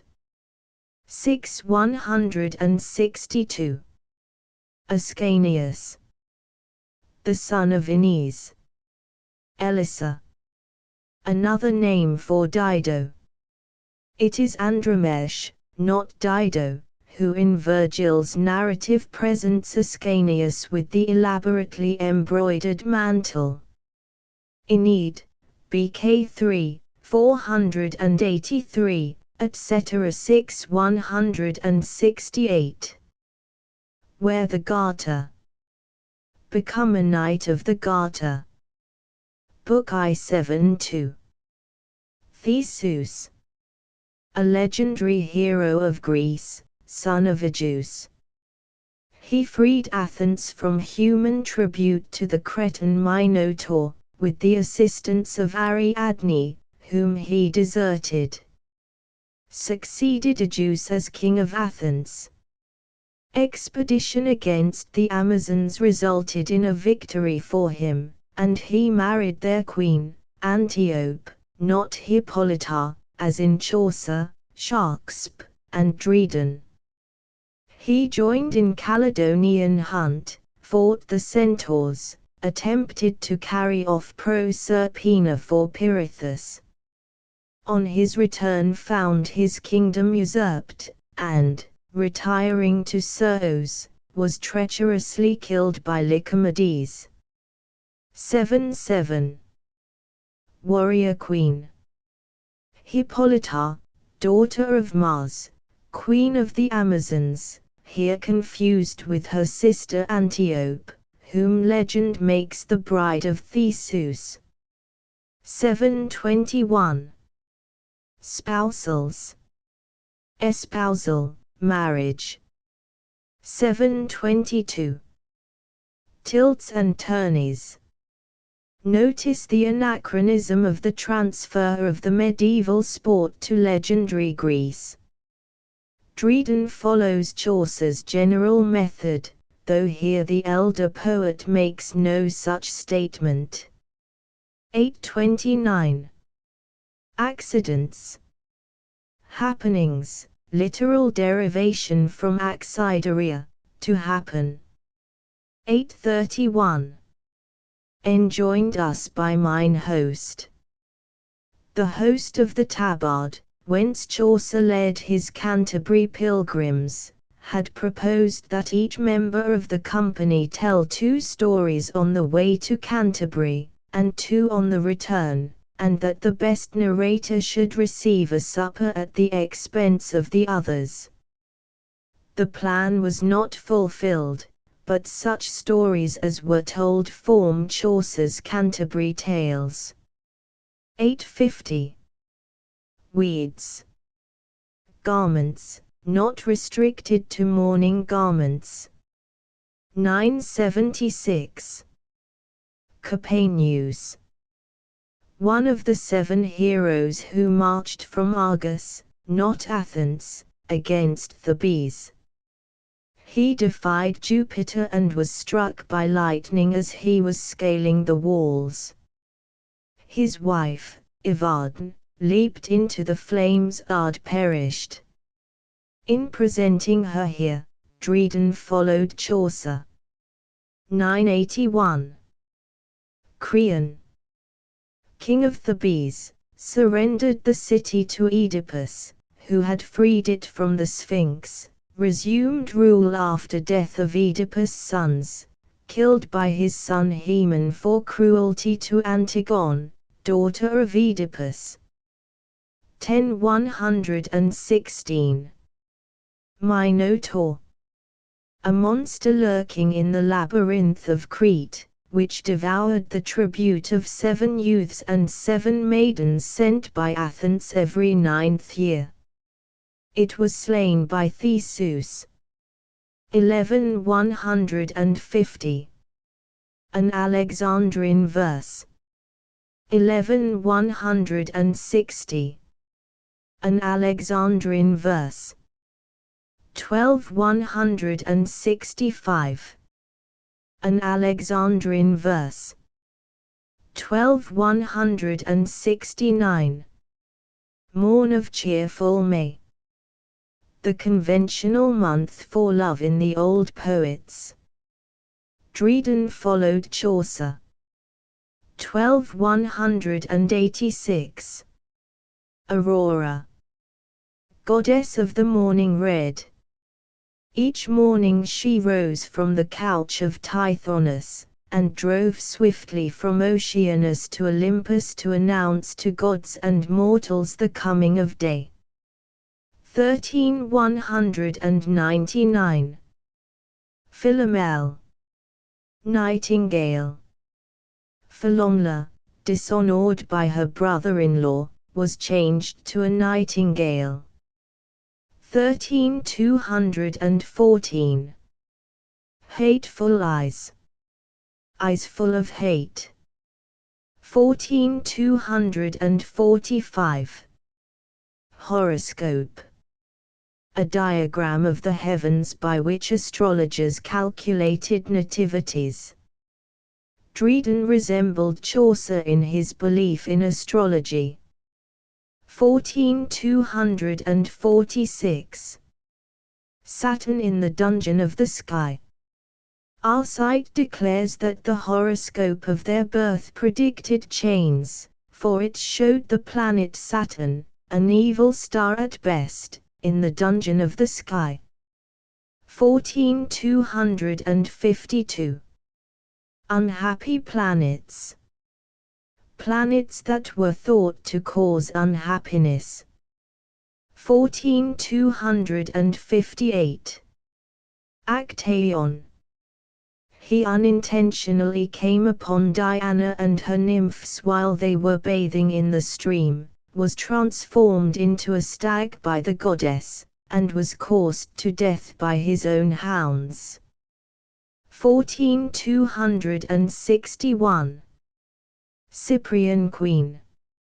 Venus, Cyprus was a chief seat of her worship. 15-264. Habit. Dress. We retain the word with same meaning in riding habit. 16-300. A peach. To impeach. Old form. 17,334, 335, 336, 339. Alexandrines, possibly used by Dryden in such close succession to show Arcite's violent emotions. 17,342 Aesop's Hounds. The Hounds of the Fable by Aesop. Their story is told in succeeding verses. 17,346, 347. These verses indicate a condition with which both Chaucer and Dryden were very familiar. 17,358. Pirithous. A legendary hero, between Theseus and whom existed strong friendship. A centaur's discourtesy to the bride at the wedding of Pirithous was avenged by Theseus in the battle with the centaurs. 17,364.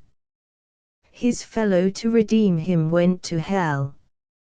Chaucer and Dryden have here confused the story of Theseus and Pirithous with account of Castor and Pollux. Theseus did not go to the lower world to rescue Pirithous, but went with him to abduct Proserpina, and they were both seized and held by Pluto, till Hercules rescued Theseus. 18,382. Finds his dear purchase. Finds his purchase to be dear, i.e., expensive. 19,414. Fire, water, air, and earth. These were regarded by the ancients as the primary elements of created matter. 2433. A certain home. The house is a definite existence. 2434. Uncertain place. It is uncertain in the sense that the drunkard has difficulty in finding it. 21,493. Forlays. Awaits before, a survival of an Old English compound. 21,495. Threads. Threads, as in the phrase, threads the mazes of the dance. 21,498. Saturn, seated in a luckless place. A second reference to the planet of his nativity and its unlucky position in heaven at the hour of his birth. 21,500. Mars and Venus in a quartile move. Mars and Venus are here the planets. When their longitudes differ by 90 degrees they move in a quartile. It was regarded in astrology as an omen of ill. 23,545. Slumbering as he lay. As he lay slumbering. A favorite inversion with Chaucer. 23,547. Hermes. Lat. Mercury, son of Jupiter. One of his chief duties, to act as a messenger of Jupiter to carry sleep and dreams to mortals. 23,550. Sleep-compelling rod. Hermes carried a staff, the caduceus, given him by Apollo, about which two serpents were twined. Its touch induced sleep. 23,552. Argus. He had 100 eyes and was sent by Juno to guard the cow into which Lo had been transformed. He was killed by Mercury at the command of Jupiter, and Juno transferred his eyes to the tail of her peacock. 24,573. A laboring hind in show. In appearance a laboring peasant. 24,590. Philostratus. In Chaucer written Philostrate, and so in Sharp's Midsummer Night's Dream, the characters of which plainly followed Chaucer. Book 2. 2610. And May within the twins received the sun. In May the sun is in the sign of the zodiac known as Gemini, or the twins. Dryden here copies a favorite phrasing of Chaucer, though not used by him in this particular instance. 2616. Notice the enjambment, i.e., the overflow of this verse into the next. It very rarely occurs in Dryden's later poems. 2734. Style. Pen, from stylus. 2755. Graces. Three sisters, Agla, the brilliant, Euphrosyne, cheerfulness, and Thalia, bloom of life. They were the daughters of Jupiter and Aurora. 2758. The sultry tropic fears. At the end of May the sun, approaching the summer solstice, gives the longest days, hence its slowness. 2878. Roundelay. It is technically a lyric in which a phrase or idea is continually repeated. 2884. Friday.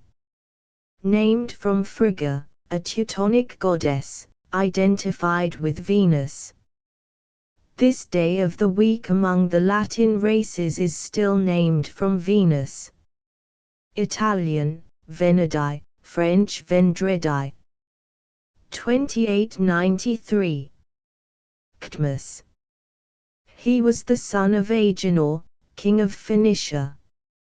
His sister Europa had been carried off by Jupiter and he suffered from the consequent jealousy of Juno. While searching for his sister he founded Thebes, with the aid of Minerva, and was its first king. The legend of Cadmus indicates the introduction of written language from the east. The Theban city was. Compare Ilium Fuit of Virgil, Aeneid, BK 2, 325. 3153. Our arms shall plead the titles of our love. We will make good our right to love by strife in arms. 31165. Pawn. Pledge I.E. Each has pledged his faith. 31182. Hopes. Hopes for, syncope. 32196. Foin. To thrust with a weapon, a term used in fencing. 32228. Lively. Bright, like the living green of vegetation. 32329. The tuneful cry. Compare Midsummer Night's Dream, Act 4, SCI 33232. Goddess of the silver bow. Diana, goddess of the chase, her symbol, the crescent moon, hence the silver bow. 33237. Forthright. Straightforward, an archaism. 33245. Strook. Archaic for struck. 33,258. Listed field. A field properly arranged for a tournament. 35,313. Choir. Group. This is the proper spelling, not choir. See BKI, V41. 35,314. Contended maid. The maid contended for. 36,344, 347. In these verses Dryden follows Chaucer, but states the thought more forcibly. He was undoubtedly glad of the chance to slap the powers that were. 38,400. Share a single bed. Two lovers cannot marry the same woman. 38,414. From out the bars. Beyond the barriers I.E, out of the lists. 38,415. Recreant. Acknowledging defeat. 39,445. Degrees. With the seats raised in tears. 39,461. Myrtle wand. The myrtle was sacred to Venus. 39,465. Queen of White. Diana, because she was goddess of the moon. 39,467. Oratories. Places for prayer. 40,483 sigils. Literally, a seal or sign, here an occult sign or mark in astrology, another evidence of Dryden's leaning toward that so-called science, for Chaucer makes no such statement here. 40,498. Idalian Mount. Idalium, a town in Cyprus sacred to Venus, here, as often, confused with Mount Ida. 40,498. Cytheron. Cythera, not Cytheron, is the island near which Venus rose from the sea, and a famous seat of her worship. Cytharon is a mountain in Bactria sacred to Zeus. 41,505. Medes charms. Mede, daughter of Eetes, king of Colchis, was a famous sorceress of antiquity. She aided Jason to get the golden fleece, and fled with him. Deserted by him, she subsequently became involved with Theseus and Hercules, eventually going to Asia. From her sprung the Medes. 41,505. Circene feasts. A mythical sorceress, who feasted mariners landed on her shores, and by charmed drinks changed them to swine. Ulysses spent a year with her, and frustrated her arts. 41,515. Bare below the breast. Bare from the shoulders to a point below the breasts. 41,534. Scurf. Scaly matter on the surface, scum. 42,536. Nes. Knots on a tree, an archasm. 42,544. Bent. A declivity or slope. 42,558. Ton. A huge cask for holding wine, ale, etc. 43,590. Overlaid. Lain upon by the nurse to smother it. 44,604. Mars his Ides.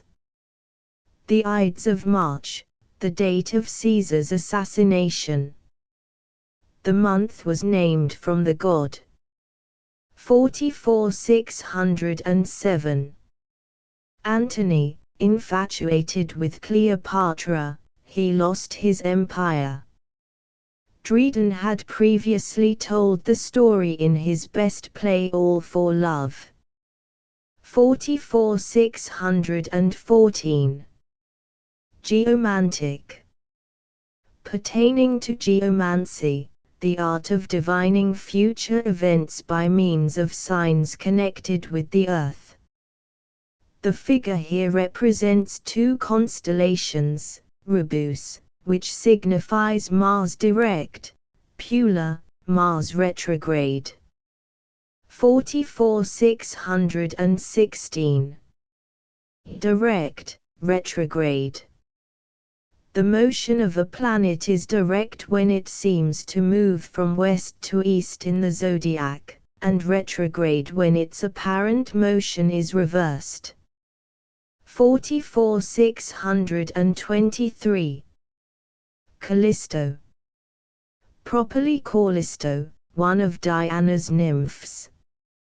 Jupiter loved her and changed her to a bear to escape the notice of Juno, but the latter discovered the ruse, and caused Diana to kill the bear. Thereupon Jupiter transferred her to heaven as the constellation of Arctos, in which is the pole star.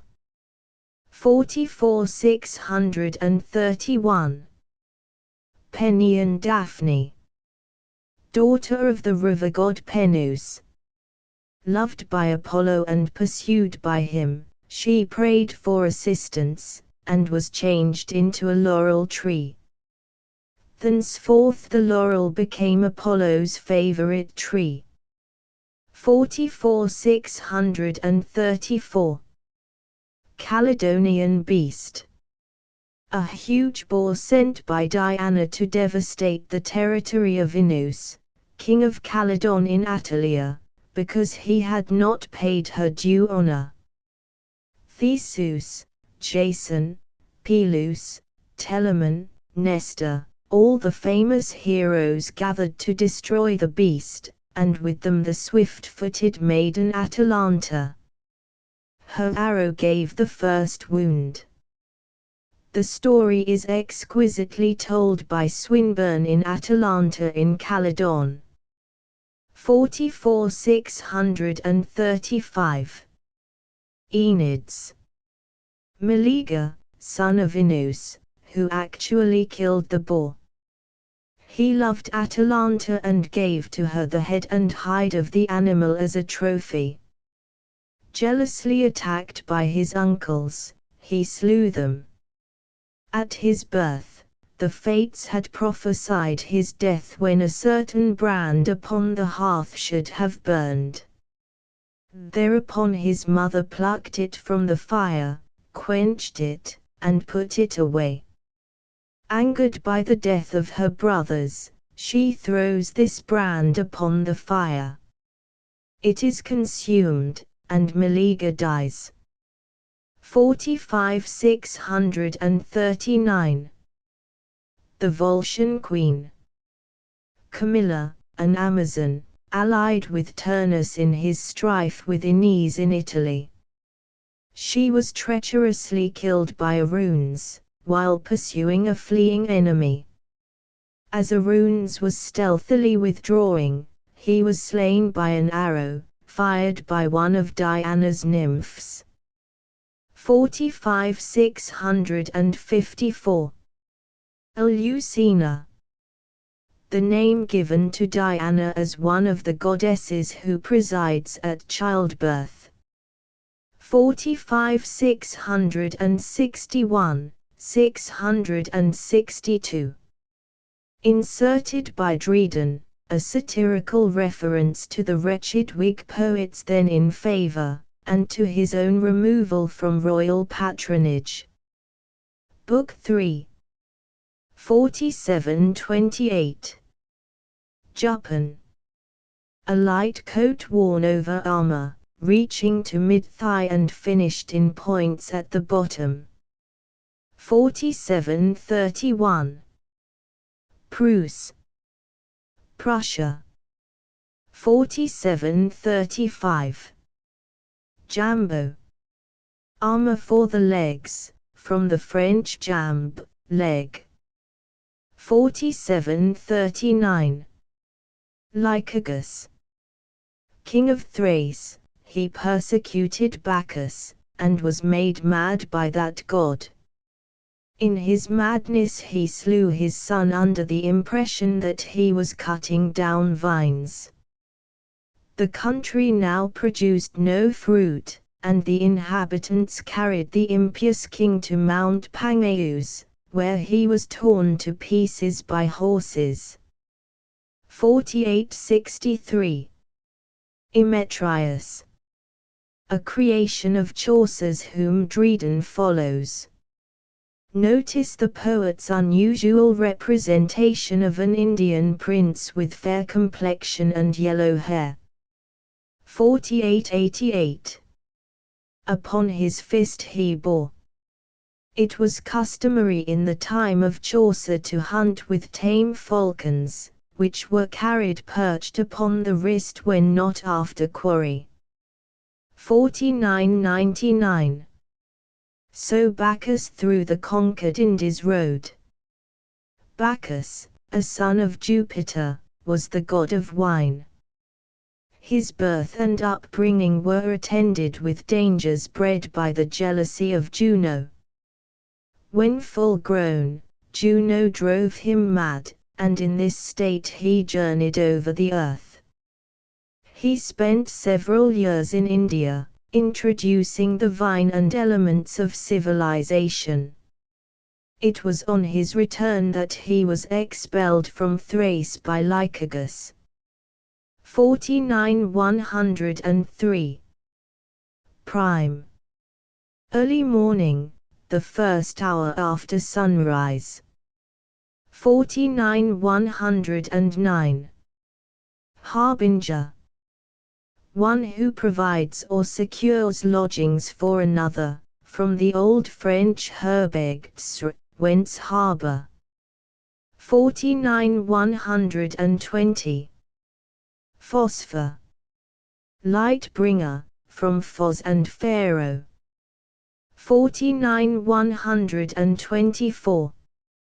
Preventing.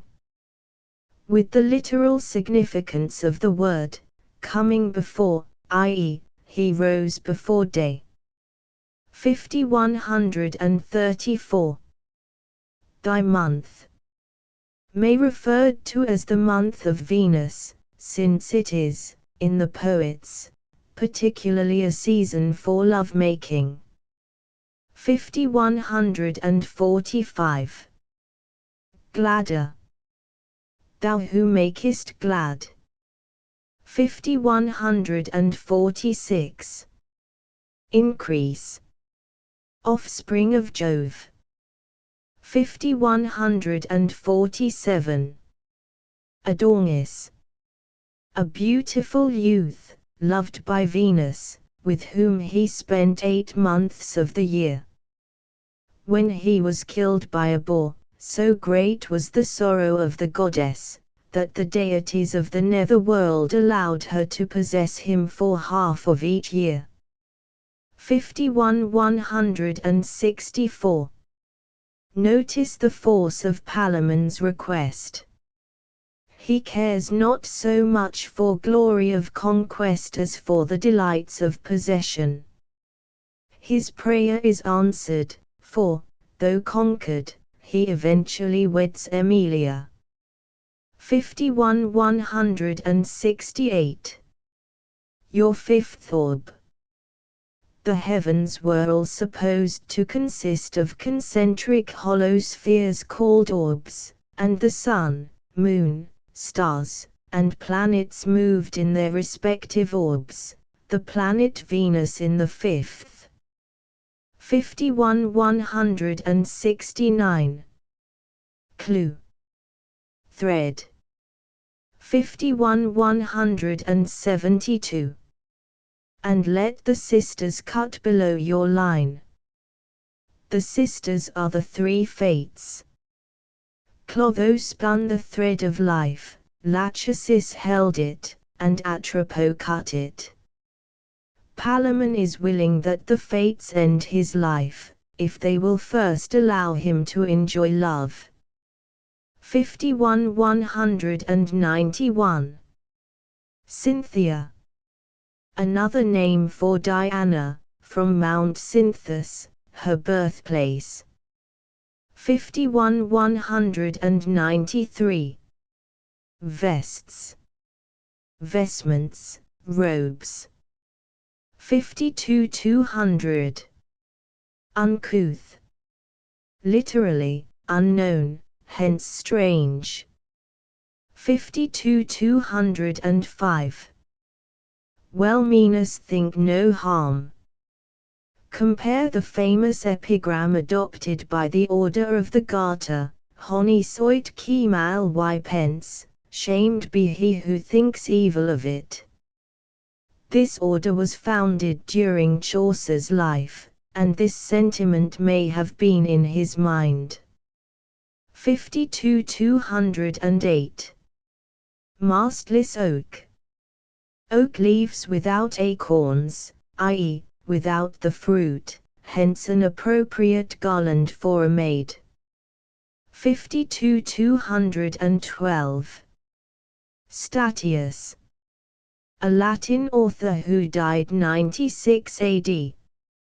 Among his works was an heroic poem in 12 books, embodying the legends touching the expedition of the Seven against the bees. 52-231. Niobe. She was the mother of 7 sons and 7 daughters, and so thought herself superior to Latona, who had given birth to only 2, Apollo and Diana. To avenge their mother, they slew all of Niobe's children with their darts. Hence the devoted children, i.e., devoted to death. 53-231. Gust. The sense or pleasure of tasting, hence relish, more common form, gusto. 53-232. Thy triple shape. Diana is often confused with Hecate, a most mysterious divinity. Hecate is represented with 3 heads and 3 bodies, and possessed the attributes of Luna in heaven, of Diana on earth, and of Proserpina in the lower world. 53-238. Frowning stars. If the stars at her birth were such and so placed that they boded ill, they might be said to frown. 53-250-260. The omen foretells the event. One altar seems extinguished and then relights when the other goes out entirely. So Palamon seems to fail, but eventually wins Emilia after the death of Arcite. 54-290. Planetary hour. This was the 4th hour of the day. 54-291. Heptarchy. A rule by 7. It refers here to the 7 great gods, Jupiter, Neptune, Pluto, Mars, Vulcan, Apollo, Mercury. 55-297. Hyperborean. Beyond the north. Applied originally to a blessed people who dwelled beyond the north wind. 55-320. Vulcan had thee in his net enthralled. Vulcan, the husband of Venus, once discovered improper relations between her and Mars, and he entrapped the guilty pair in the meshes of an invisible net and exposed them to the laughter of the gods. This passage would appeal to the taste of Dryden's Restoration readers, and is developed with a light grace, characteristic of the period. 55-325-332. In these verses the poet brings out the character of Arcite, a more mannish man than Palamon. 56-355-356. Arcite prays for victory, nothing else will satisfy. He obtains his prayer, but loses Emily. 57-389. Trind. An astrological term, meaning that the planets Saturn and Venus were distant from each other 120 degrees, or 1/3 of the zodiac, a benign aspect. 57-390. With stern Mars in Capricorn was joined. Both Mars and Saturn were in the sign of the zodiac, Capricorn. 58-401. Watery sign. The so-called watery signs of the zodiac were Cancer, Scorpio, and Pisces. When Saturn is in one of these signs, look out for shipwreck. 58-402. Earthy. The so-called earthy signs were Taurus, Virgo, and Capricornus. When Saturn is in one of these signs, look out for the dungeon. 58-408, 409. Though these verses are taken from Chaucer, they fitted Dryden's times and sentiment, for he had seen his own king, James II, ousted from his throne and supplanted by William and Mary. He was not in sympathy with the revolution. 58-410. Housing in the lion's hateful sign. Saturn in the sign Leo was regarded as baleful. 58-411. This verse is Dryden's own, and contains satirical reference to Whig disloyalty at the time of the Revolution of '88. 58-418. Pestilence. Both Chaucer and Dryden had experienced great plagues in London, the Black Death in the 14th century and the Great Plague of 1665. 58-432. Glad. Made glad. 59-452. Morions with their plumy pride. A helmet with a crest of feathers. 59-453. Retinue. Here accented on the penult. 59-459. Palfrey. A small horse in contrast with the mighty war horse. 59-463. Clowns.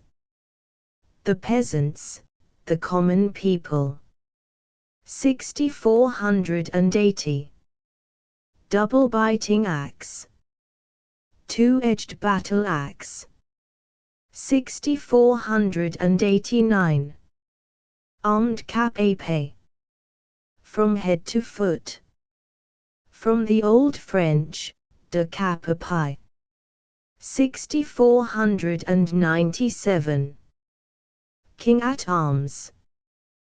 the chief of the heralds, an important office in the Middle Ages.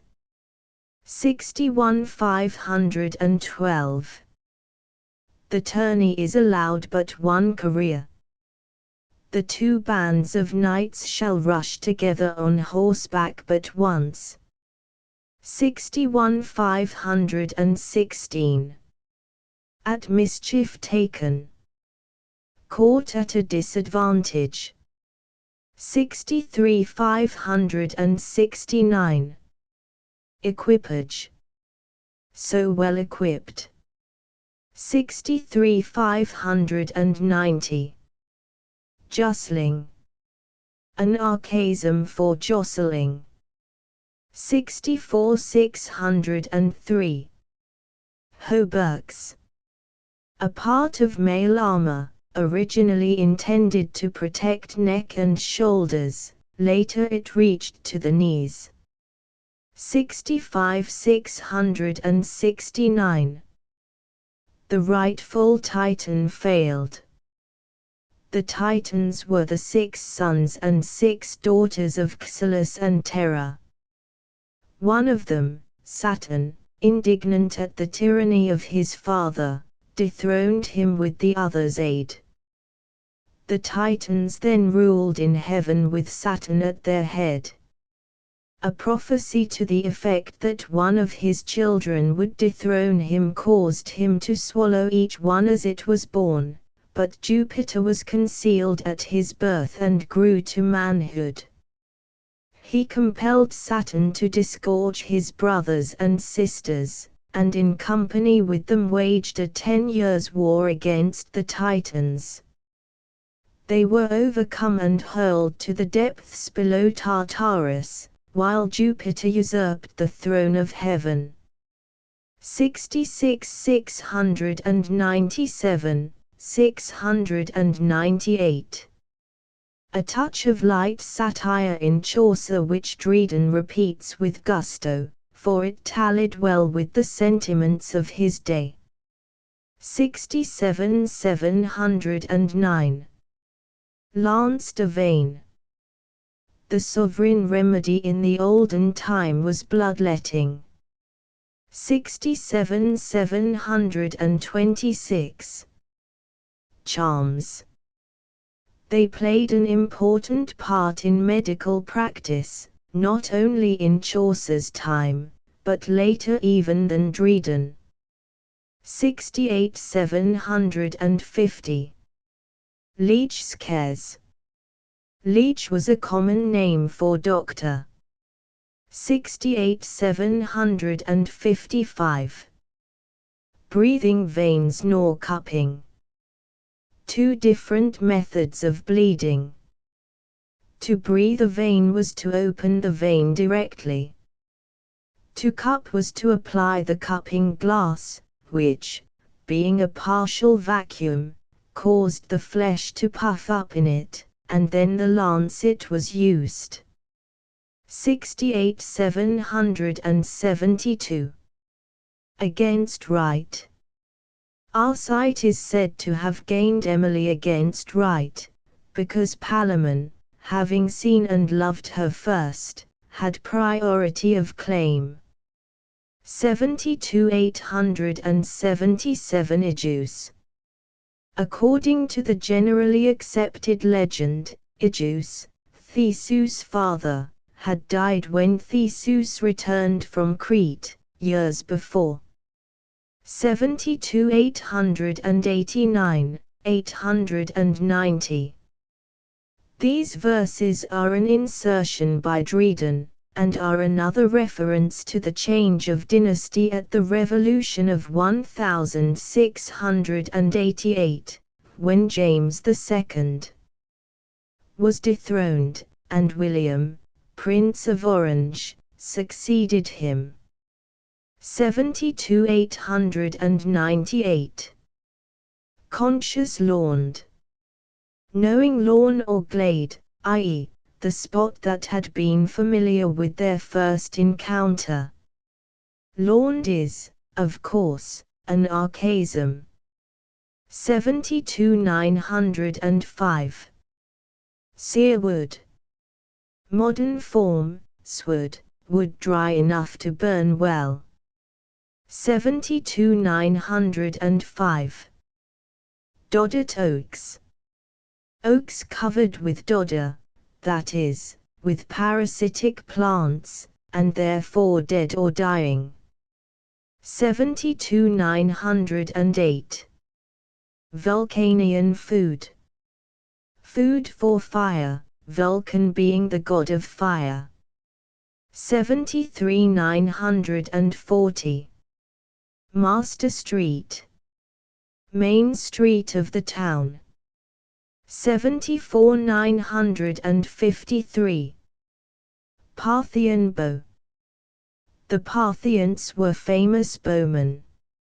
74,955. Fathom. A fathom is a measure of 6 feet. 74,956. Strode. Archaism for strewn. 75,998. Wakes.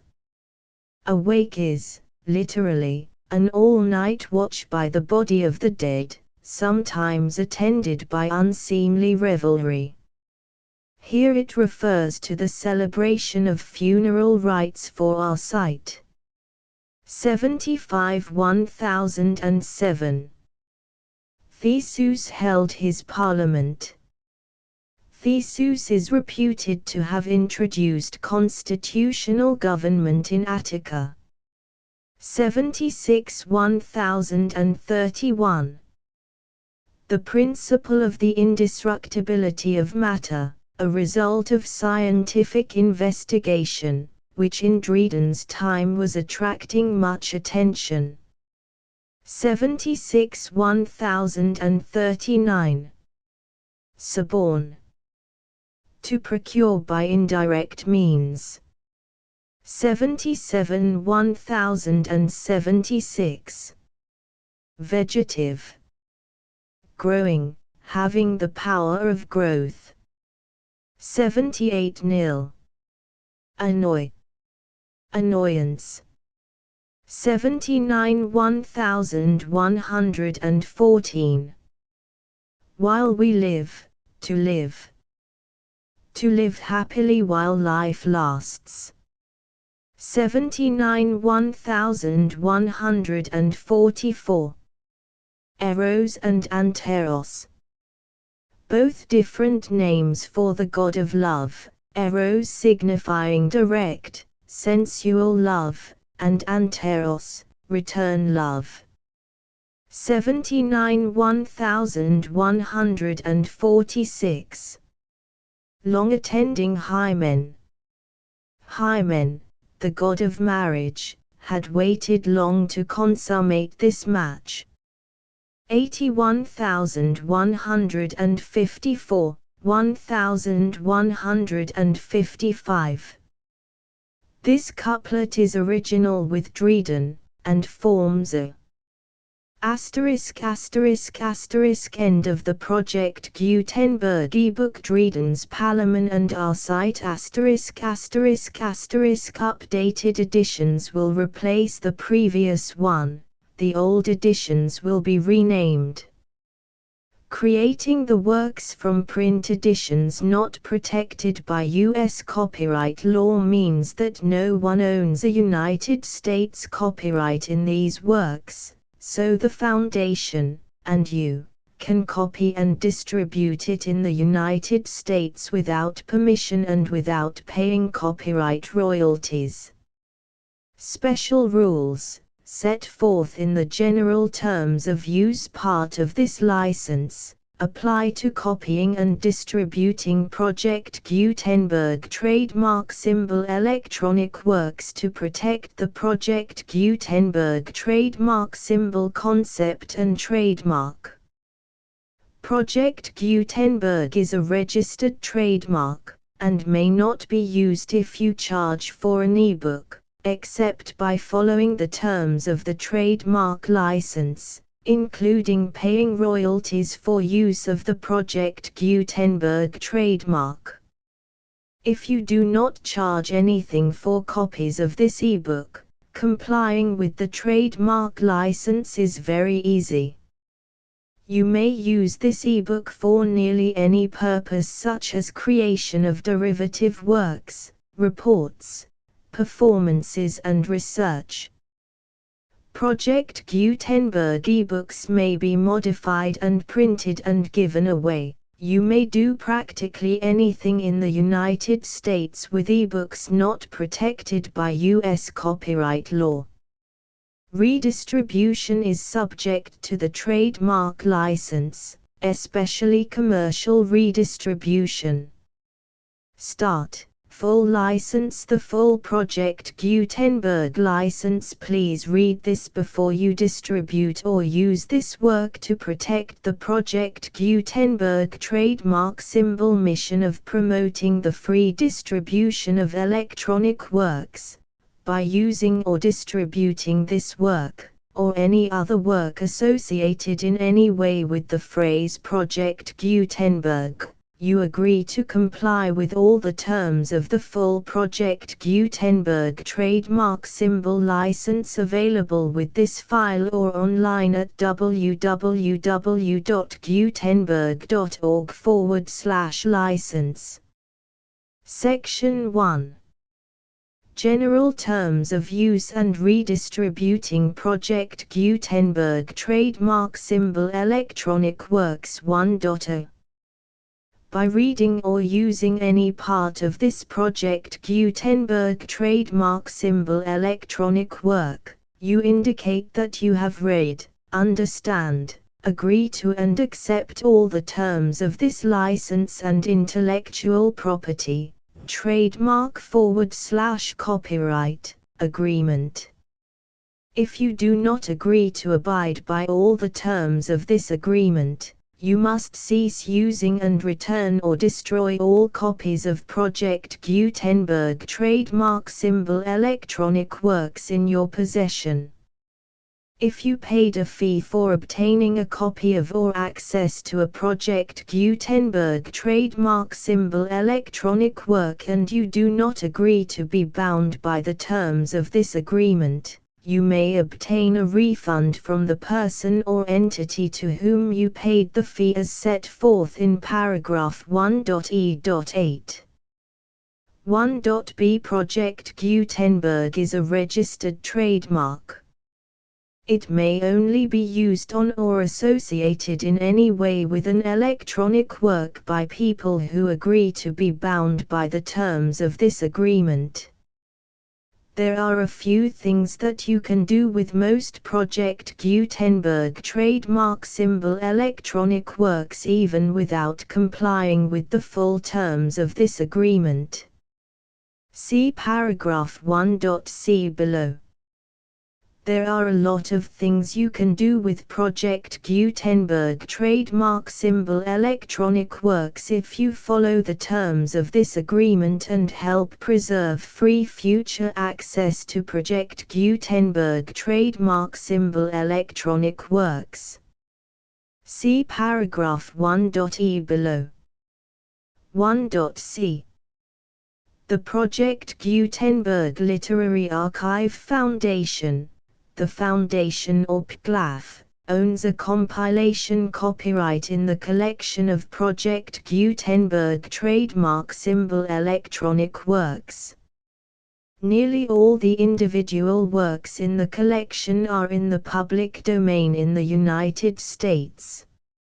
If an individual work is unprotected by copyright law in the United States and you are located in the United States, we do not claim a right to prevent you from copying, distributing, performing, displaying or creating derivative works based on the work as long as all references to Project Gutenberg are removed. Of course, We hope that you will support the Project Gutenberg trademark symbol mission of promoting free access to electronic works by freely sharing Project Gutenberg trademark symbol works in compliance with the terms of this agreement for keeping the Project Gutenberg trademark symbol name associated with the work. You can easily comply with the terms of this agreement by keeping this work in the same format with its attached full Project Gutenberg trademark symbol license when you share it without charge with others. 1.d.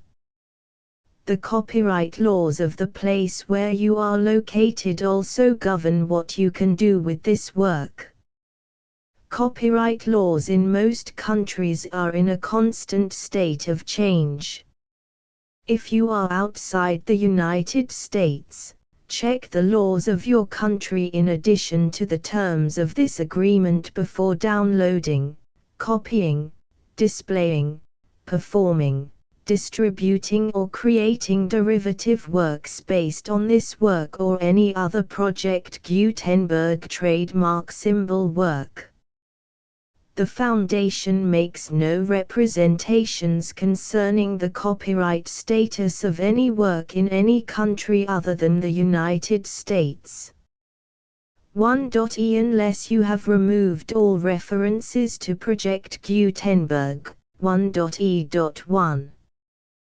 The following sentence, with active links to, or other immediate access to, the full Project Gutenberg trademark symbol license must appear prominently whenever any copy of a Project Gutenberg trademark symbol work, any work on which the phrase Project Gutenberg appears, or with which the phrase Project Gutenberg is associated, is accessed, displayed, performed, viewed, copied or distributed.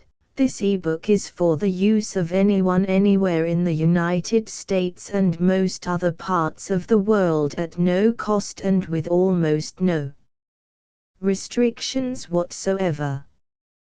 You may copy it, give it away or reuse it under the terms of the Project Gutenberg license included with this ebook or online at www.gutenberg.org.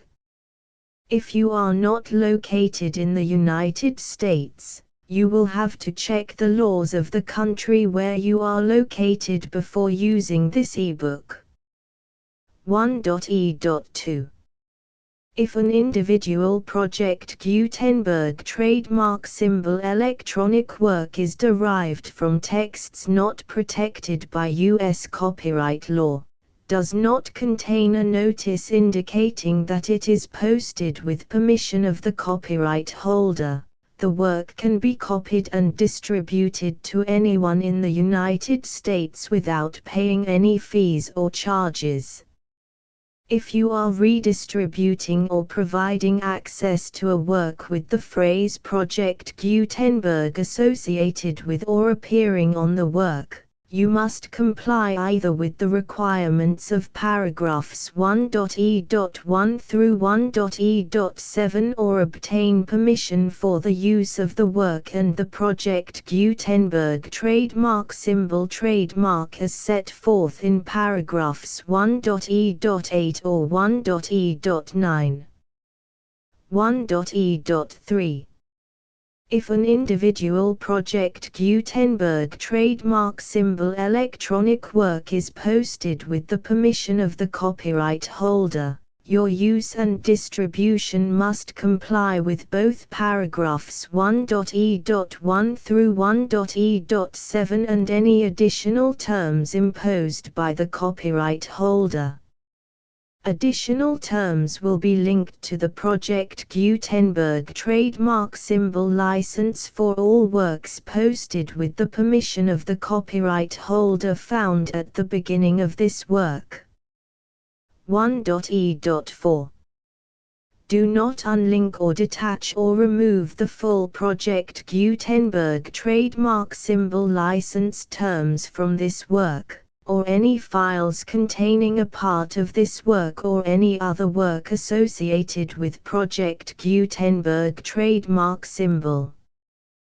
1.e.5 Do not copy, display, perform, distribute or redistribute this electronic work, or any part of this electronic work, without prominently displaying the sentence set forth in paragraph 1.e.1 with active links or immediate access to the full terms of the Project Gutenberg trademark symbol license.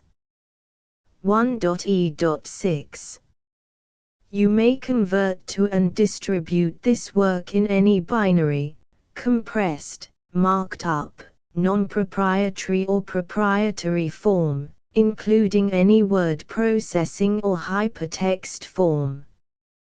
However, if you provide access to or distribute copies of a Project Gutenberg trademark symbol work in a format other than plain vanilla ASCII or other format used in the official version posted on the official Project Gutenberg trademark symbol website, www.gutenberg.org, you must, at no additional cost, fee or expense to the user, provide a copy, a means of exporting a copy, or a means of obtaining a copy upon request, of the work in its original plain vanilla ASCII or other form.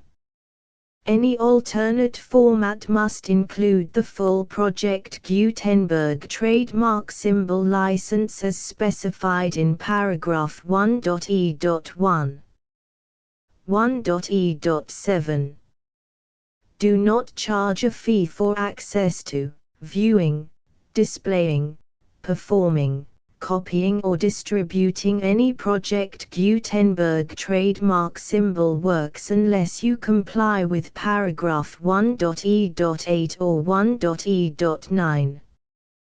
1.e.8 You may charge a reasonable fee for copies of or providing access to or distributing Project Gutenberg trademark symbol electronic works provided that you pay a royalty fee of 20% of the gross profits you derive from the use of Project Gutenberg trademark symbol works calculated using the method you already use to calculate your applicable taxes. The fee is owed to the owner of the Project Gutenberg trademark symbol trademark, but he has agreed to donate royalties under this paragraph to the Project Gutenberg Literary Archive Foundation. Royalty payments must be paid within 60 days following each date on which you prepare, or are legally required to prepare, your periodic tax returns.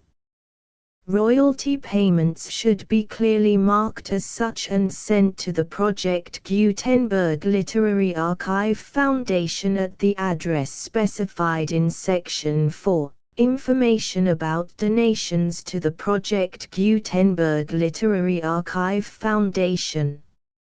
You provide a full refund of any money paid by a user who notifies you in writing, or by email, within 30 days of receipt that he does not agree to the terms of the full Project Gutenberg trademark symbol license.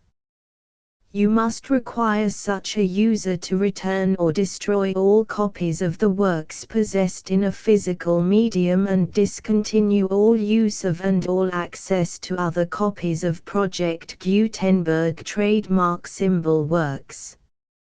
You provide, in accordance with paragraph 1.f.3, a full refund of any money paid for a work or a replacement copy, if a defect in the electronic work is discovered and reported to you within 90 days of receipt of the work. You comply with all other terms of this agreement for free distribution of Project Gutenberg trademark symbol works. 1.e.9 If you wish to charge a fee or distribute a Project Gutenberg trademark symbol electronic work or group of works on different terms than are set forth in this agreement, you must obtain permission in writing from the Project Gutenberg Literary Archive Foundation, the manager of the Project Gutenberg trademark symbol trademark. Contact the Foundation as set forth in Section 3 below. 1.f1.f.1 Project Gutenberg volunteers and employees expend considerable effort to identify, do copyright research on, transcribe and proofread works not protected by U.S. copyright law in creating the Project Gutenberg trademark symbol collection.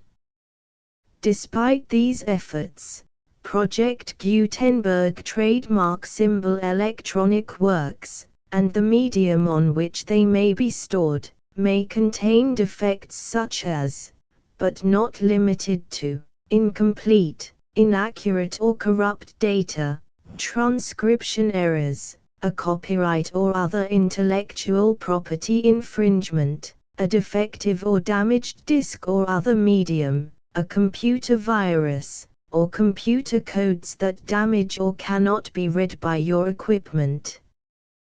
1.f.2 Limited warranty, disclaimer of damages, except for the right of replacement or refund described in paragraph 1.f.3, the Project Gutenberg Literary Archive Foundation, the owner of the Project Gutenberg trademark symbol trademark, and any other party distributing a Project Gutenberg trademark symbol electronic work under this agreement, disclaim all liability to you for damages, costs and expenses, including legal fees.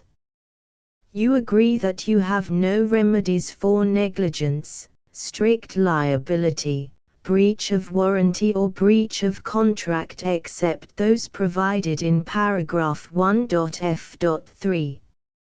You agree that the Foundation, the trademark owner, and any distributor under this agreement will not be liable to you for actual, direct, indirect, consequential, punitive or incidental damages even if you give notice of the possibility of such damage.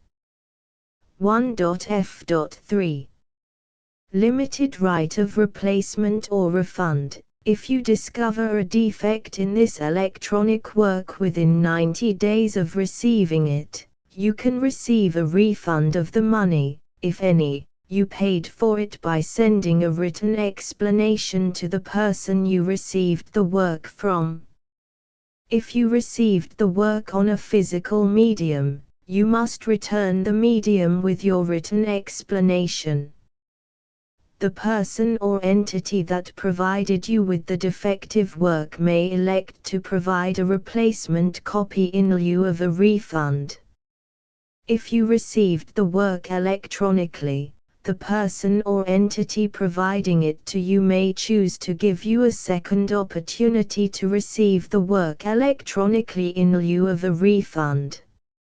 If the second copy is also defective, you may demand a refund in writing without further opportunities to fix the problem.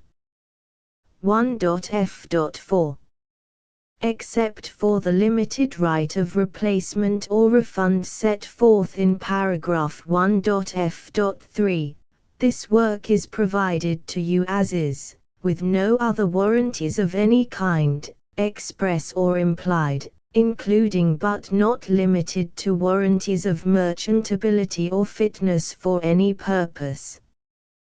1.f.5 Some states do not allow disclaimers of certain implied warranties or the exclusion or limitation of certain types of damages. If any disclaimer or limitation set forth in this agreement violates the law of the state applicable to this agreement, the agreement shall be interpreted to make the maximum disclaimer or limitation permitted by the applicable state law. The invalidity or unenforceability of any provision of this agreement shall not void the remaining provisions.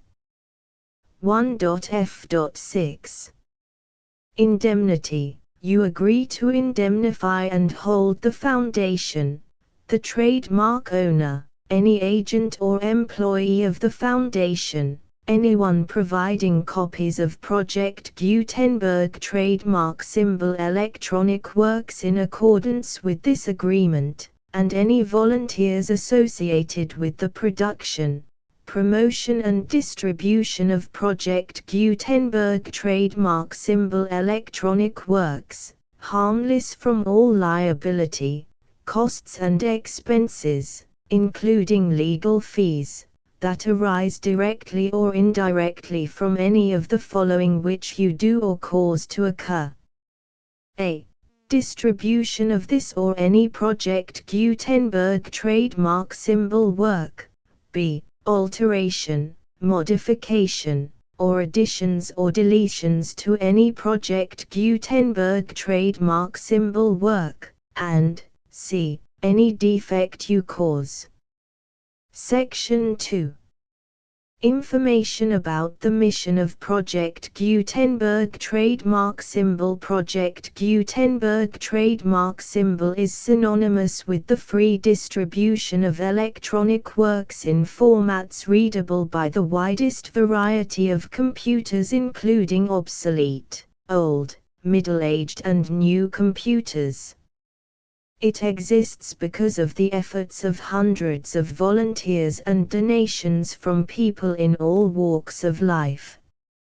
Volunteers and financial support to provide volunteers with the assistance they need are critical to reaching Project Gutenberg trademark symbol's goals and ensuring that the Project Gutenberg trademark symbol collection will remain freely available for generations to come. In 2001, the Project Gutenberg Literary Archive Foundation was created to provide a secure and permanent future for Project Gutenberg trademark symbol and future generations.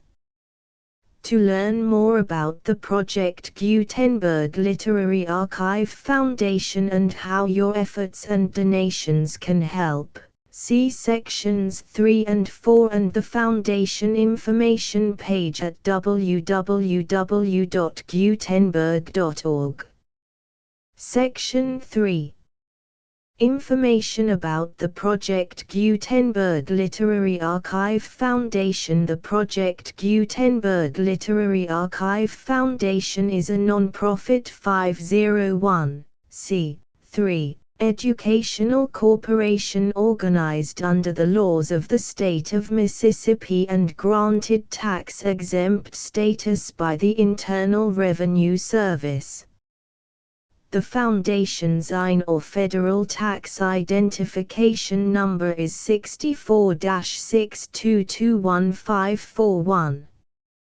Contributions to the Project Gutenberg Literary Archive Foundation are tax-deductible to the full extent permitted by U.S. federal laws and your state's laws. The Foundation's business office is located at 809 North 1500 West, Salt Lake City, UT 84116. 801-596-1887. Email contact links and up-to-date contact information can be found at the Foundation's website and official page at www.gutenberg.org/contact section 4.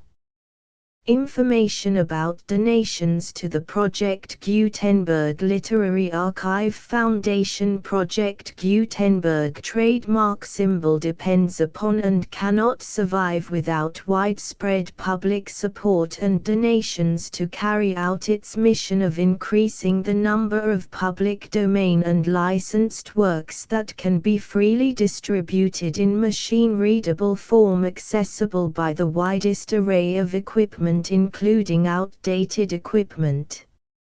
Many small donations, $1 to $5,000, are particularly important to maintaining tax-exempt status with the IRS.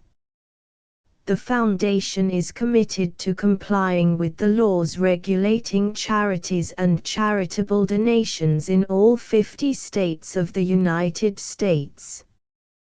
Compliance requirements are not uniform and it takes a considerable effort, much paperwork and many fees to meet and keep up with these requirements.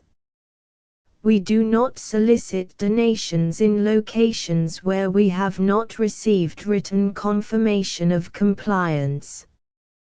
To send donations or determine the status of compliance for any particular state, visit www.gutenberg.org/donate. While we cannot and do not solicit contributions from states where we have not met the solicitation requirements, we know of no prohibition against accepting unsolicited donations from donors in such states who approach us with offers to donate.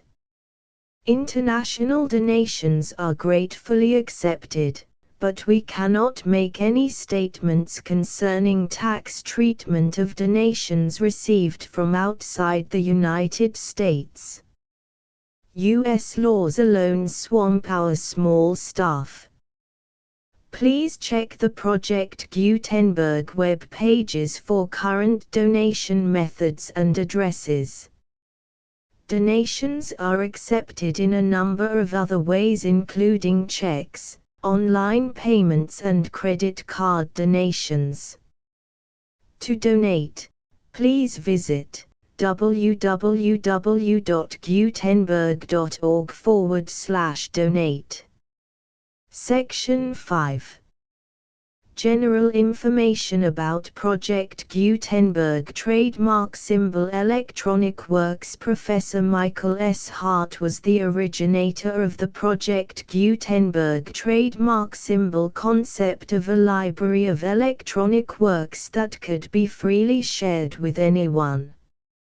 For 40 years, he produced and distributed Project Gutenberg trademark symbol ebooks with only a loose network of volunteer support. Project Gutenberg trademark symbol ebooks are often created from several printed editions, all of which are confirmed as not protected by copyright in the US unless a copyright notice is included. Thus, we do not necessarily keep ebooks in compliance with any particular paper edition. Most people start at our website, which has the main PG search facility, www.gutenberg.org. This website includes information about Project Gutenberg trademark symbol, including how to make donations to the Project Gutenberg Literary Archive Foundation, how to help produce our new ebooks, and how to subscribe to our email newsletter to hear about new ebooks.